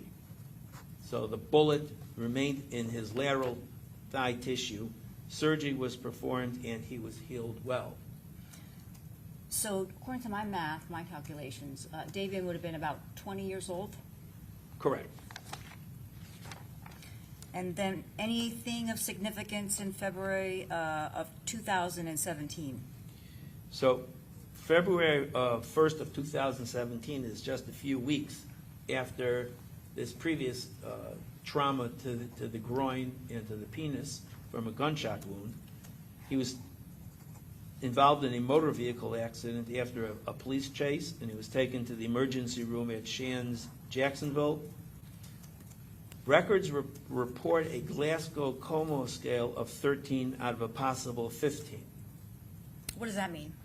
So when an individual is faced with trauma, so they are assessed on the Glasgow Coma scale. The Glasgow Coma scale deals with very basic orientation, motor, verbal functioning, level of awakeness. It's basically to see whether or not the individual is up and about and oriented and can follow verbal commands and motor commands. So he scored 13 out of 15, meaning that he had a altered mental state. He wasn't totally responsive. He was responsive and non-responsive, so 13 out of 15 means that there was some trauma to the brain significantly enough that he was not scoring 15 out of 15 on this Glasgow Coma scale. He was given a CAT scan, a CT scan of the brain, and it showed no acute intracranial hemorrhage, mass effect, or territorial infarct. So the brain itself didn't show any broken bones. And no bleeding in the brain, but that doesn't necessarily mean that there were no... Injection, bleeding. Sustain as deleting. What does that mean? So they did a basic brain scan to show no broken bones, no bleeding. But they did not do an MRI scan which could have shown there was shearing or there was tearing or any other level of brain damage that is more commonly found when more sophisticated neurodiagnostic testing like the MRI is conducted, but they did not conduct it. Okay, and let's jump to November of 2023. Can you tell us about Mr. Davion being a passenger in a car, again, involved in a motor vehicle accident? So he was involved in a motor vehicle accident with a truck. He presented at the emergency department of Shands, Jacksonville, where he was diagnosed with dorsologia, which is back pain, pain in the right forearm, pain in the right elbow, pain in the left hand. He reported hitting his head very hard. What I may just add about all these different incidents, that there's what's called a synergistic effect of brain damage. There's multiple brain damages, and when there is, it's more than just cumulative. It's not just adding one, each one of these separate incidents, but each one presents with more trauma to the brain, more injury, and the injuries that are, again, superimposed one upon the other are far worse than one individual separate. So it's sustaining multiple head injuries over a relatively short period of time. Okay, so now I want to ask you, we've kind of touched on 7 years of age, 8, 12, 20, and on. Is this type of behavior consistent with a lack of a parental figure in their life? Correct. Such as having one's father be arrested and be sent to prison for life? That's correct.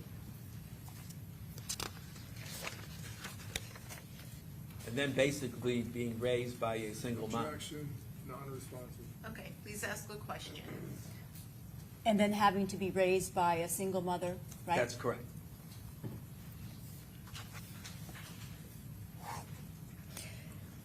Did Davion ever explain or complain about anxiety or depression to you? He said that he had anxiety, he had depression. At some point, he was taking Seroquel, which is a strong medication. It's an antipsychotic, actually, to deal with anxiety, depression. I think he's requested it at different points, but he was definitely taking it at some point. Okay, and that's an antipsychotic, you said? Correct. Medication? All right, so let's talk about, before we get into the general IQ testing that you performed, can you tell us about some of the evaluations that you did? For example, the Dallas Kaplan executive function system. What kind of test is that? What does it do? What does it tell you? What were the results?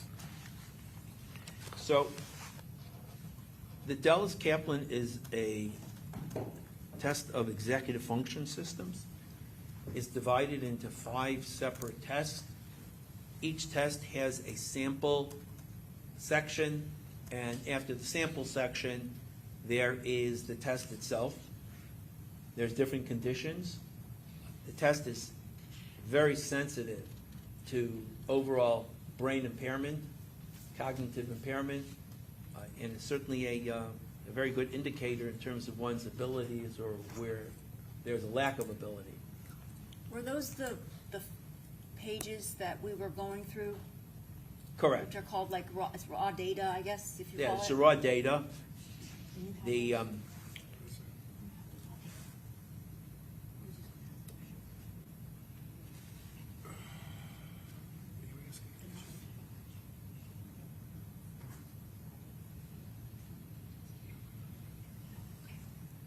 George, if I can approach. Yep.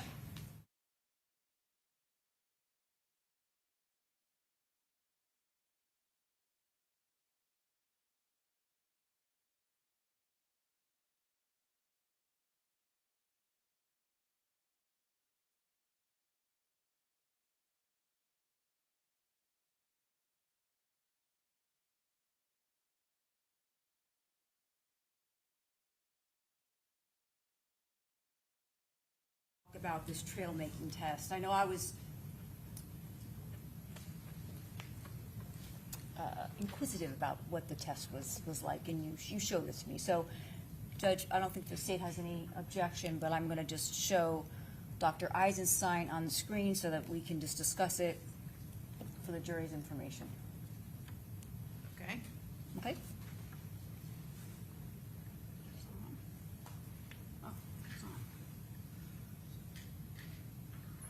All right, so I'm showing you, just for a demonstrative, the trail making test.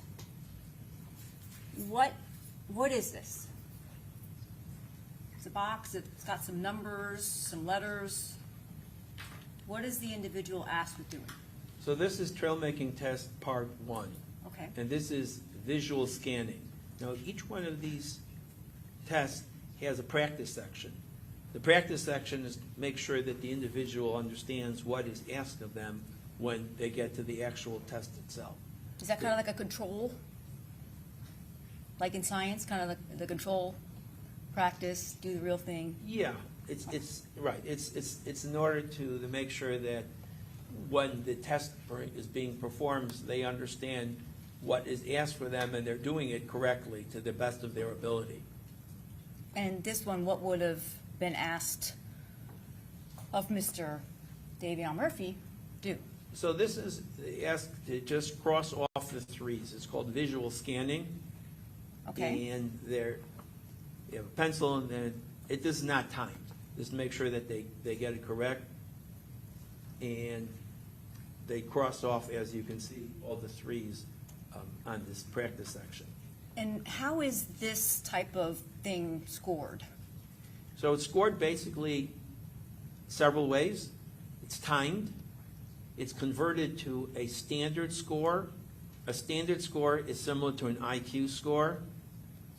Each one, depending upon their performance, and I could, for example, now this score of 36 is not from the practice section. It's from the test itself, which is on the next pages. Okay. And then the standard score is 5, which equals an IQ of 75. Okay. So I'm just going to show you one more. My understanding is these come in larger papers and you have to kind of cut them or something? Right. So when I turned over the data, so the test itself is actually on 2 sides. So it becomes a little difficult to copy it because it's 2 sides of 2 pages. So it had to be cut and sort of put together. And that last test, is that 36 indicated it took 36 seconds? Correct. To In other words, not on the practice section, but on the actual test itself, which is Yes. on the following page. Okay. What about this one? Trail making test. This is condition 2. Okay. And the individual is asked to draw a line, connect the numbers in order. Okay. So as you can see, 1, 2, 3, 4, 5. Ignoring the letters and just following the sequence of the numbers. And what is this number, 59? What is that? 59 seconds, which equals a standard score of 2. As I mentioned, these are all normed, so one looks up in the normative manual. A 2 is actually equal to a IQ of 60, which is extremely low. I just want to show you one more, just for an example. Condition 3. So this is letter sequencing, condition 3, and here the individual is just asked to connect the letters in order, A, B, C, D, E. Okay, and then this 50 seconds to complete, again, the next section, which is a standard score of 4, which is equal to a 60. Again, very low.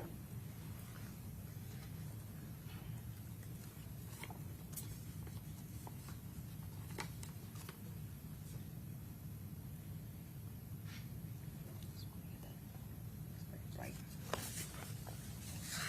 I'll give it back to you. I'm just gonna. All right. So let's see. What about the Peabody Picture Vocabulary Test? What's that? So that is a test of receptive language. the individual is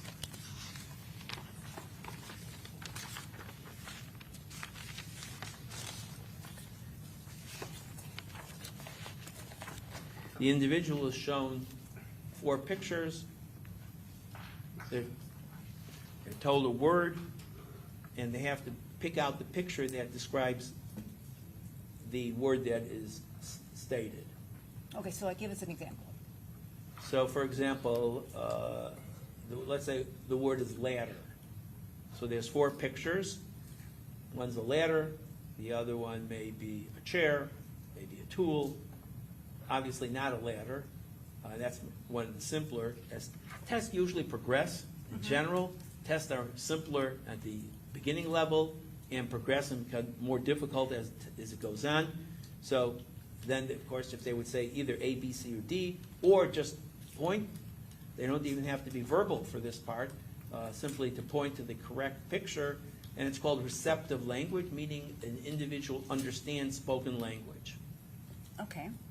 And what were your results on that test? So he obtained a standard score of 52, which is extremely low, a percentile of 0.1, and a grade equivalent of 2.3.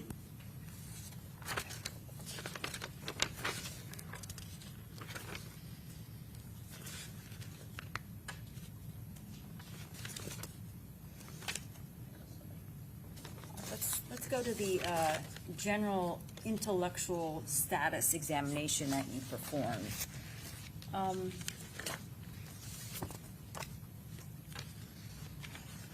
Did you perform that? Yes, so I gave him the Wechsler Adult Intelligence Scale, 4th edition, which is the gold standard of IQ. Is there a new edition? I think it's the 5th edition. The 5th edition recently came out. So I guess my question for you, was the 4th edition the correct edition to administer to Davion? Correct. Okay. All right, so tell us how this works. The individual is given the test. The test has several different sections. The test has been revised over time, many times, and it's improved. The quality is improved. The standardization has improved. The questions have improved to become more relevant. It goes between a nonverbal, a verbal, nonverbal, verbal. There's several different subsections. There's a point where the individual they stop if they can't get a certain number correct based on the criteria of the individual subtest. Then the scores are calculated. They convert what's called a raw score to a standard score. The standard scores then are added, and then one gets composite scores in different domains, and ultimately a full-scale IQ score. Okay, that was a lot. Did you determine what Davion's full IQ score was based upon all what you just said? So he obtained a full-scale IQ score of 72. What does that mean? So 72 is at the 3rd percentile of the general population.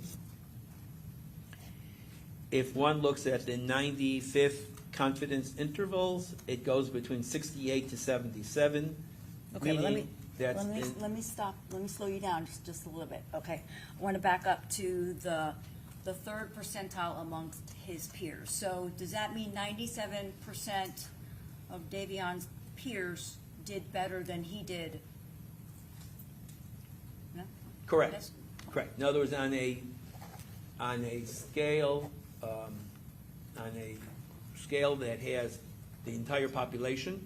Yes. So 50% are going to score at 100, and then when this is 2 standard deviations below the mean, so then we're already dealing with the very small percentage, meaning only 3% of the population.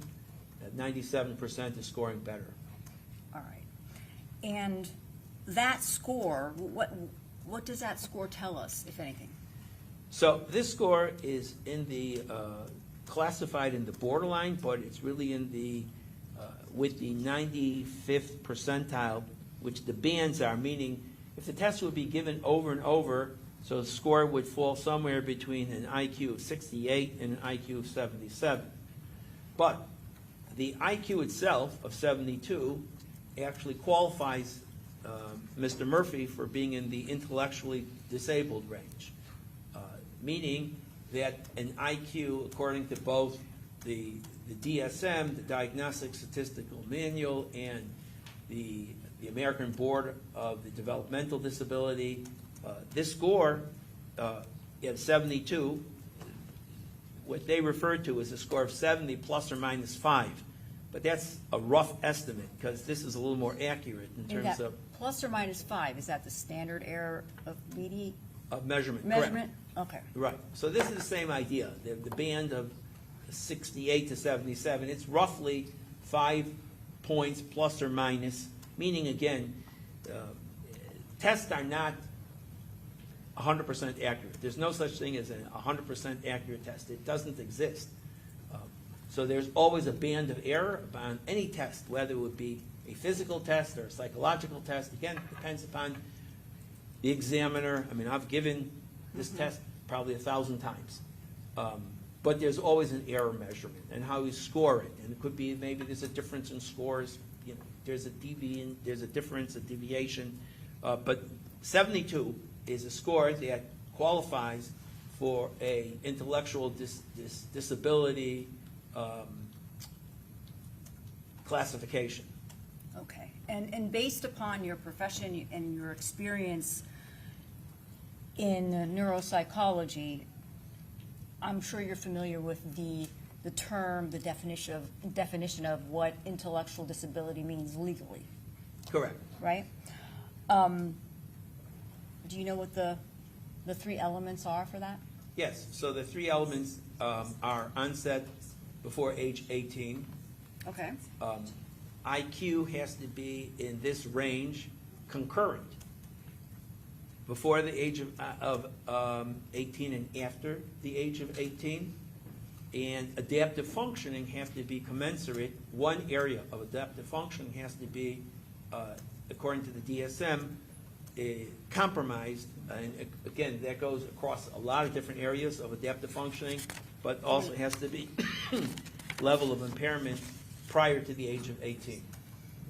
Okay, before we get to why this technically doesn't equate to intellectual disability as defined by the state of Florida, what deficits in adaptive behavior, did you perform any evaluations or tests regarding Davion's adaptive behavior? And what is, well, first I should ask, what is adaptive behavior?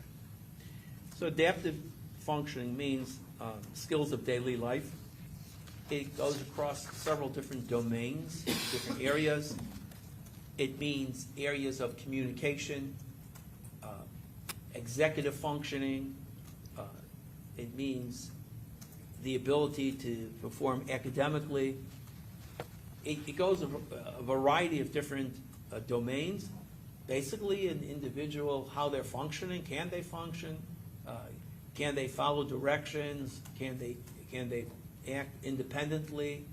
What's their level in terms of their overall level we assess of adaptive functioning?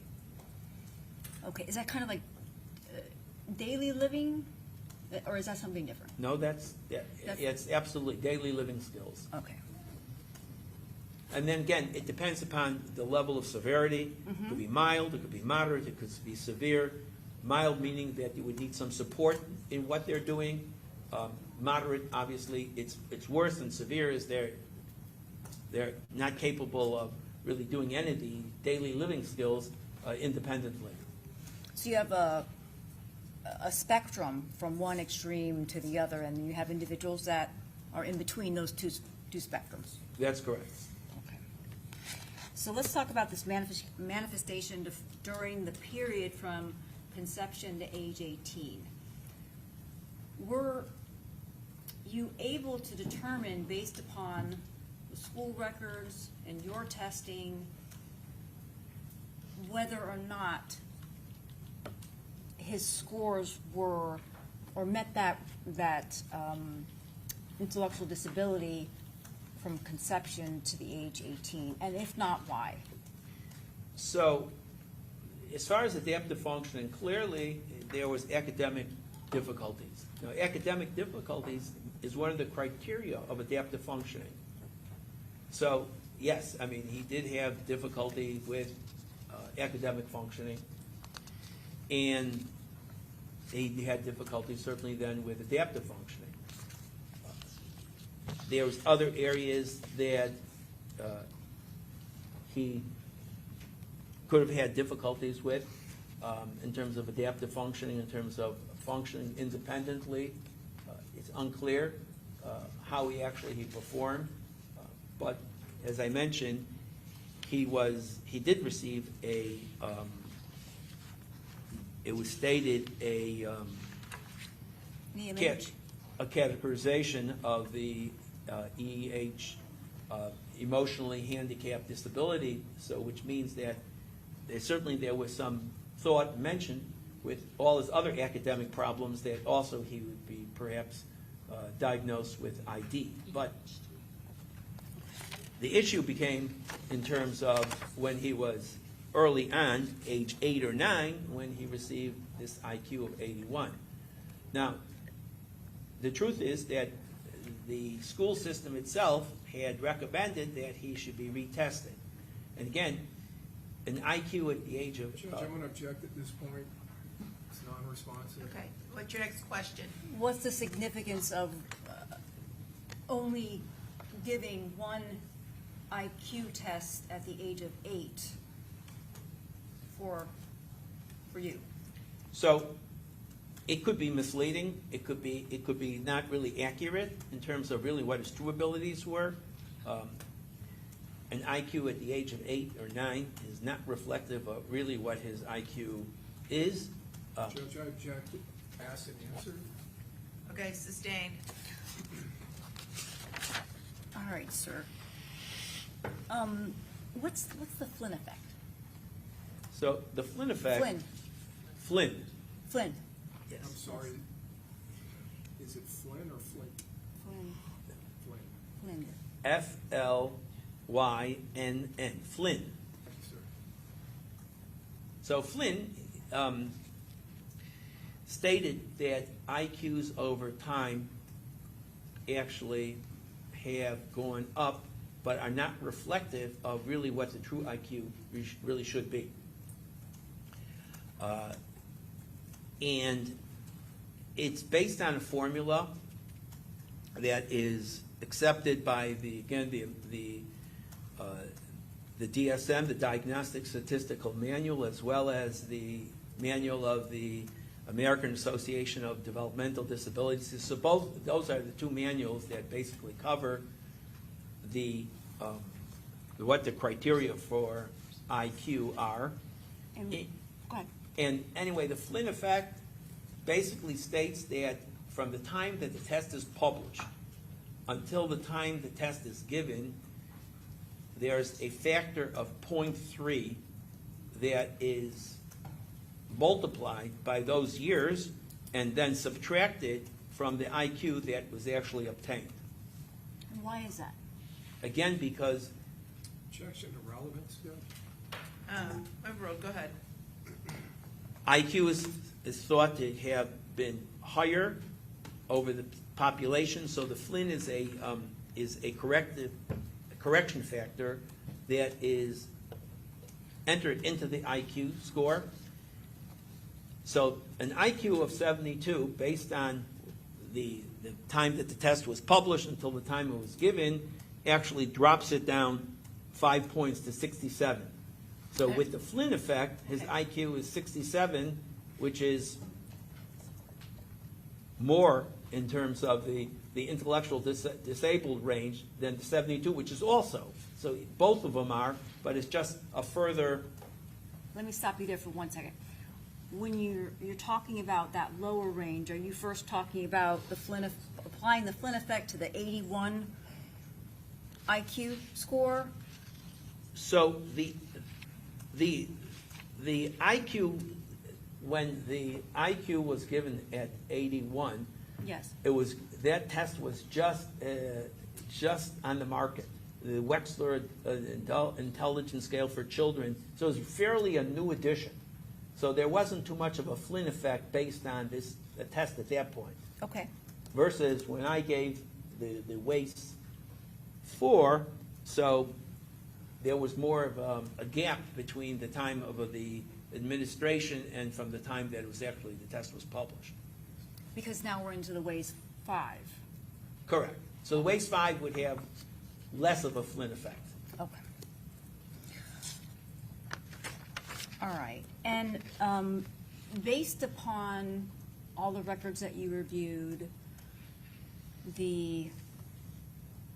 all the records that you reviewed, your evaluation of Davion Murphy on those 7 separate occasions over 20 hours, do you have an opinion regarding whether Davion Murphy was under the influence of extreme mental or emotional disturbance at the time of this offense? Yes. What is it? So he was under extreme mental and or emotional disturbance. As I mentioned, the IQ scores technically meet the criteria for intellectual disability. There's certainly enough indication in the records that they are. The reason why I say technically is because from a legal definition, it may miss because of some of the different testing that was conducted. However, I think in reality, he really does meet the criteria in terms of ID. Okay. And so that's certainly the mental aspect. Executive functioning is, as mentioned here in the trails, shows this compromise, impairment. The emotional disturbance, also the fact that he reports taking medication for both the attention deficit disorder and the anxiety and depression, receiving a disability. So again, you put it all together, and he was certainly under the extreme mental or emotional disturbance. All right. And again, having met with Mr. Murphy, Davion Murphy, those 7 times, reviewing all the records that you've reviewed, do you have an opinion regarding whether or not Davion Murphy had the capacity to appreciate the criminality of his conduct or conform his conduct to the requirements of law? And do you believe it was substantially impaired? So again, there was, as I mentioned, the emotional, the psychiatric, the psychological, the neuropsychological impairment, the deficits that he had in terms of impulse control, in terms of decision-making, in terms of weighing options, in terms of a difficult situation, making better decisions, better judgment, better reasoning. These are all part of executive functioning, frontal lobe activities that he demonstrated impairment, compromise. So given unfortunate circumstances, he was unable to conform his behavior, and he certainly was acted under the behavior that he didn't appreciate it and couldn't conduct his behavior to the requirements of the law. Are there any other mental health factors in Davion Murphy's background that would mitigate against the death penalty that we have not spoken about, that you can think of? Well, again, I've conducted testing that shows the neurocognitive from a behavioral point of view. His brain has been compromised with a lot of injuries, a lot of difficulties, academic, a difficult life, meeting the criteria for intellectual disabilities, which certainly would compromise his ability. And again, looking at the structure of the brain, which I recommended, that we look not only at the outer performance, but also actually what the brain looks like in terms of the structure of the brain, which again is another example in terms of what is possibly could explain his overall behavior. So is that why you recommended that there be PET scans and Objection. MRI scan? Yep, sustain is to leading. Did you recommend any other tests or anything? So I recommended neurodiagnostic evaluations, including MRI and PET scan, to further elucidate in his brain behavior impairment that was noted in my evaluation. Okay.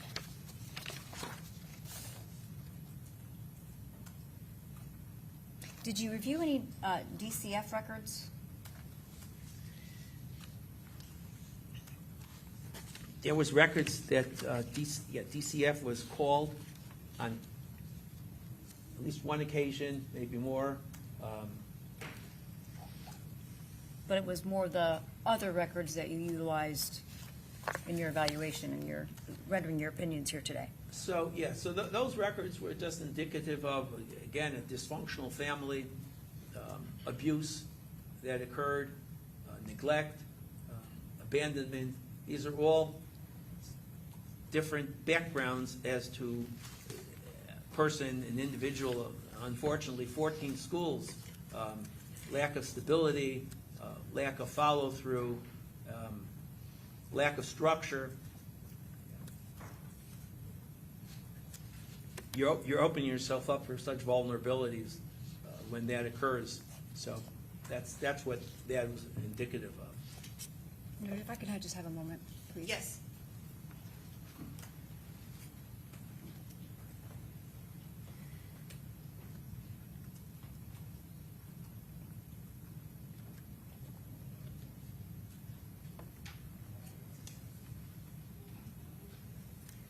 Doctor, one last question.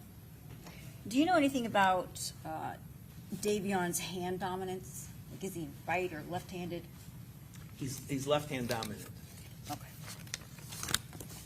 I tested for that as well. Or pass the witness, and I'm.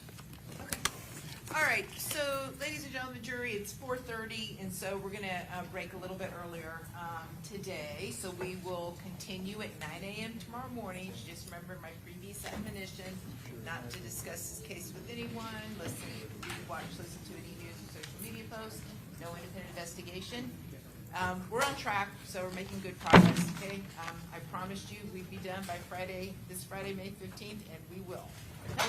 All right, see you tomorrow at 9 a.m. All rise.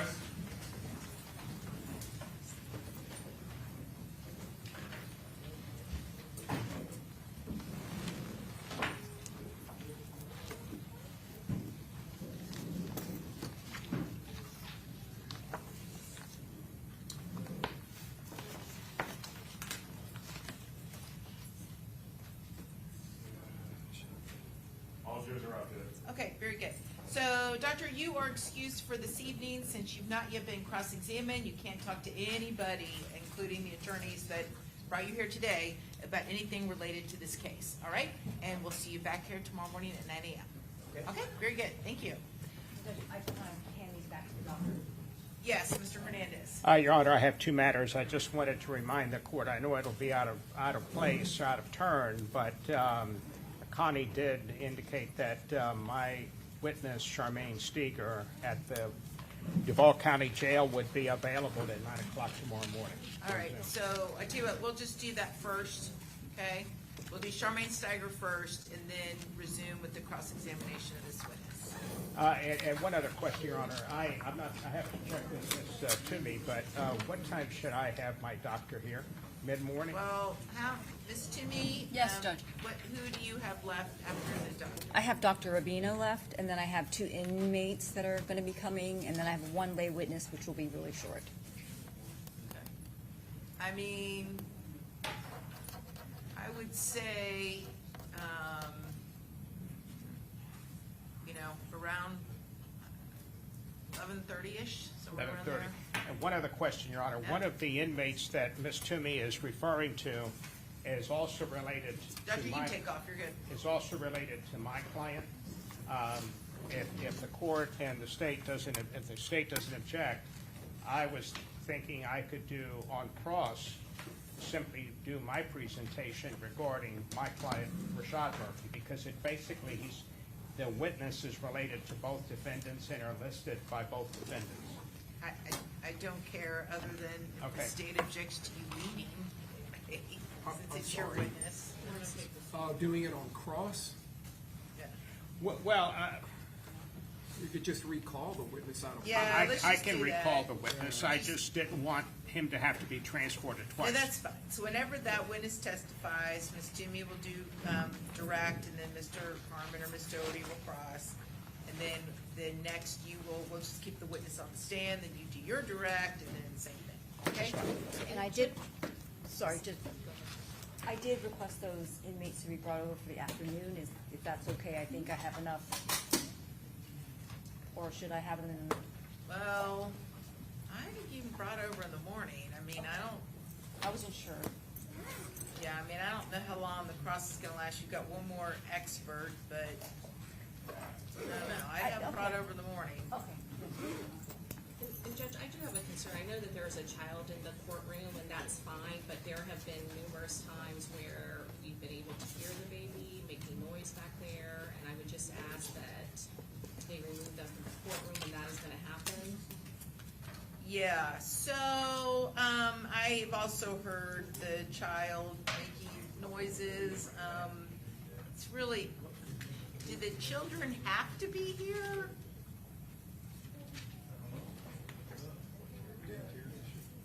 I don't know. I can't really hear what you're saying, Ms. Lau. Yeah, I understand, and that's fine for today. I know you guys were witnesses, but I just think going forward tomorrow and going forward through the rest of the trial, I mean, normally I don't allow young children into the courtroom. So, I understand today was a necessity because you all were testifying and obviously you needed to be here. But now that you've testified, I don't know that it's necessary for the young children to be here in the courtroom. So I would just ask you please make other arrangements. Either you guys switch off maybe, one watches the kids while someone else sits in the courtroom or something to that effect, okay? Okay, very good. All right, see you guys tomorrow morning at 9 a.m.